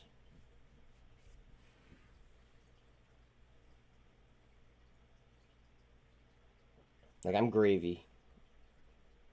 Absolutely good. I don't need that in my life.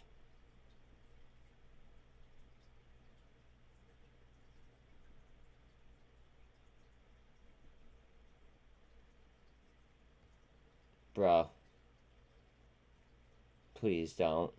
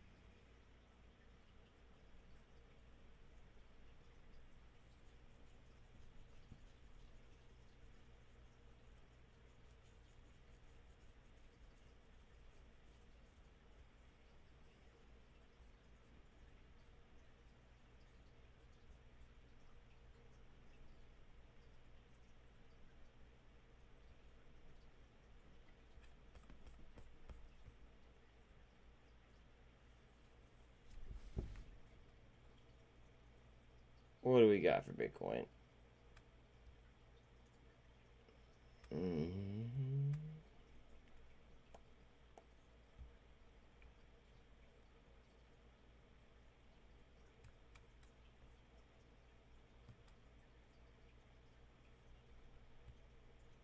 Mullen trying for the gold cross here.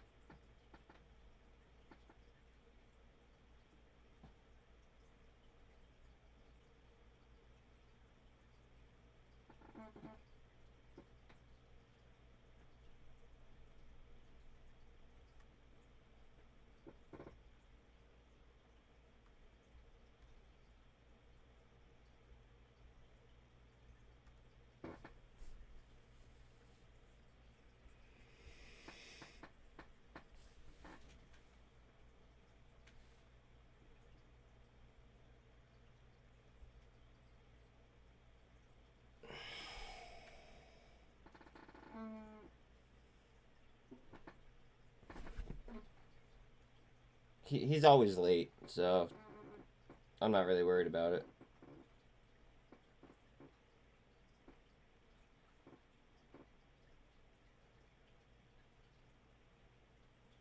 Against Russian threats and violence. I want to thank every member of that coalition for continuing to step up. The UK, the United Kingdom, recently announced that it's donating Challenger 2 tanks to Ukraine. France is contributing AMX-10s, armored fighting vehicles. In addition to the Leopard tanks, Germany, like the United States, Germany is also sending a Patriot missile battery. The Netherlands is donating a Patriot missile and launchers.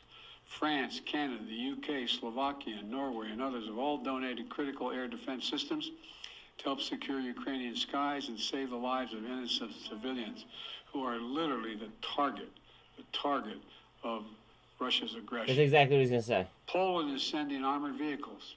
Sweden is donating infantry fighting vehicles. Italy is giving artillery. Denmark and Estonia are sending howitzers. Latvia is providing more Stinger missiles. Lithuania is providing anti-aircraft guns.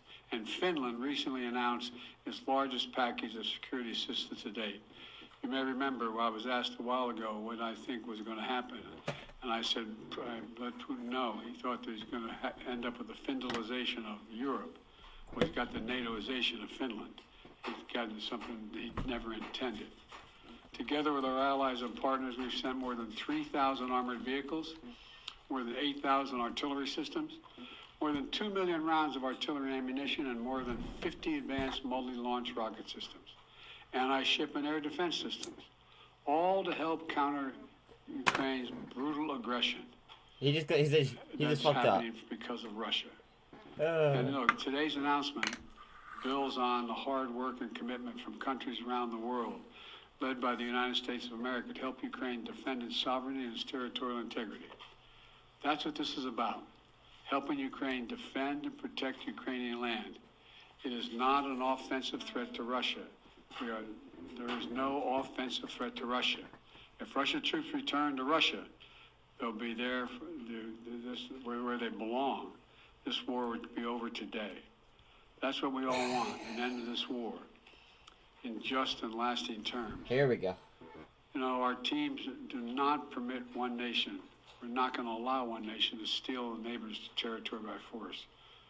Our terms that preserve Ukraine's sovereignty and territorial integrity and honor the UN Charter. They're the terms we're working on. And you know, these are the terms we all signed up for, and 143 nations voted for in the United Nations General Assembly last October.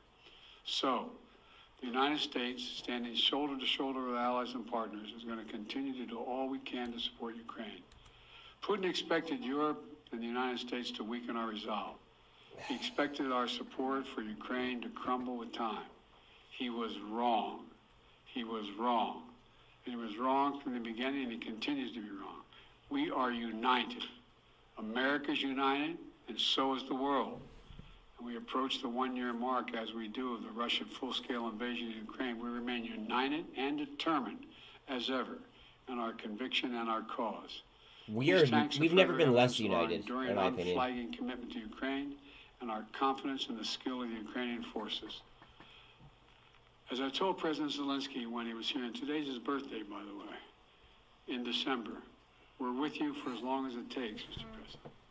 Ukrainians are fighting an age-old battle against aggression and domination. It's a battle Americans have fought proudly, time and again. And it's a battle we're going to make sure the Ukrainians are well equipped to fight as well. This is about freedom. Freedom for Ukraine. Freedom everywhere. It's about the kind of world we want to live in, the world we want to leave to our children. So may God protect the brave Ukrainian defenders of their country and keep the flame of liberty burning bravely as we can. Tide is under 24 cents. Mr. President, why are you taking this decision now? Did Germany force you to change your mind on sending tanks? Oh, shit. Germany didn't force me to change your mind. We wanted to make sure we were all together. That's what we're going to do all along. And that's what we're doing right now. Thank you. Mr. President, any response to the Pence disclosures of classified documents? Sir, are the searches of your homes completed? Mr. President, when is Jeff Zients starting as your next chief of staff? Oh, shit. And he walks off. What a bitch. No questions for us.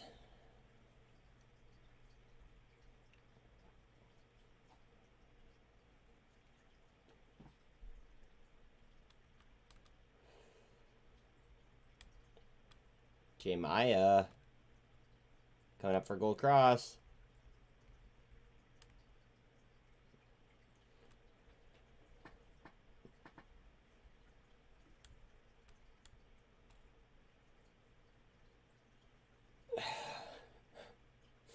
Biden has a vagina. No offense to vaginas.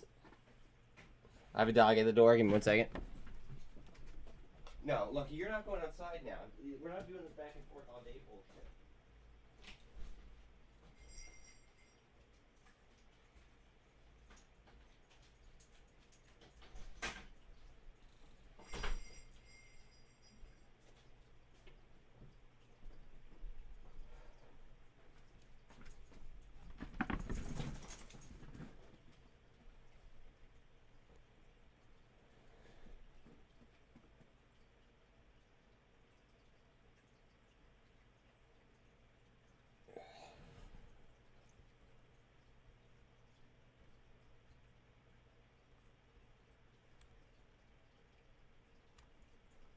GNS trying to fucking climb back over VWAP.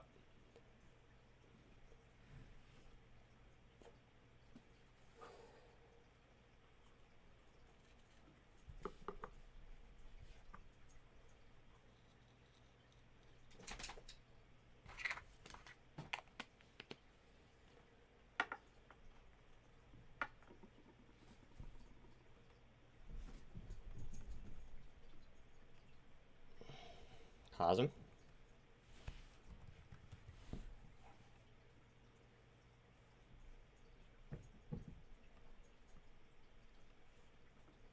Cosm trying to break trend here.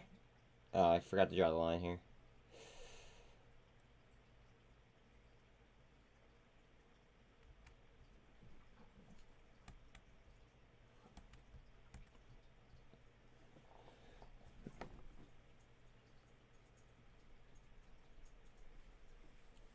If oil goes to zero, is my heating free? It won't go to zero.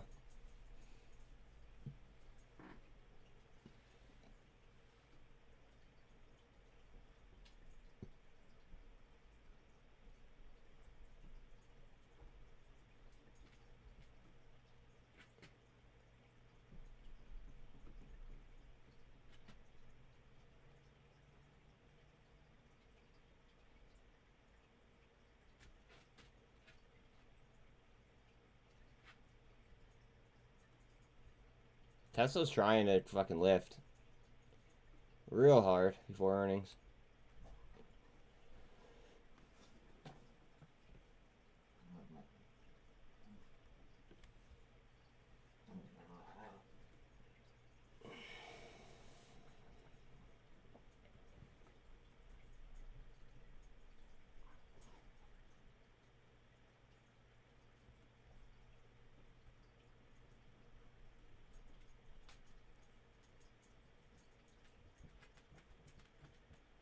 $6.15 on EVGO.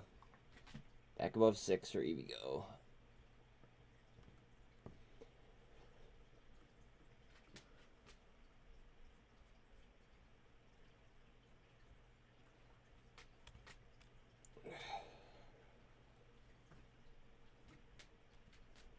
Goev trying for another leg. Bob, you guys are going back and forth, inside and outside. It's not happening all day. I'm sorry, dude.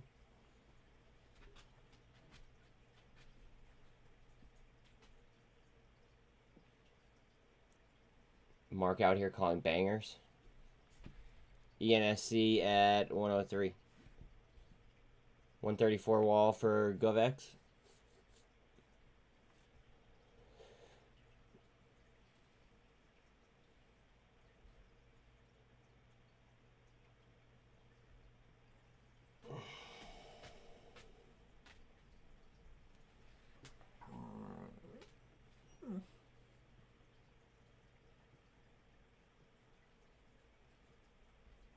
Again, please like, sub, hit the bell, all that cool shit. I appreciate it. Every single one helps.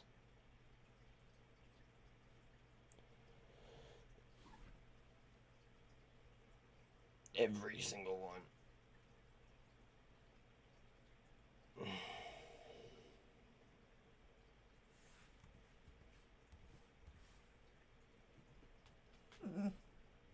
What the fuck is this?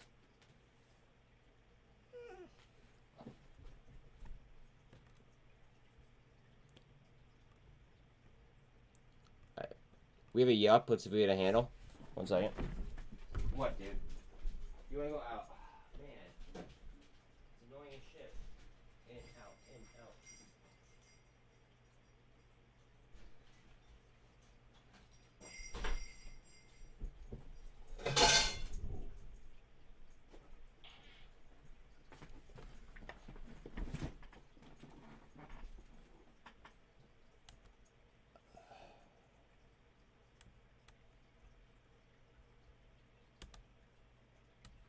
Oh.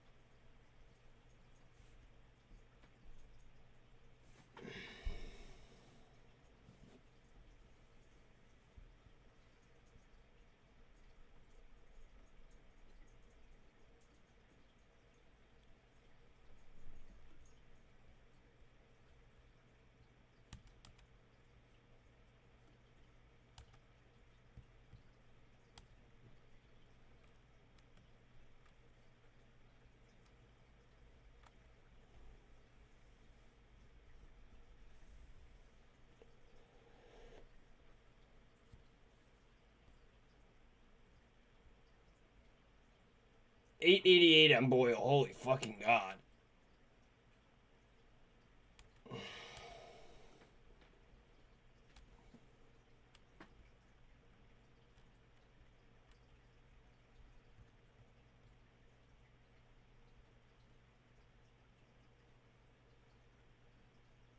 That's screaming buy to me, but I just don't have any fucking extra funds.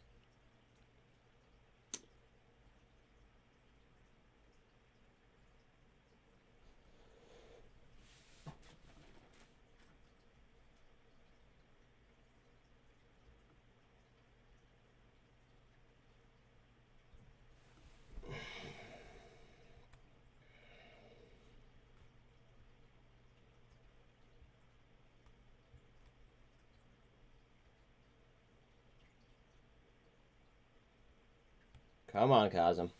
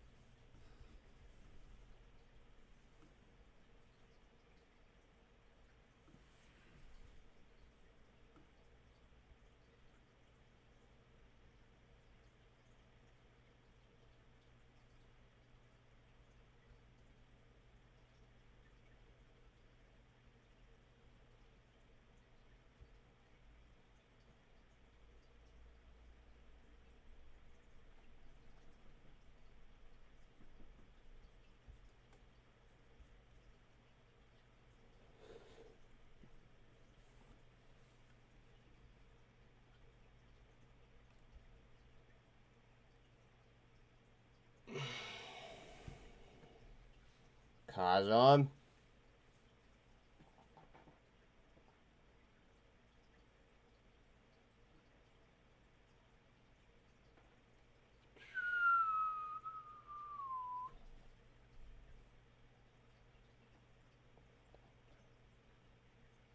Yeah.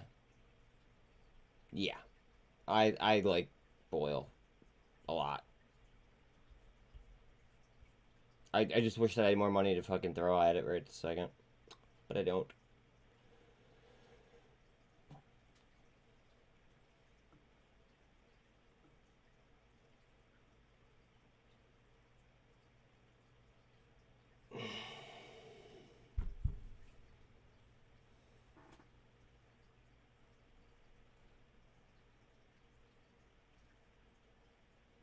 Okay, get explosive.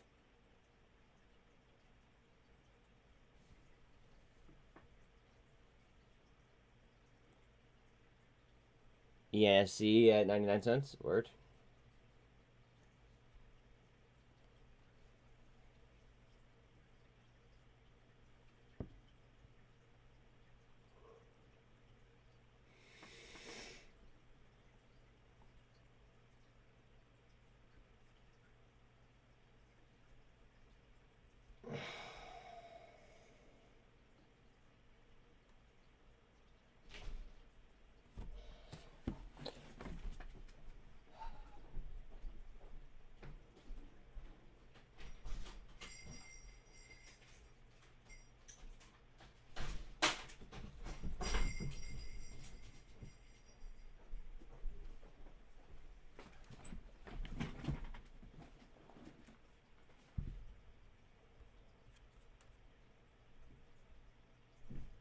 Oh, halted up? Jesus. ALTI halted up again.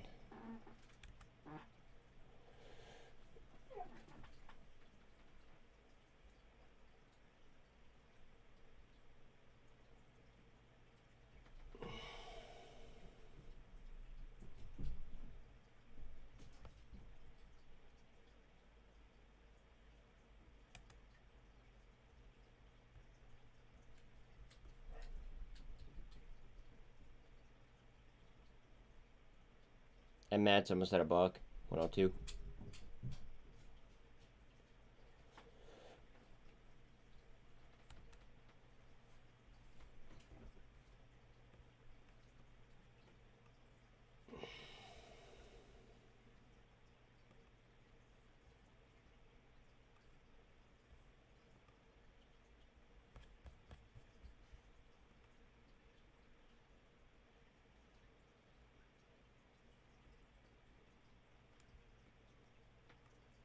I'd love a nice little spin here in Bitcoin. That'd be great.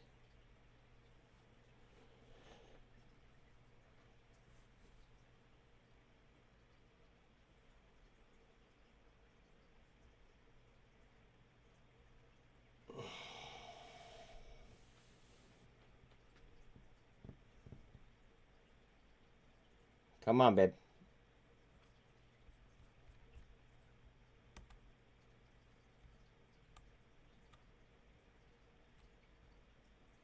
ARDS, the 200 and VWAP.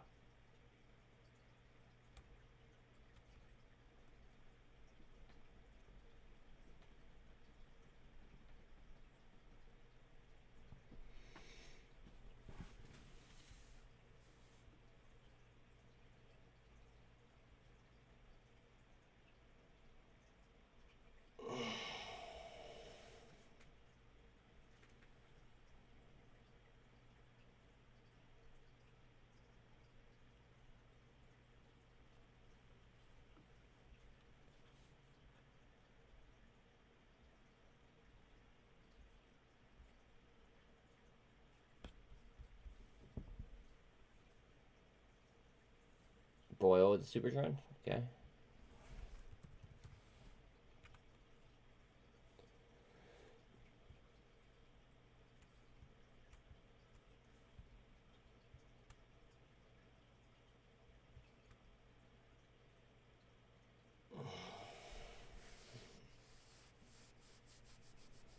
A little bit of a gap.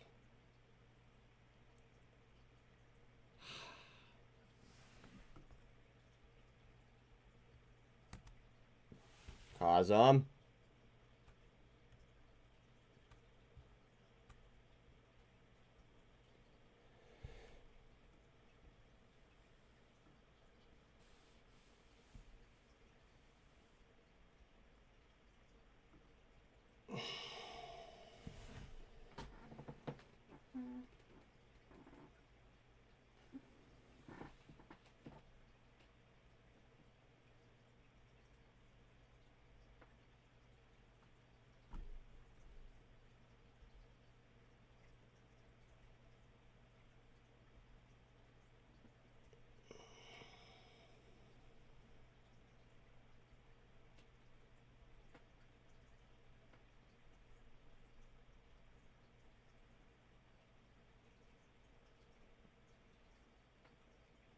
Come on, babe.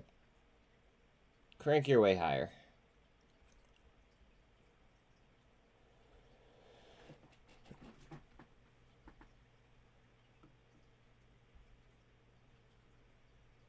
Cosm.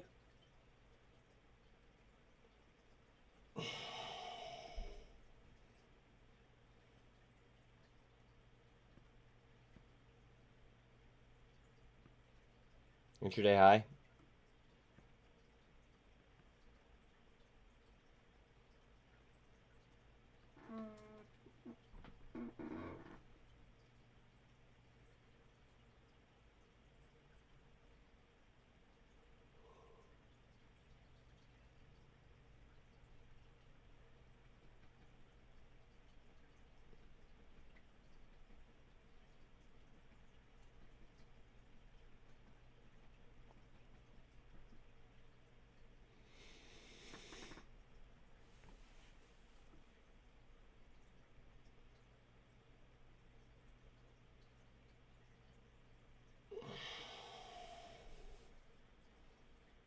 Cosm.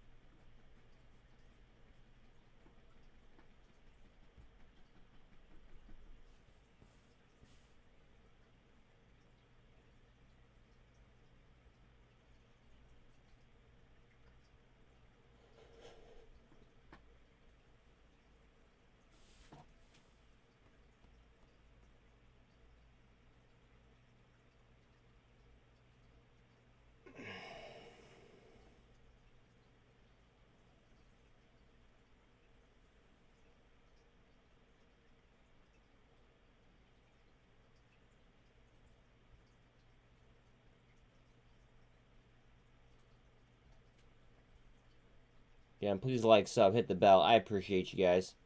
Let's go, Cosm. Come on. Bukake!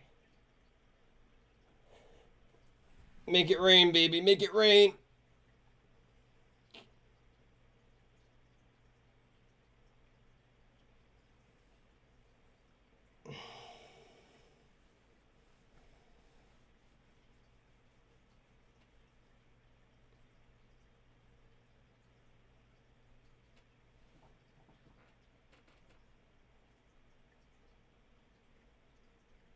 Gamble looks like they crapped out. Huh. I see what you did there.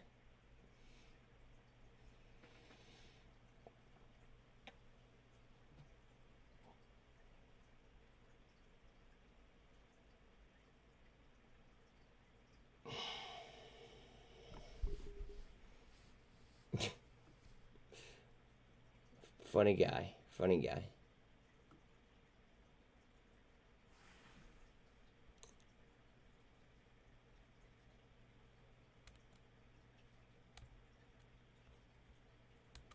Halted again.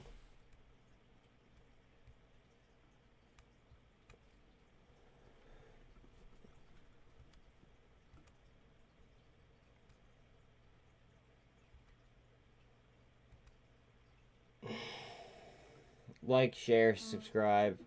Don't be a douche. Like it. Thank you very much, Mark.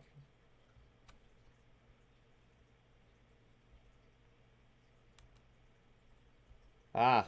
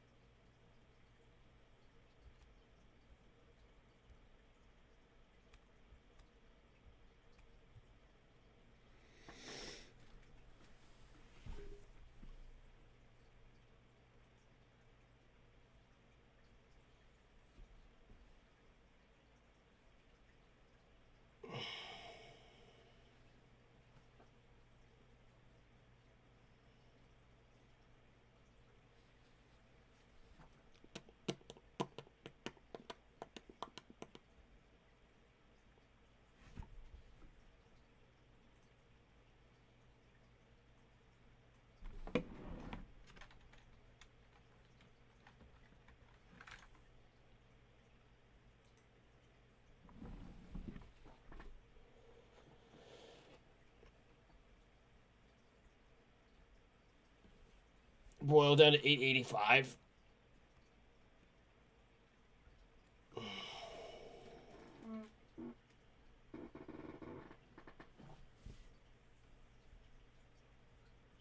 Oh.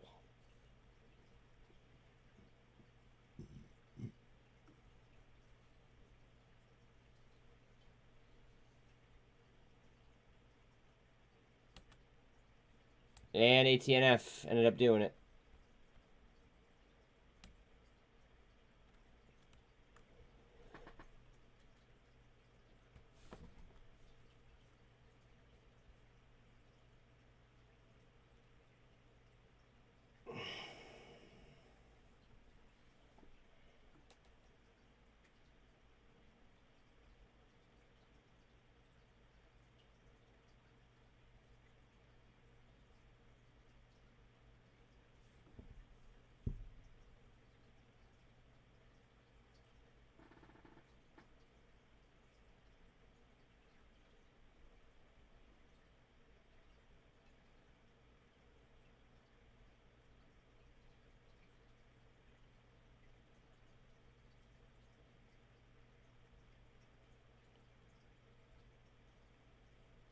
Ape is inchworming higher.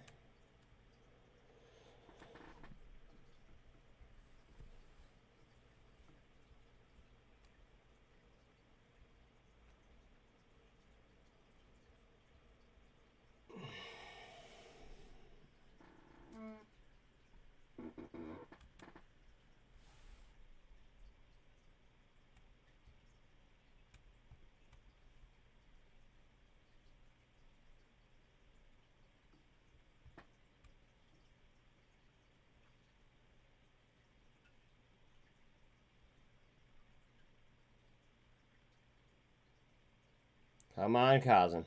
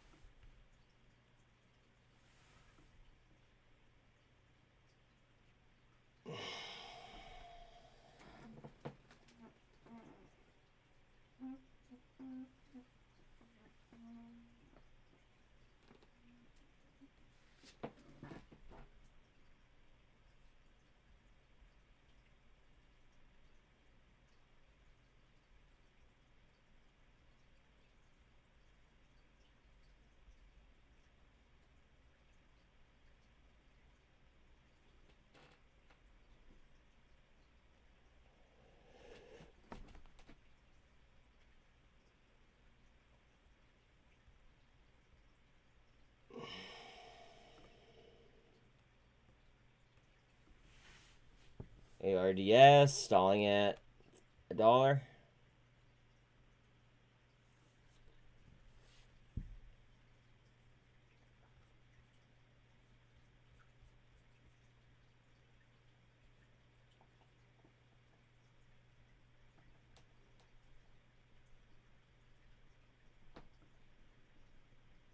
Tide still at 24 cents.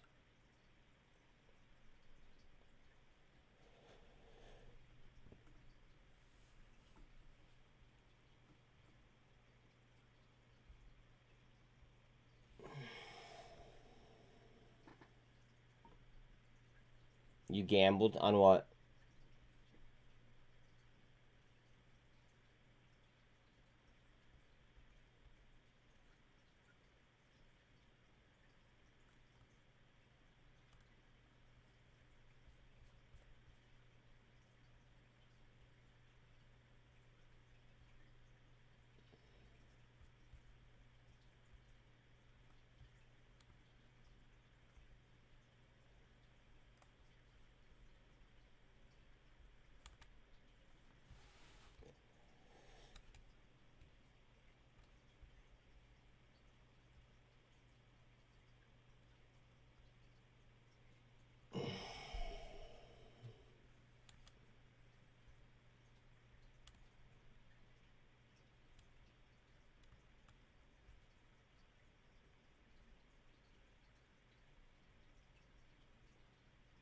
Kazam.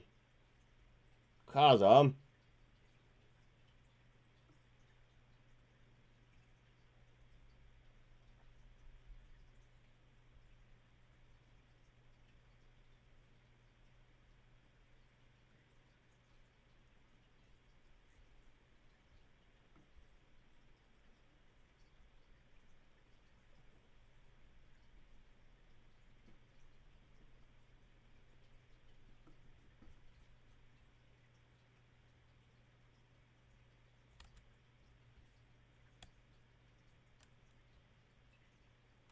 Yeah, ARDS looks like it wants to go, but I mean, we'll see.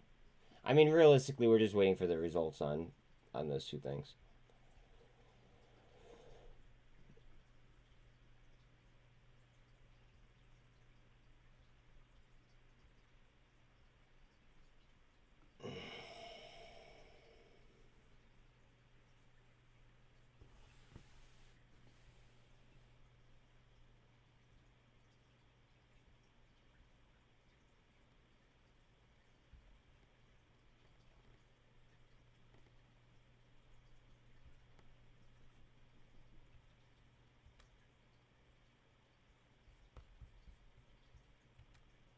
Fucking A. Bitcoin.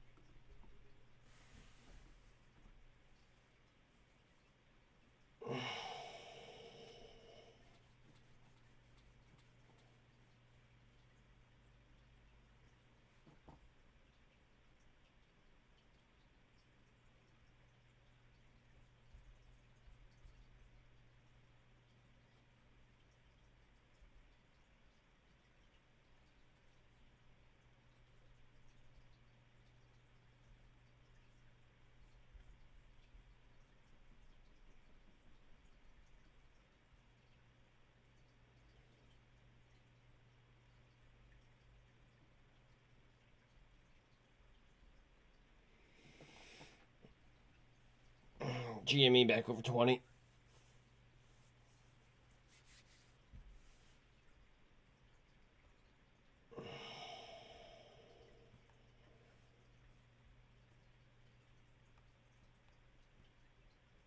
Q's getting tight. UBS sets Amazon price target of 118. Word.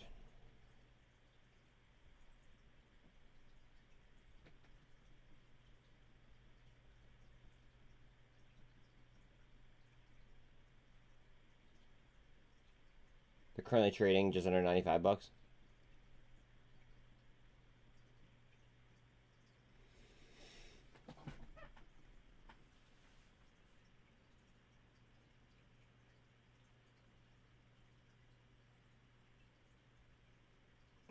Microsoft partnering with Q cells.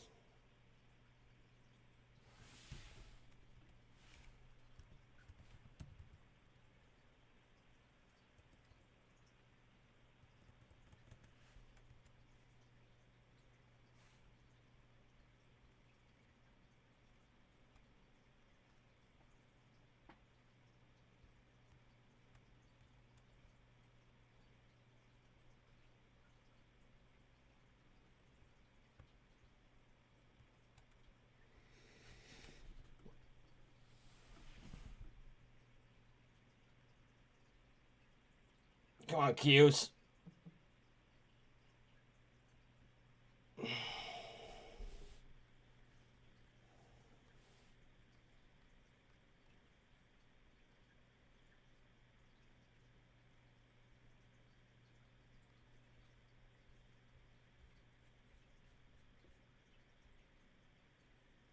Q's.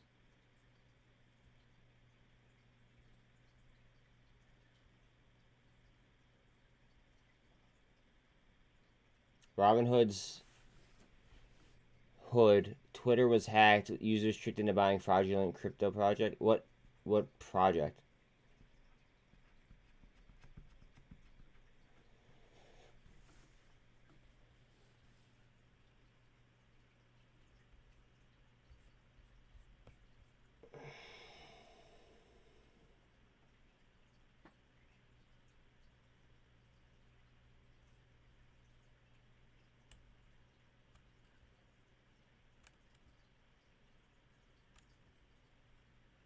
Cosm.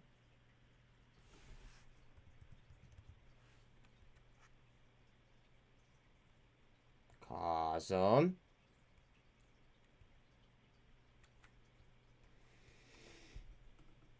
I'd say so.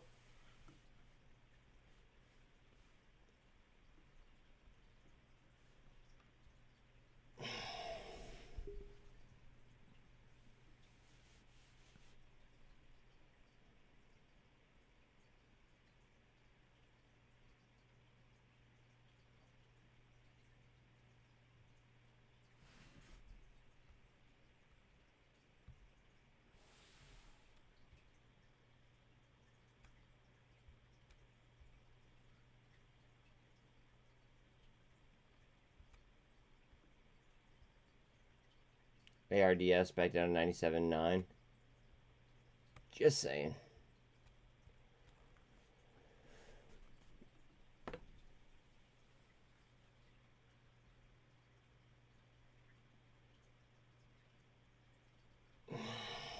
WWE investors leading litigation over Vince McMahon's surprise return are fighting after he rescinded bylaw changes that would have seized power from the board.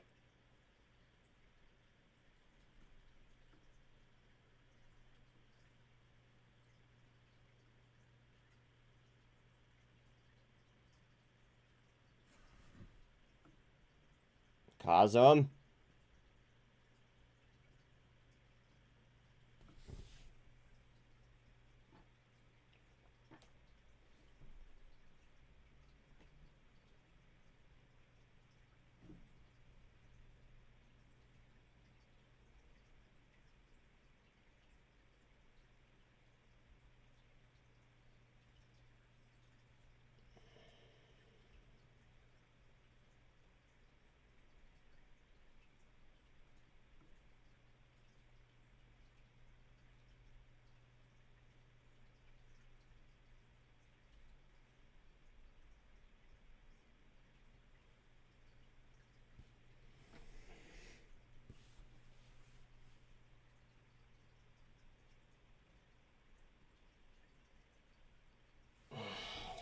Microsoft CEO says that they're going to lead the AI era. Okay.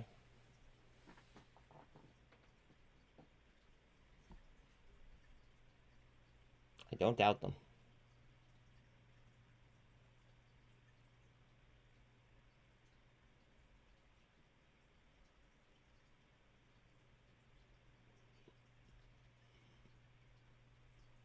The NSC is trying to pick back up here at the 200.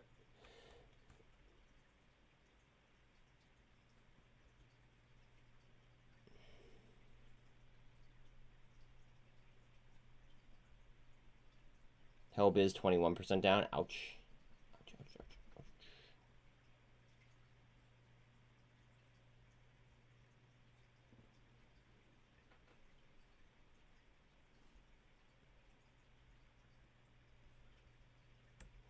Tess.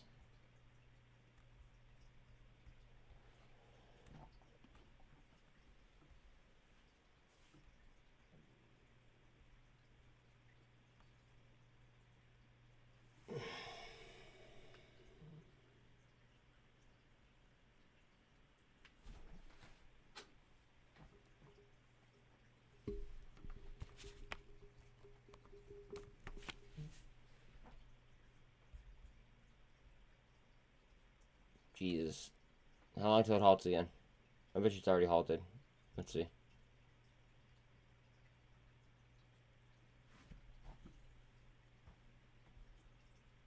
Nope. There it is.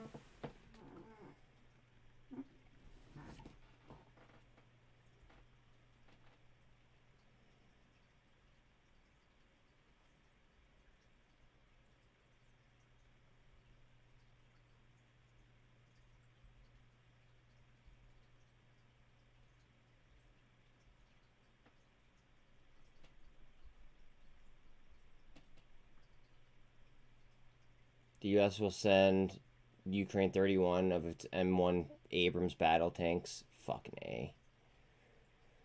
And there it is.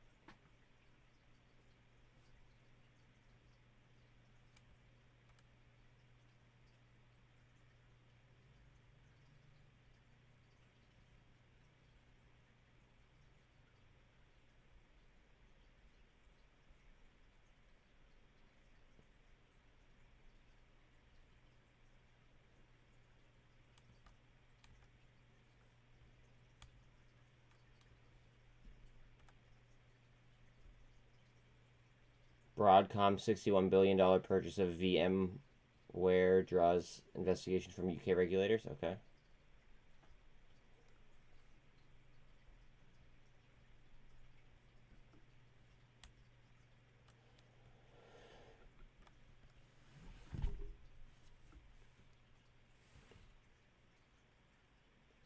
Guys, I gotta dip. I'm gonna fucking burn myself out if I don't. Fucking headache. So, yeah. Love you guys, as you guys know, but I just can't sit here with a headache. You know what I mean? Appreciate you guys.